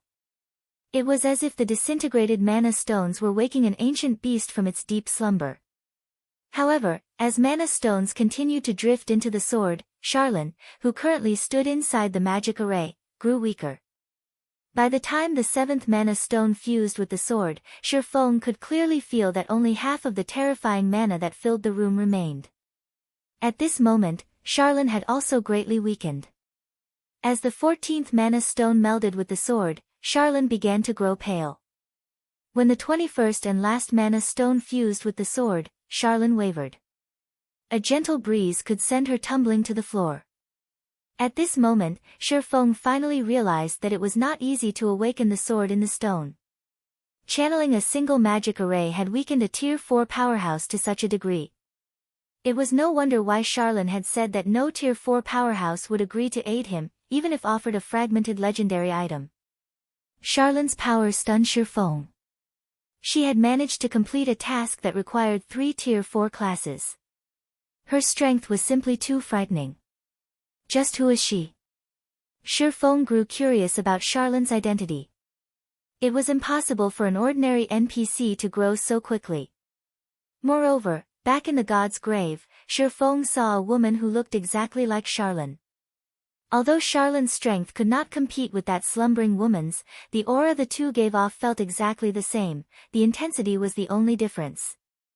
While Shifeng pondered Charlene's identity, the awakening ritual had come to an end. The silver magic array that covered the floor vanished. Boom!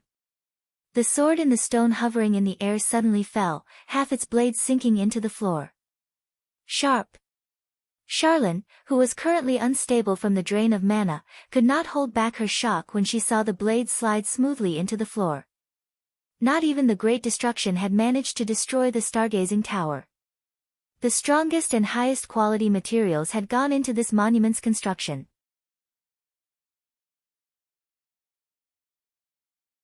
Magic arrays reinforced the building further.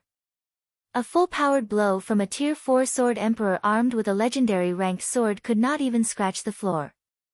Yet, the hovering sword in the stone sunk effortlessly into the wood. By now, the transparent crystal encasing the sword had completely disappeared.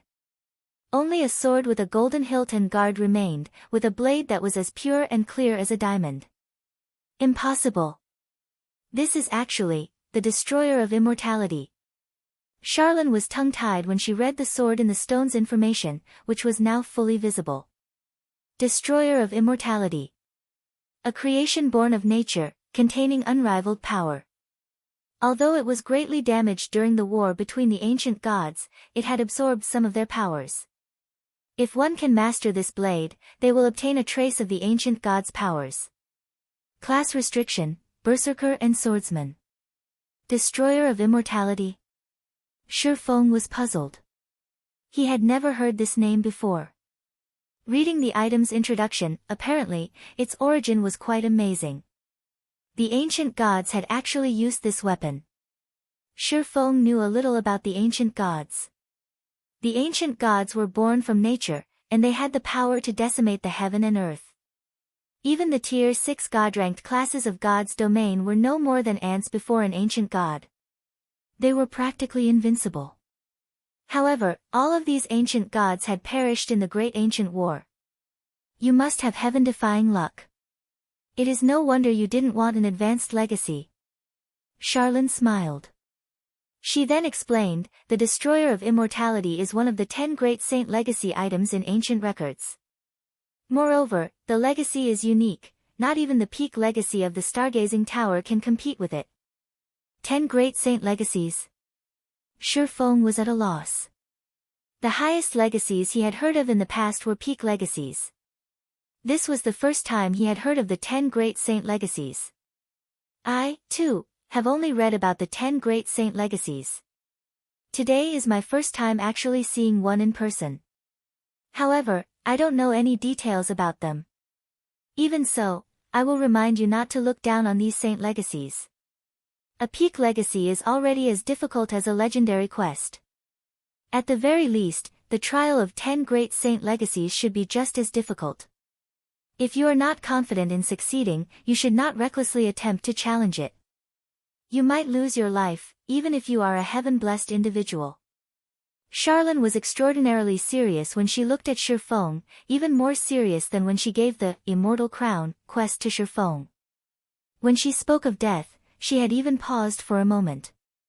Shifeng could clearly discern the kindness in Charlene's tone, and he, too, knew how dangerous and difficult the trial of a saint legacy would be. God's domain's law of equivalent exchange held true everywhere. Naturally, there was danger in challenging the trial of a legacy. Take basic legacies for example. If a player failed to clear the trial of a basic legacy, they would lose 3 levels, be weakened for 3 days, and be barred from accepting the trial again for 10 days. Meanwhile, the penalty for failing an intermediate legacy was much harsher. Players would lose 5 levels, be weakened for 7 days, be barred from accepting the trial for 20 days, and permanently lose a small portion of their attributes. For advanced legacies and peak legacies, Shifeng was 90% certain that he could complete an advanced legacy. As for a peak legacy, Shifeng had around 50% to 60% certainty of success. However, the legacy he had eagerly looked forward to turned out to be one of the 10 great saint legacies. Shifeng had never even heard of a saint legacy, so he was not too sure how well he would fare.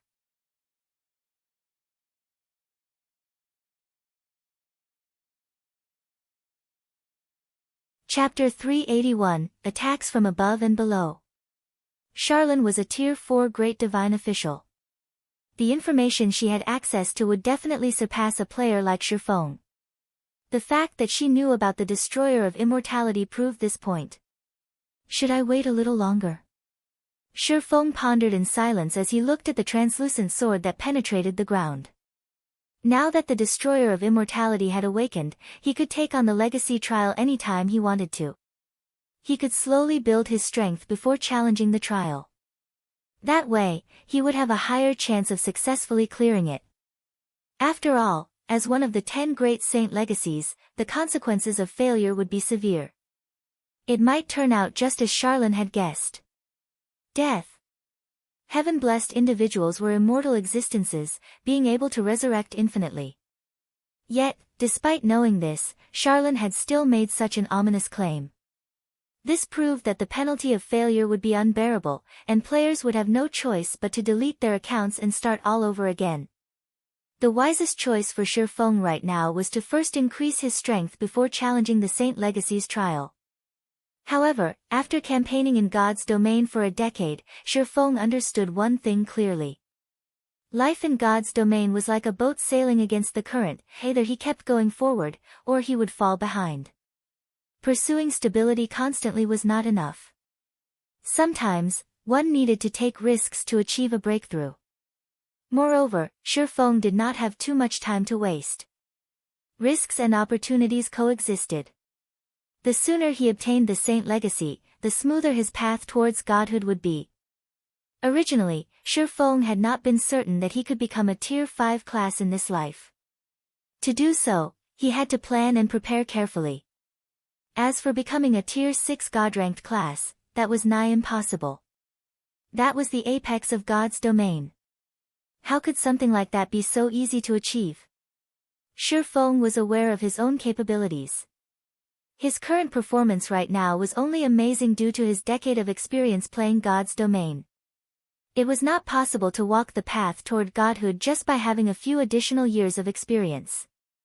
However, if he gained one of the 10 great saint classes earlier on, coupling it with careful planning and preparation, he would have a better chance of becoming a god. Shifeng stepped up to the Destroyer of Immortality. He then grabbed the golden hilt of the sword. When he tried to pull the translucent blade out of the ground, however, it did not budge. No matter how much strength Shifeng exerted, the sword remained firmly stuck in the floor. Instead, the sound of a system notification reached his ears. System, do you wish to accept the legacy trial? Remaining time, 23 hours 54 minutes. Well, shit. Shifeng bitterly smiled.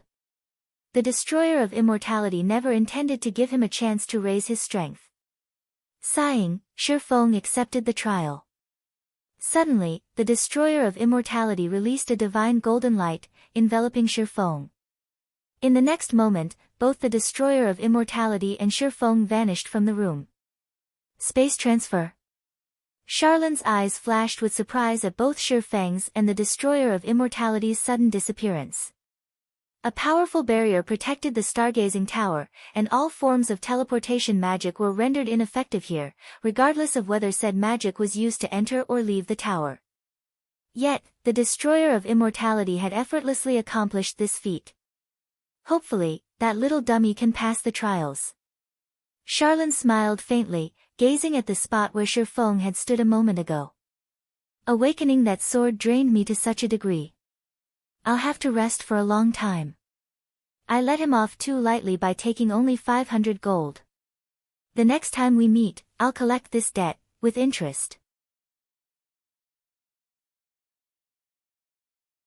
At this moment, Shifeng was at a complete loss. In the blink of an eye, he arrived in a dimly illuminated field. Swords were everywhere, from the sky to the earth. This place was literally a world of swords. In the distance, Shifeng could see a mountain piercing the sky. A faint, silver glow radiated from the mountain's peak, and it was the only source of light in this dim world. System, you have discovered the origin sword domain.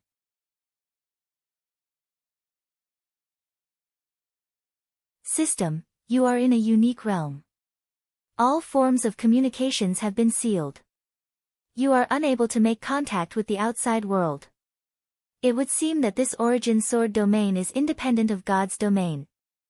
Shifeng tried to call up the system map. However, the map was blank. Shifeng then took a look at his surroundings. As far as the eye could see, other than the mountain in the distance, there was nothing but flatlands. Moreover, the further one traveled from the mountain, the darker it would become. It looks like the only exit is at the peak of that mountain. Shifeng then examined the swords stabbed into the ground, all of which were immovable. Some even resembled buildings and plants. Unlike flowers and trees, however, Shifeng would receive damage if he touched these blades. To put it simply, he needed to avoid these swords as he advanced. As for the swords suspended in the sky, so long as he did not fly, they weren't a threat. However, this world only took a moment to correct that assumption. After Shifeng took a few steps forward, several swords descended from the sky. One of them just happened to slice past his arm, causing -200 damage. Crap! Raining swords. Shifeng looked at the swords around him, realizing why so many swords pierced the ground. Moreover, the swords that descended from the sky dealt a lot more damage than the swords on the ground. I'm guessing this trial requires players to avoid the swords on the ground while dodging the swords descending from the sky. Shifeng remained still for the moment. He silently observed his surroundings, searching for the best path towards the mountain. He chose to stand still because the moment he moved, the swords in the sky would start to fall. Most likely, the swords in the sky were set to fall based on the player's movements. Sure enough, this world is trying to kill me. After waiting for a moment, Shifeng discovered that the swords in the sky had not fallen. However, before he could rejoice over this discovery, the swords in the ground started trembling, and one after another, these swords sunk into the ground, vanishing completely. Feeling that something was amiss, Shifeng kept his gaze on the ground beneath his feet. Suddenly, tens of swords sprung up from the ground beneath him, soaring into the sky. Reacting quickly, Shifeng performed a backflip, dodging these blades. However, due to his backflip, the swords above plunged towards him. This is a joke, right? Feng immediately unsheathed the abyssal blade and Purgatory's shadow, defending against the incoming flying swords. One after another, blades of light struck the flying swords, scattering them. After these attacks, Feng finally realized that this world intended to toy with him until he died. If he rested, the swords on the ground would attack him after a short time. If he moved, the swords hovering in the sky would rain down on him. Such an attack pattern allowed him little to no time to rest or recover, keeping him on guard. Feng also discovered something else. The swords that descended from the sky were growing more accurate and faster as he advanced. Is this place trying to exhaust me to death? Feng's lips curled up slightly with amusement. Immediately, he switched out the aura of space on the 7 luminaries ring for the aura of wind, increasing both his movement speed and attack speed by 40% and agility by 30%. He then dashed towards the distant mountain. The moment Feng moved, the countless blades in the sky began their assault. They all turned their blades towards Feng and shot towards him. However, Feng was like a gust of wind. Relying on his movement speed alone, he avoided most of the attacks. In addition, his increased attack speed allowed him to strike down the remaining swords effortlessly as he darted onward. However, after running for a few minutes, the ground in front of Feng suddenly split apart.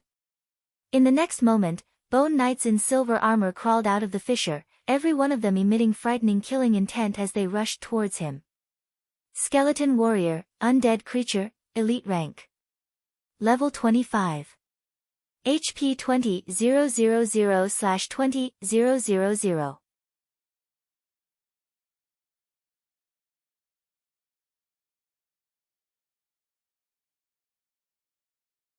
Chapter 382, Legacy Chapter. The silver suits of armor shone brilliantly under the dimly lit sky, creating an exceptionally conspicuous sight. The assault from all directions forced Feng to an abrupt halt. Facing such intense attacks, Feng had no choice but to stop. Even he was not confident of defending against so many attacks on the run. This won't do. I won't last long at this rate. I need to move faster. Looking at the swords decorating the sky, an idea, inspired by his years of experience, struck Feng. Purgatory Power. Feng's attack speed rose by 100%. He then brandished the abyssal blade and the Purgatory's shadow, sending blades of light at the incoming swords and striking them down. After continuing this process for 3 seconds, Feng successfully deflected all of the swords that attacked him, scattering them around him. Undead Creature. Feng activated omniscient eyes and examined the distant skeleton warriors. Feng could not learn anything about these undead monsters. If he faced them one-on-one, Feng was confident that he could defeat such a monster with ease. If he had to face a group of them, however, even he was not certain that he would win. Moreover, the swords in the sky still posed a huge threat. When the two combined, Feng's very life was at risk. However, Feng did not know if death meant failing the legacy trial. If it did, then he would truly be finished. As a precaution, Feng did not immediately move after fending off the flying swords. Instead, he stopped to think of an appropriate countermeasure. Changing my path isn't possible. For now, let's put these skeleton warriors to the test. The only exit was at the mountain's peak. Naturally, Feng could not retreat.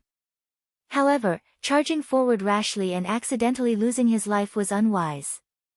Hence, Feng activated Phantom Kill, sending his doppelganger charging towards the skeleton warriors to test their strength. By doing so, not only could he buy himself time to come up with a defense against these undead monsters, but he could also avoid falling into any traps. After all, this was the trial of one of the 10 great saint legacies. He could not afford to be careless. The doppelganger possessed 70% of Feng's attributes.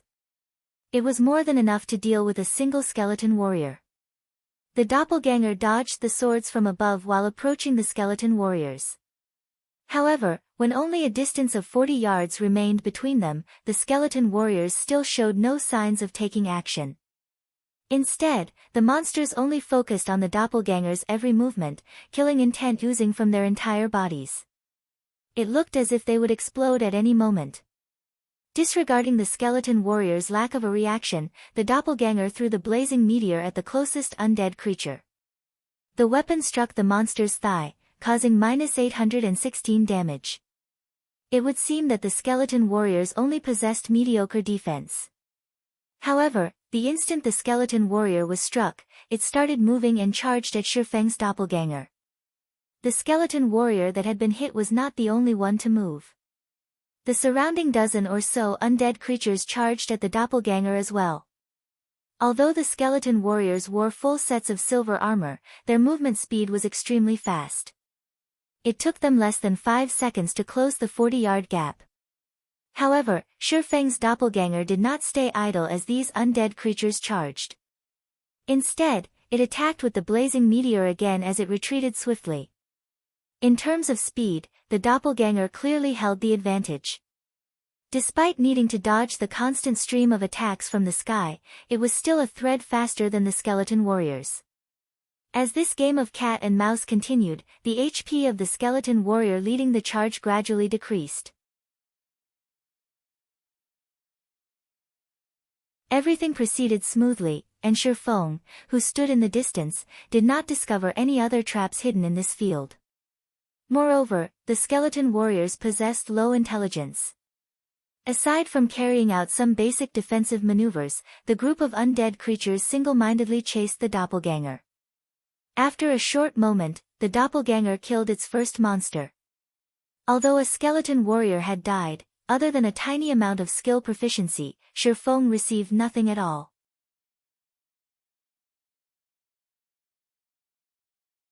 He did not receive even a tiny amount of EXP. Even after the dozen or so skeleton warriors were wiped out, Shifeng did not receive anything. Fortunately, he didn't really care. He was in a legacy trial right now. His only goal was to clear the trial.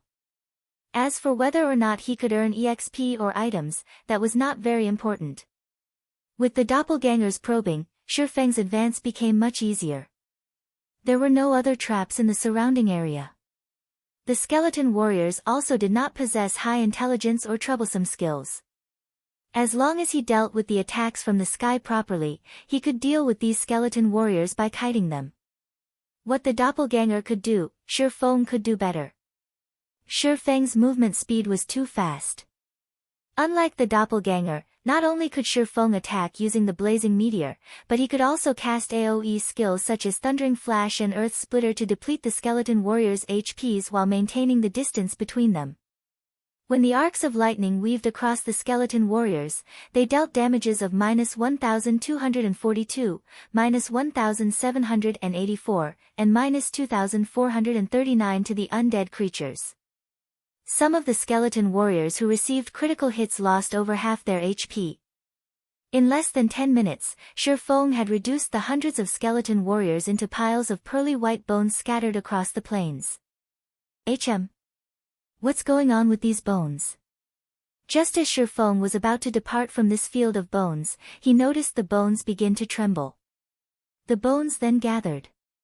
In the blink of an eye, these bones transformed into an entirely new monster. This monster was 3 times the size of the skeleton warriors from before. It wielded a skeletal giant axe in one hand and a thick black chain in the other. Dark green flames burned in its empty eye sockets. Emitting an angry roar, it charged at Shifeng with massive, thudding steps. With every step this monster took, the land beneath its feet would crack and shatter. One could see just how powerful this monster was. Skeleton giant, undead creature, chieftain rank. Level 30. HP 250,000/250,000. Why is it a level 30 chieftain? Shifeng was stunned. He instantly activated Windwalk and escaped. There was no way he could face a level 30 chieftain head-on while dealing with the incoming attacks from the countless swords in the sky. Moreover, with the skeleton giant's strength, a direct hit with its axe was all it needed to end Shifeng's life. Even if Shifeng dodged the monster's attack, the descending swords were no laughing matter. Each sword could deal -200 damage. Currently, Shi Feng's HP was only slightly over 3,000. If 16 swords to hit him, he would lose his life all the same. Although the skeleton giant was colossal, it was frighteningly quick. Despite having activated Windwalk, Shi Feng still could not shake off the skeleton giant, the distance between them never increasing. However, Shi Feng also had to endure the rain of swords as he escaped. To avoid the blades, he was oftentimes forced to take action and strike back, affecting his speed as a result. Sometimes, in order to dodge a more densely packed attack, Shi Feng had no choice but to dodge sideways, making a 90-degree turn. However, after Shi Feng turned, the skeleton giant behind him would stumble. Its speed greatly fell when it changed directions, allowing Shi Feng to widen the gap between them. Moreover, due to the skeleton giant's large frame, the sudden turn helped Shi Feng block a few of the flying swords. When the sword struck the skeleton giant's body, the monster also received -200 damage from each attack. How could I forget? Due to their joints, skeletal monsters have difficulty dodging and turning. Shi Feng smiled faintly upon seeing the skeleton giant's situation. Not only was the skeleton giant slow to react, but it would also receive damage from the swords above.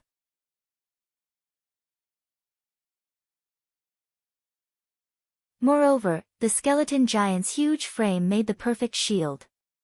Considering the situation, a plan formed in Shi Feng's mind. Following which, he made a 180-degree turn and charged directly at the skeleton giant's back. To deal with Shi Feng, the skeleton giant had no choice but to turn around as well. Although its body spun relatively quickly, its feet could not keep up with its body. By the time the skeleton giant had stabilized itself and started swinging its giant axe, Shi Feng had arrived beside its feet.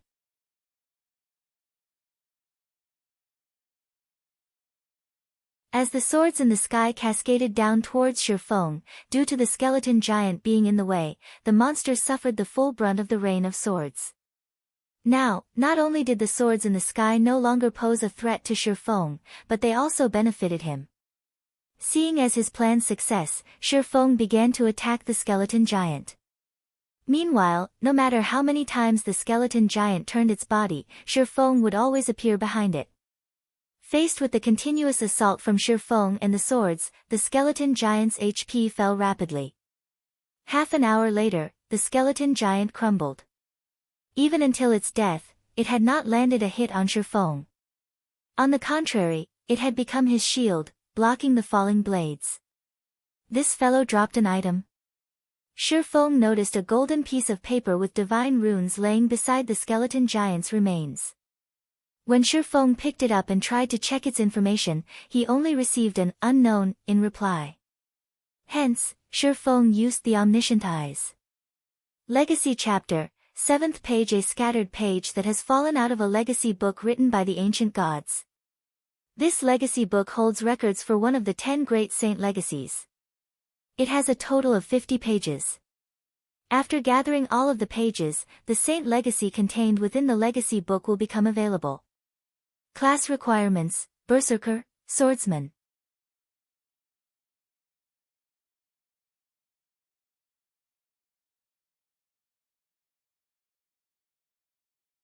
Chapter 383, Blade Demon.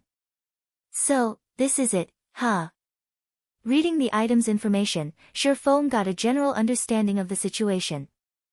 Even if he ran to the mountain and reached its peak, that wouldn't mean he passed the trial. He needed to collect all 50 legacy chapters to pass. However, now that he knew what he needed to do, this trial would be much easier to defeat. He just had to search for skeleton warriors and kill skeleton giants to obtain legacy chapters. So, Shi Feng began hunting around the fields for skeleton warriors. Although the swords in the sky were a nuisance, Shi Feng gradually understood their attack patterns and could dodge them more efficiently. Soon, they were no longer much of an issue. Even when dealing with a large group of skeleton warriors, these swords would nick him a few times at most, dealing negligible damage. After killing 12 skeleton giants in a row, Shi Feng discovered a problem. Not every skeleton giant would drop a legacy chapter. In fact, the drop rate was very low. After killing 12 skeleton giants, he only obtained 2 legacy chapters. None of the monsters Shifeng killed gave him any EXP either. He also needed to dodge the swords from above constantly. Hunting these skeleton giants was truly exhausting, both physically and mentally. If not for the fact that one of the 10 great saint legacies beckoned him, Shifeng would never tolerate such a strenuous and unrewarding task. While Shifeng searched for skeleton warriors all around the mountain, an incident occurred in White River City. Dark Star, a guild that White River City had already forgotten, suddenly declared its dissolution. This news came as a great shock to everyone. Some of the guilds who had previously allied themselves with Dark Star simultaneously announced their dissolution as well. Originally, everyone had thought that White River City was on the path of becoming the overlord of Star Moon Kingdom. However, no one could have expected the following development. Half a day after the dissolution of these guilds, a branch guild of Overwhelming Smile suddenly appeared in White River City. More shockingly, Lone Tyrant, who was originally the guild leader of Dark Star, had become the vice leader that led Overwhelming Smile's branch guild. Furthermore, the benefits that Overwhelming Smile offered were impressive, at least twice as valuable as what Dark Star had previously offered. It was a blatant display of wealth. The members of the dissolved guilds promptly joined Overwhelming Smile's White River City branch. Within half a day since Overwhelming Smile's branch guild's establishment, its member count had already reached 30,000. Moreover, that number was still increasing.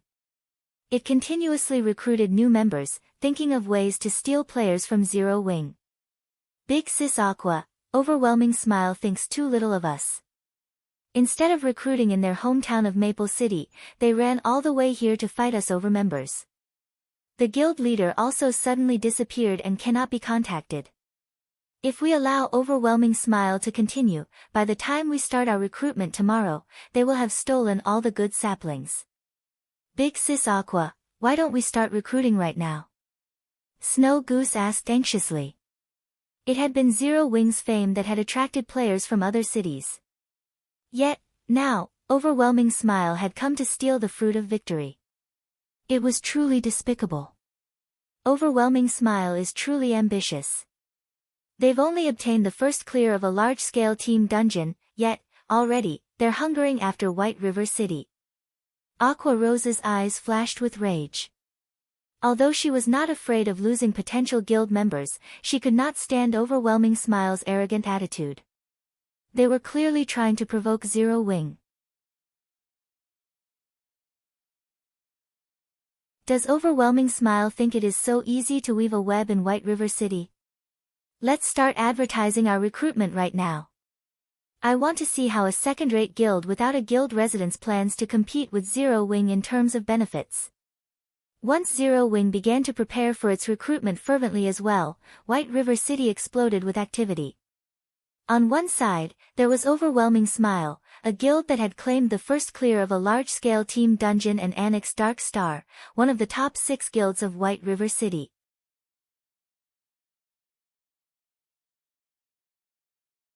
On the other side stood Zero Wing, a guild that possessed a guild residence and was led by Star Moon Kingdom's #1 expert.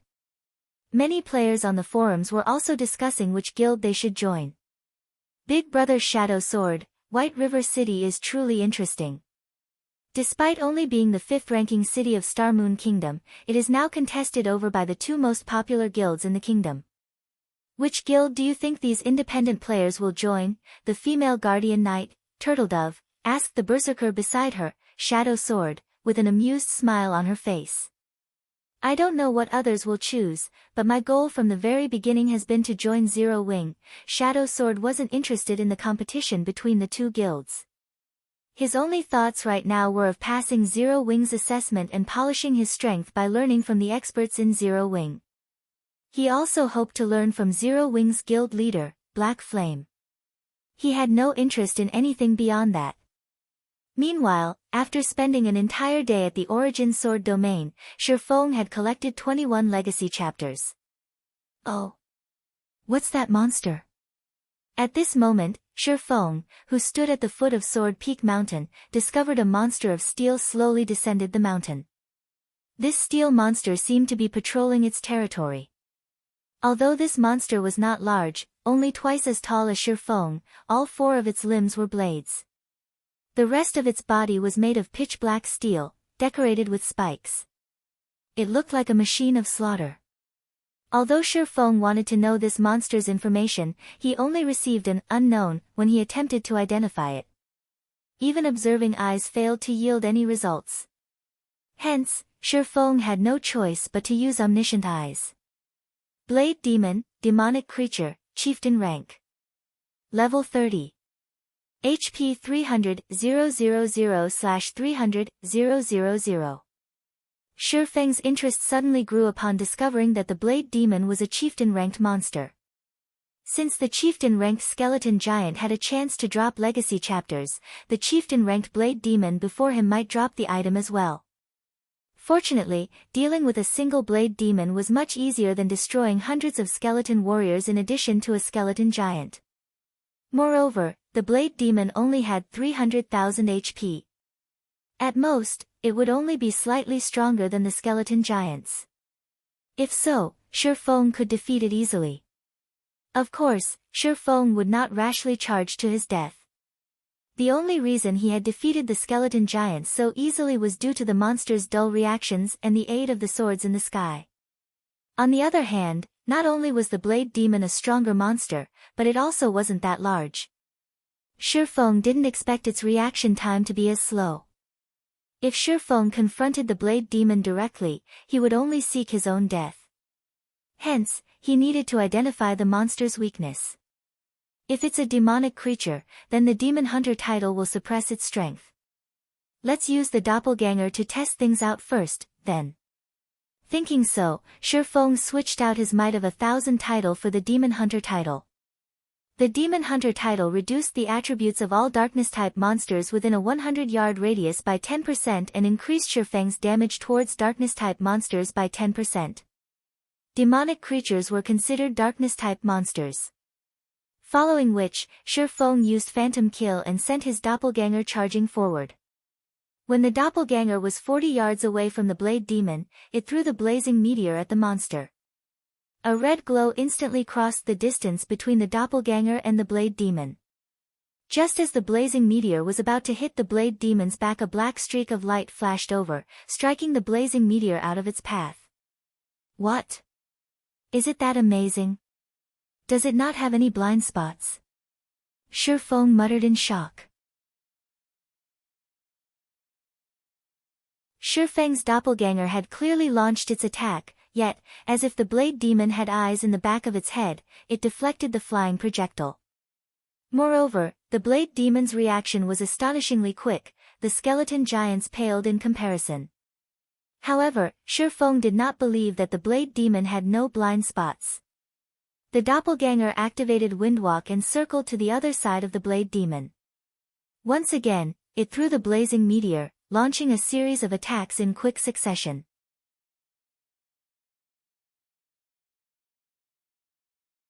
The blazing meteor shot at the Blade Demon again and again. However, no matter which angle it approached, the Blade Demon easily deflected it. Moreover, the monster moved extremely fast, leaving afterimages wherever it passed. In just a moment, the Blade Demon stood in front of Feng's doppelganger. Shwa! Shwa! Shwa! In the blink of an eye, the Blade Demon had launched dozens of attacks. Despite the doppelganger having already activated Defensive Blade, the demon broke through the skill almost instantly. The doppelganger only managed to block a few attacks before losing its life. Feng's eyes widened as he watched his doppelganger's death.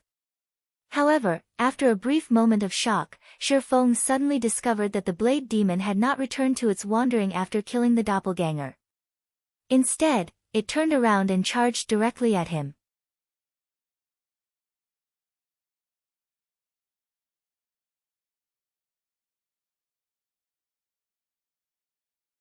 Chapter 384, Unique Set Equipment.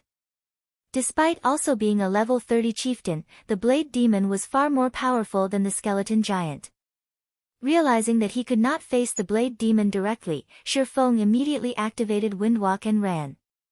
He wanted to break away from the combat area as quickly as possible. However, after running for over 100 yards, the Blade Demon was still on his tail. Although Shifeng's movement speed was much higher than the Blade Demon's, with the countless blades in the sky restraining him, Shifeng was not actually much faster than the Blade Demon.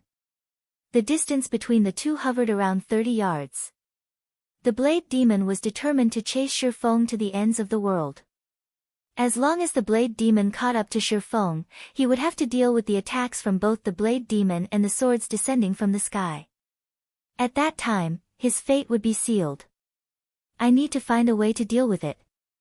I'll be in trouble if it catches up. Shifeng examined the surrounding terrain. The area around him was the very definition of flatlands. The fields were endless, and there was nothing that he could use to his advantage. However, as Shifeng moved further away from Sword Peak Mountain, the number of swords that descended from above increased.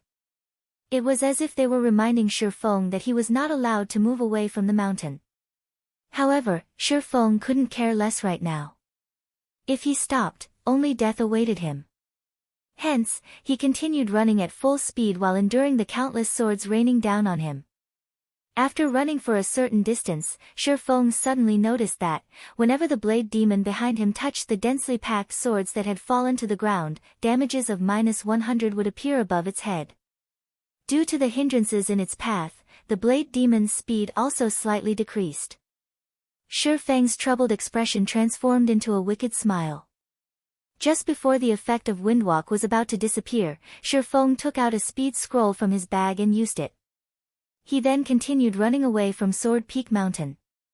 This time, however, Shifeng purposefully zigzagged. This way, if the Blade Demon wished to approach him, it would definitely collide with the swords on the ground. As a result, not only would the Blade Demon's speed decrease, but it would also receive a continuous stream of damage. The Blade Demon had a total of 300,000 HP. With its battle recovery, it could regain 3,000 HP every 5 seconds. Shifeng could not kill the Blade Demon by relying only on the scattered swords. Hence, Shifeng occasionally threw the blazing meteor at the monster. However, the Blade Demon's defensive capabilities were simply too powerful.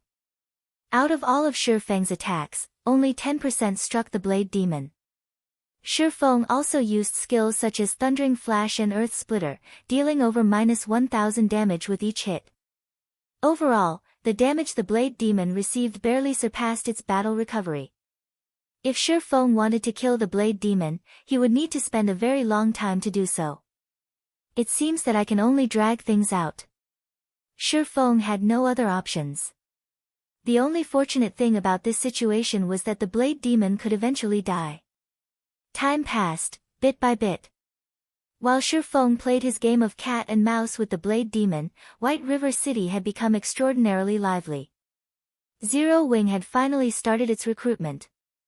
The independent players who had waited eagerly for this moment were incomparably excited. As everyone arrived at Zero Wing's recruitment location, anticipation overwhelmed them. The Purple Sun Mansion, the real estate that occupied the largest land mass and best location in White River City, was actually Zero Wing's guild residence. I'm not seeing things, right? Isn't this the Purple Sun Mansion? Zero Wing isn't even giving the other guilds a chance. Damn! Zero Wing's guild hall is huge. It won't have any problems holding several thousand players at a single time. That's nothing. I have a brother in Zero Wing. I hear that it's even more amazing inside. Aside from having a high-class bar, many NPCs appear every day to issue guild quests. The number and variety of guild quests they get far surpass those available at the Adventurers Association.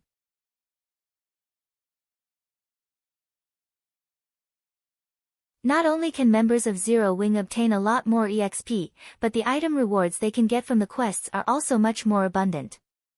Some quests even reward secret silver items. Also, if members rest inside the guild hall, they can accumulate a double EXP buff. There are private rooms available for rent, too. For a time, everyone began forming a long queue outside Zero Wing's guild residence, enthusiastically applying to Zero Wing. From a glance, the number of players in line had already exceeded 30,000. The many benefits such as high-level quests, double EXP buff, private rooms and more had sent all the independent players into a frenzy. Meanwhile, when news of Zero Wing's guild residence spread, the various guilds throughout Star Moon Kingdom tumbling into a turmoil. Originally, these guilds didn't think much of a guild residence. However, they never expected a guild residence to provide such significant benefits. All this time, they regarded a guild residence as only a symbol of a guild's establishment, a place where guild members could gather and chat. Now that they realized what a guild residence could do, the upper echelons of these guilds felt a chill crawl down their spines. A guild residence was simply too terrifying. Not only could it increase the leveling speed of guild members, but it could also provide a source of coins for the guild. Now that Zero Wing possessed its own guild residence, the guild would no longer have to purchase coins using credits or form teams to specifically farm coins. The guild residence also had other aspects that could allow a guild to develop quickly. How could guilds like theirs that did not possess a guild residence compete with Zero Wing now? At this time, the first-rate guilds who were not originally concerned with Zero Wing had to re-evaluate their opinions. Young Master Feng, now that Zero Wing has revealed their guild residence, everyone in Star Moon Kingdom has shifted their attention back to them. Overwhelming Smile's achievement can no longer hamper Zero Wing's recruitment. Should we focus on solidifying the branch guild in White River City? I have really underestimated Black Flame. However, don't think that I am out of options, Feng Xianyang sneered. Since you dare challenge me, you will only have one ending. Tell Overwhelming Smile this, don't worry about spending money, just steal as many players from Zero Wing as possible. I want to see just how a guild without many members can develop. Shortly after Feng Xianyang gave his command, Overwhelming Smile took action. Overwhelming Smile shocked the various guilds in White River City. Overwhelming Smile has gone insane. Snow Goose shouted when she read the latest information on Overwhelming Smile. In order to attract independent players, Overwhelming Smile had increased the benefits it offered once again. At this moment, it offered 4 times what Dark Star had in the past. Normal members alone would be treated far better than even elite players of other guilds. The benefits offered to Overwhelming Smile's elite members was beyond comparison. Overwhelming Smile even began to publicly poach Zero Wing's normal members, promising them threefold what the other guild members received if they joined the guild. Originally, Overwhelming Smile's increase in the benefits was already shocking. Now, that they took it a step further and offered another threefold raise, how could the members of Zero Wing not be tempted? In fact, some members already considered withdrawing from Zero Wing and defecting to Overwhelming Smile. Is Overwhelming Smile planning to destroy us with money? Aqua Rose smiled bitterly, her expression turning grim. This move was truly vicious. Zero Wing had only established recently. Its funding had never been abundant. They had no chance against the large funding Overwhelming Smile possessed.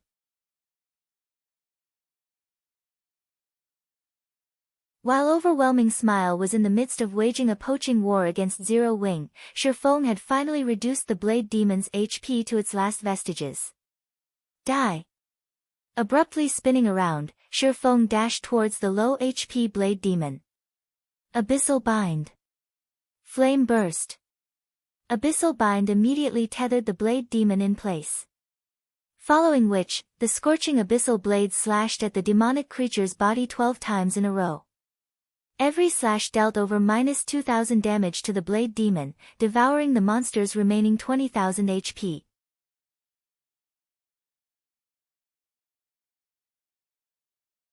As the Blade Demon died, Shifeng noticed a piece of paper falling beside the monster's body. He originally thought that it was a legacy chapter. However, upon picking it up, Shifeng froze. At that moment, he even thought he might be hallucinating. Broken Steel Forging Design Fragment. Epic Rank Unique Set Equipment. Set consists of a total of 6 pieces. Current fragment count, 1/18.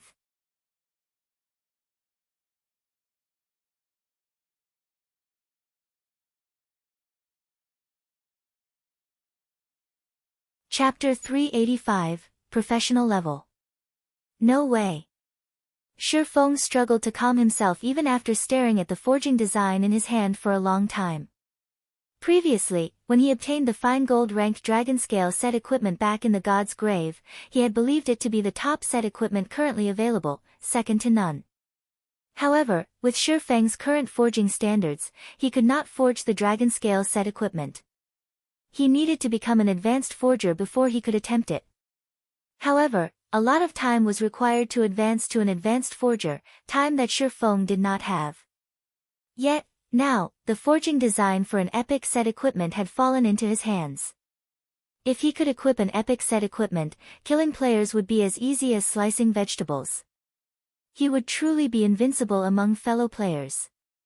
Originally, Shi Feng's head had ached thinking about ways to deal with the 5 cities controlled by Underworld. Now, however, this fragment swept those concerns away. As long as he could don the complete broken steel set equipment, he alone could become enough of a nuisance to disturb those guilds. Now that Shi Feng knew the Blade Demons dropped the forging design for the broken steel set equipment, even if he had to exhaust himself for a few days, he would obtain all the forging design fragments. Shi Feng was suddenly brimming with enthusiasm. Turning around, he charged towards Sword Peak Mountain in search of another Blade Demon. Unknowingly, another day had passed in God's domain. Before Shi Feng logged out of the game, he had killed several dozens more skeleton giants and blade demons. In the 2 days he had spent in the Origin Sword domain, Shi Feng had obtained a total of 33 legacy chapters and 8 broken steel forging design fragments.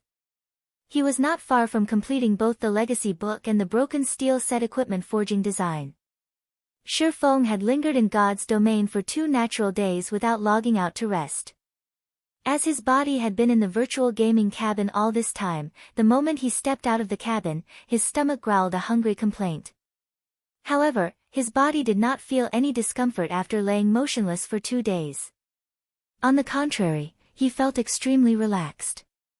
It's as expected of a virtual gaming cabin.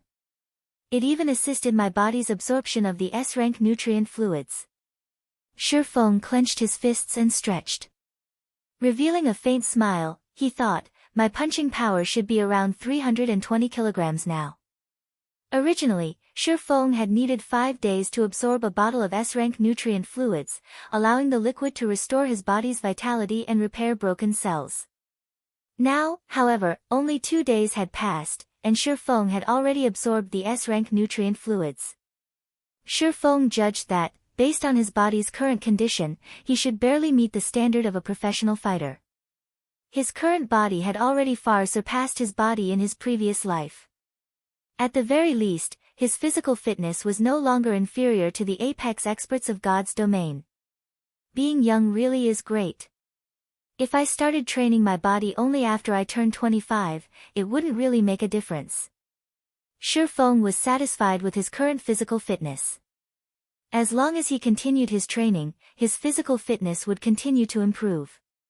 At that time, he could exert more of his brain's potential, allowing him to break through the boundaries he had never been able to cross. Although Shi Feng was hungry, he did not immediately look for something to eat. Instead, after leaving the virtual gaming cabin, he walked towards his fridge and retrieved a bottle of A-rank nutrient fluids. He then filled his empty stomach with the cold liquid. After having not eaten for 48 hours, although he had the protection of the virtual gaming cabin during this period, filling his stomach with solid food would negatively impact his body. It was best to drink nutrient fluids first and let his stomach gradually adapt. After a few hours, he could have a proper meal. Looking at the bottle of A-rank nutrient fluids in his hand, Shi Feng felt like he was dreaming. Over 10 days ago, he had lamented spending 10 credits on a meal. Now, however, despite drinking a bottle of nutrient fluids that cost 10,000 credits, he felt nothing at all.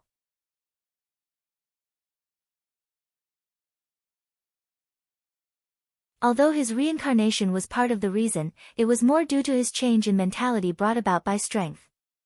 Suddenly, his doorbell rang. Accessing the doorway monitor through his quantum watch, Shi Feng discovered Blackie standing outside his door. For some reason, Blackie looked panicked. It looked like he had some very urgent news.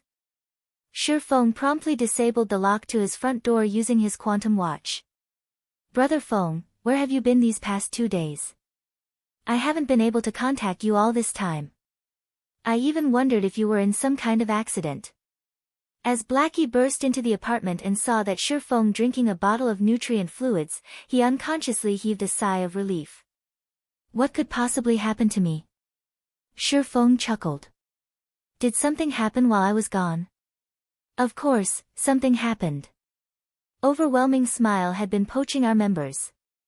Although our guild's member count has increased steadily, the benefits Overwhelming Smile is offering are too enticing, and many have started considering defecting to Overwhelming Smile. I initially thought of increasing the benefits Zero Wing provides as well. However, Sister Aqua said no. Although Sister Fire Dance only focuses on the guild's core team, she agreed with Aqua Rose's opinion. However, at this rate, more members will leave the guild. If we allow this situation to continue, it will negatively impact Zero Wing as a whole. We need to think of a solution for this quickly. I have been trying to contact you all this time, but you haven't answered any of my calls or messages. I had no choice but to visit you personally. Blackie then explained the general situation to Feng. Overwhelming Smile sure is intent on destroying us with money. Feng smiled bitterly. Brother Feng, you too. Sister Aqua said something similar. Blackie was somewhat astonished. I understand the situation. However, I am still tied up with my quest. Go back and tell Aqua to continue recruiting members. The benefits we offer will stay the same, but loosen the entry requirements a little. Feng also showed his support for Aqua Rose's decision. Let's see just how many players you can steal from us. How much money do you plan to burn? Taking Blackie's advice and increasing the benefits that Zero Wing offered was not a long-term solution. Moreover, Overwhelming Smile could simply counter by increasing the benefits it offered again. If this trend continued, the situation would soon snowball out of control and grow into an all-out economic war. At that time, the side with the most funds would be the final victor. Meanwhile, Feng Xianyang, who quietly supported Overwhelming Smile, aimed for just that. If he had to increase the benefits Overwhelming Smile offered dozens of times, he would. He was confident he could destroy Zero Wing this way. Meanwhile, although Zero Wing could cause Overwhelming Smile to suffer greater losses by raising the benefits it offered, they would still lose. Zero Wing did not have the support of a large corporation. It also did not have the funds to contend with Overwhelming Smile. If Zero Wing increased its offer, it would dig its own grave. Feng had seen many of such situations in his past life, and he had considered his options long ago. The best thing was to bide their time and stay on course. However invincible the opponents might seem, he would forever remain true to himself. Moreover, when Feng had established Zero Wing, he had intended to establish a guild that was pure, rather than one where its members would leave because of a little enticement. Zero Wing did not need such shallow people. At this moment, instead of cursing, Feng wanted to thank Overwhelming Smile for ridding the scum from his guild. Feng's reply left Blackie speechless. However, since Feng had already decided, he would fully support his guild leader.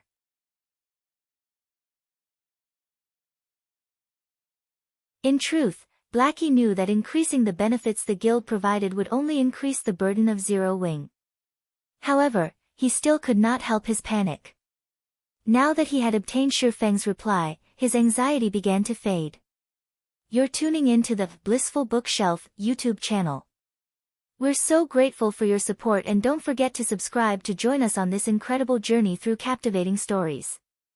Your generosity through donations truly makes a world of difference, as it's the primary source of revenue that allows me to expand and enhance this channel for you. Thank you from the bottom of my heart for being a part of this adventure.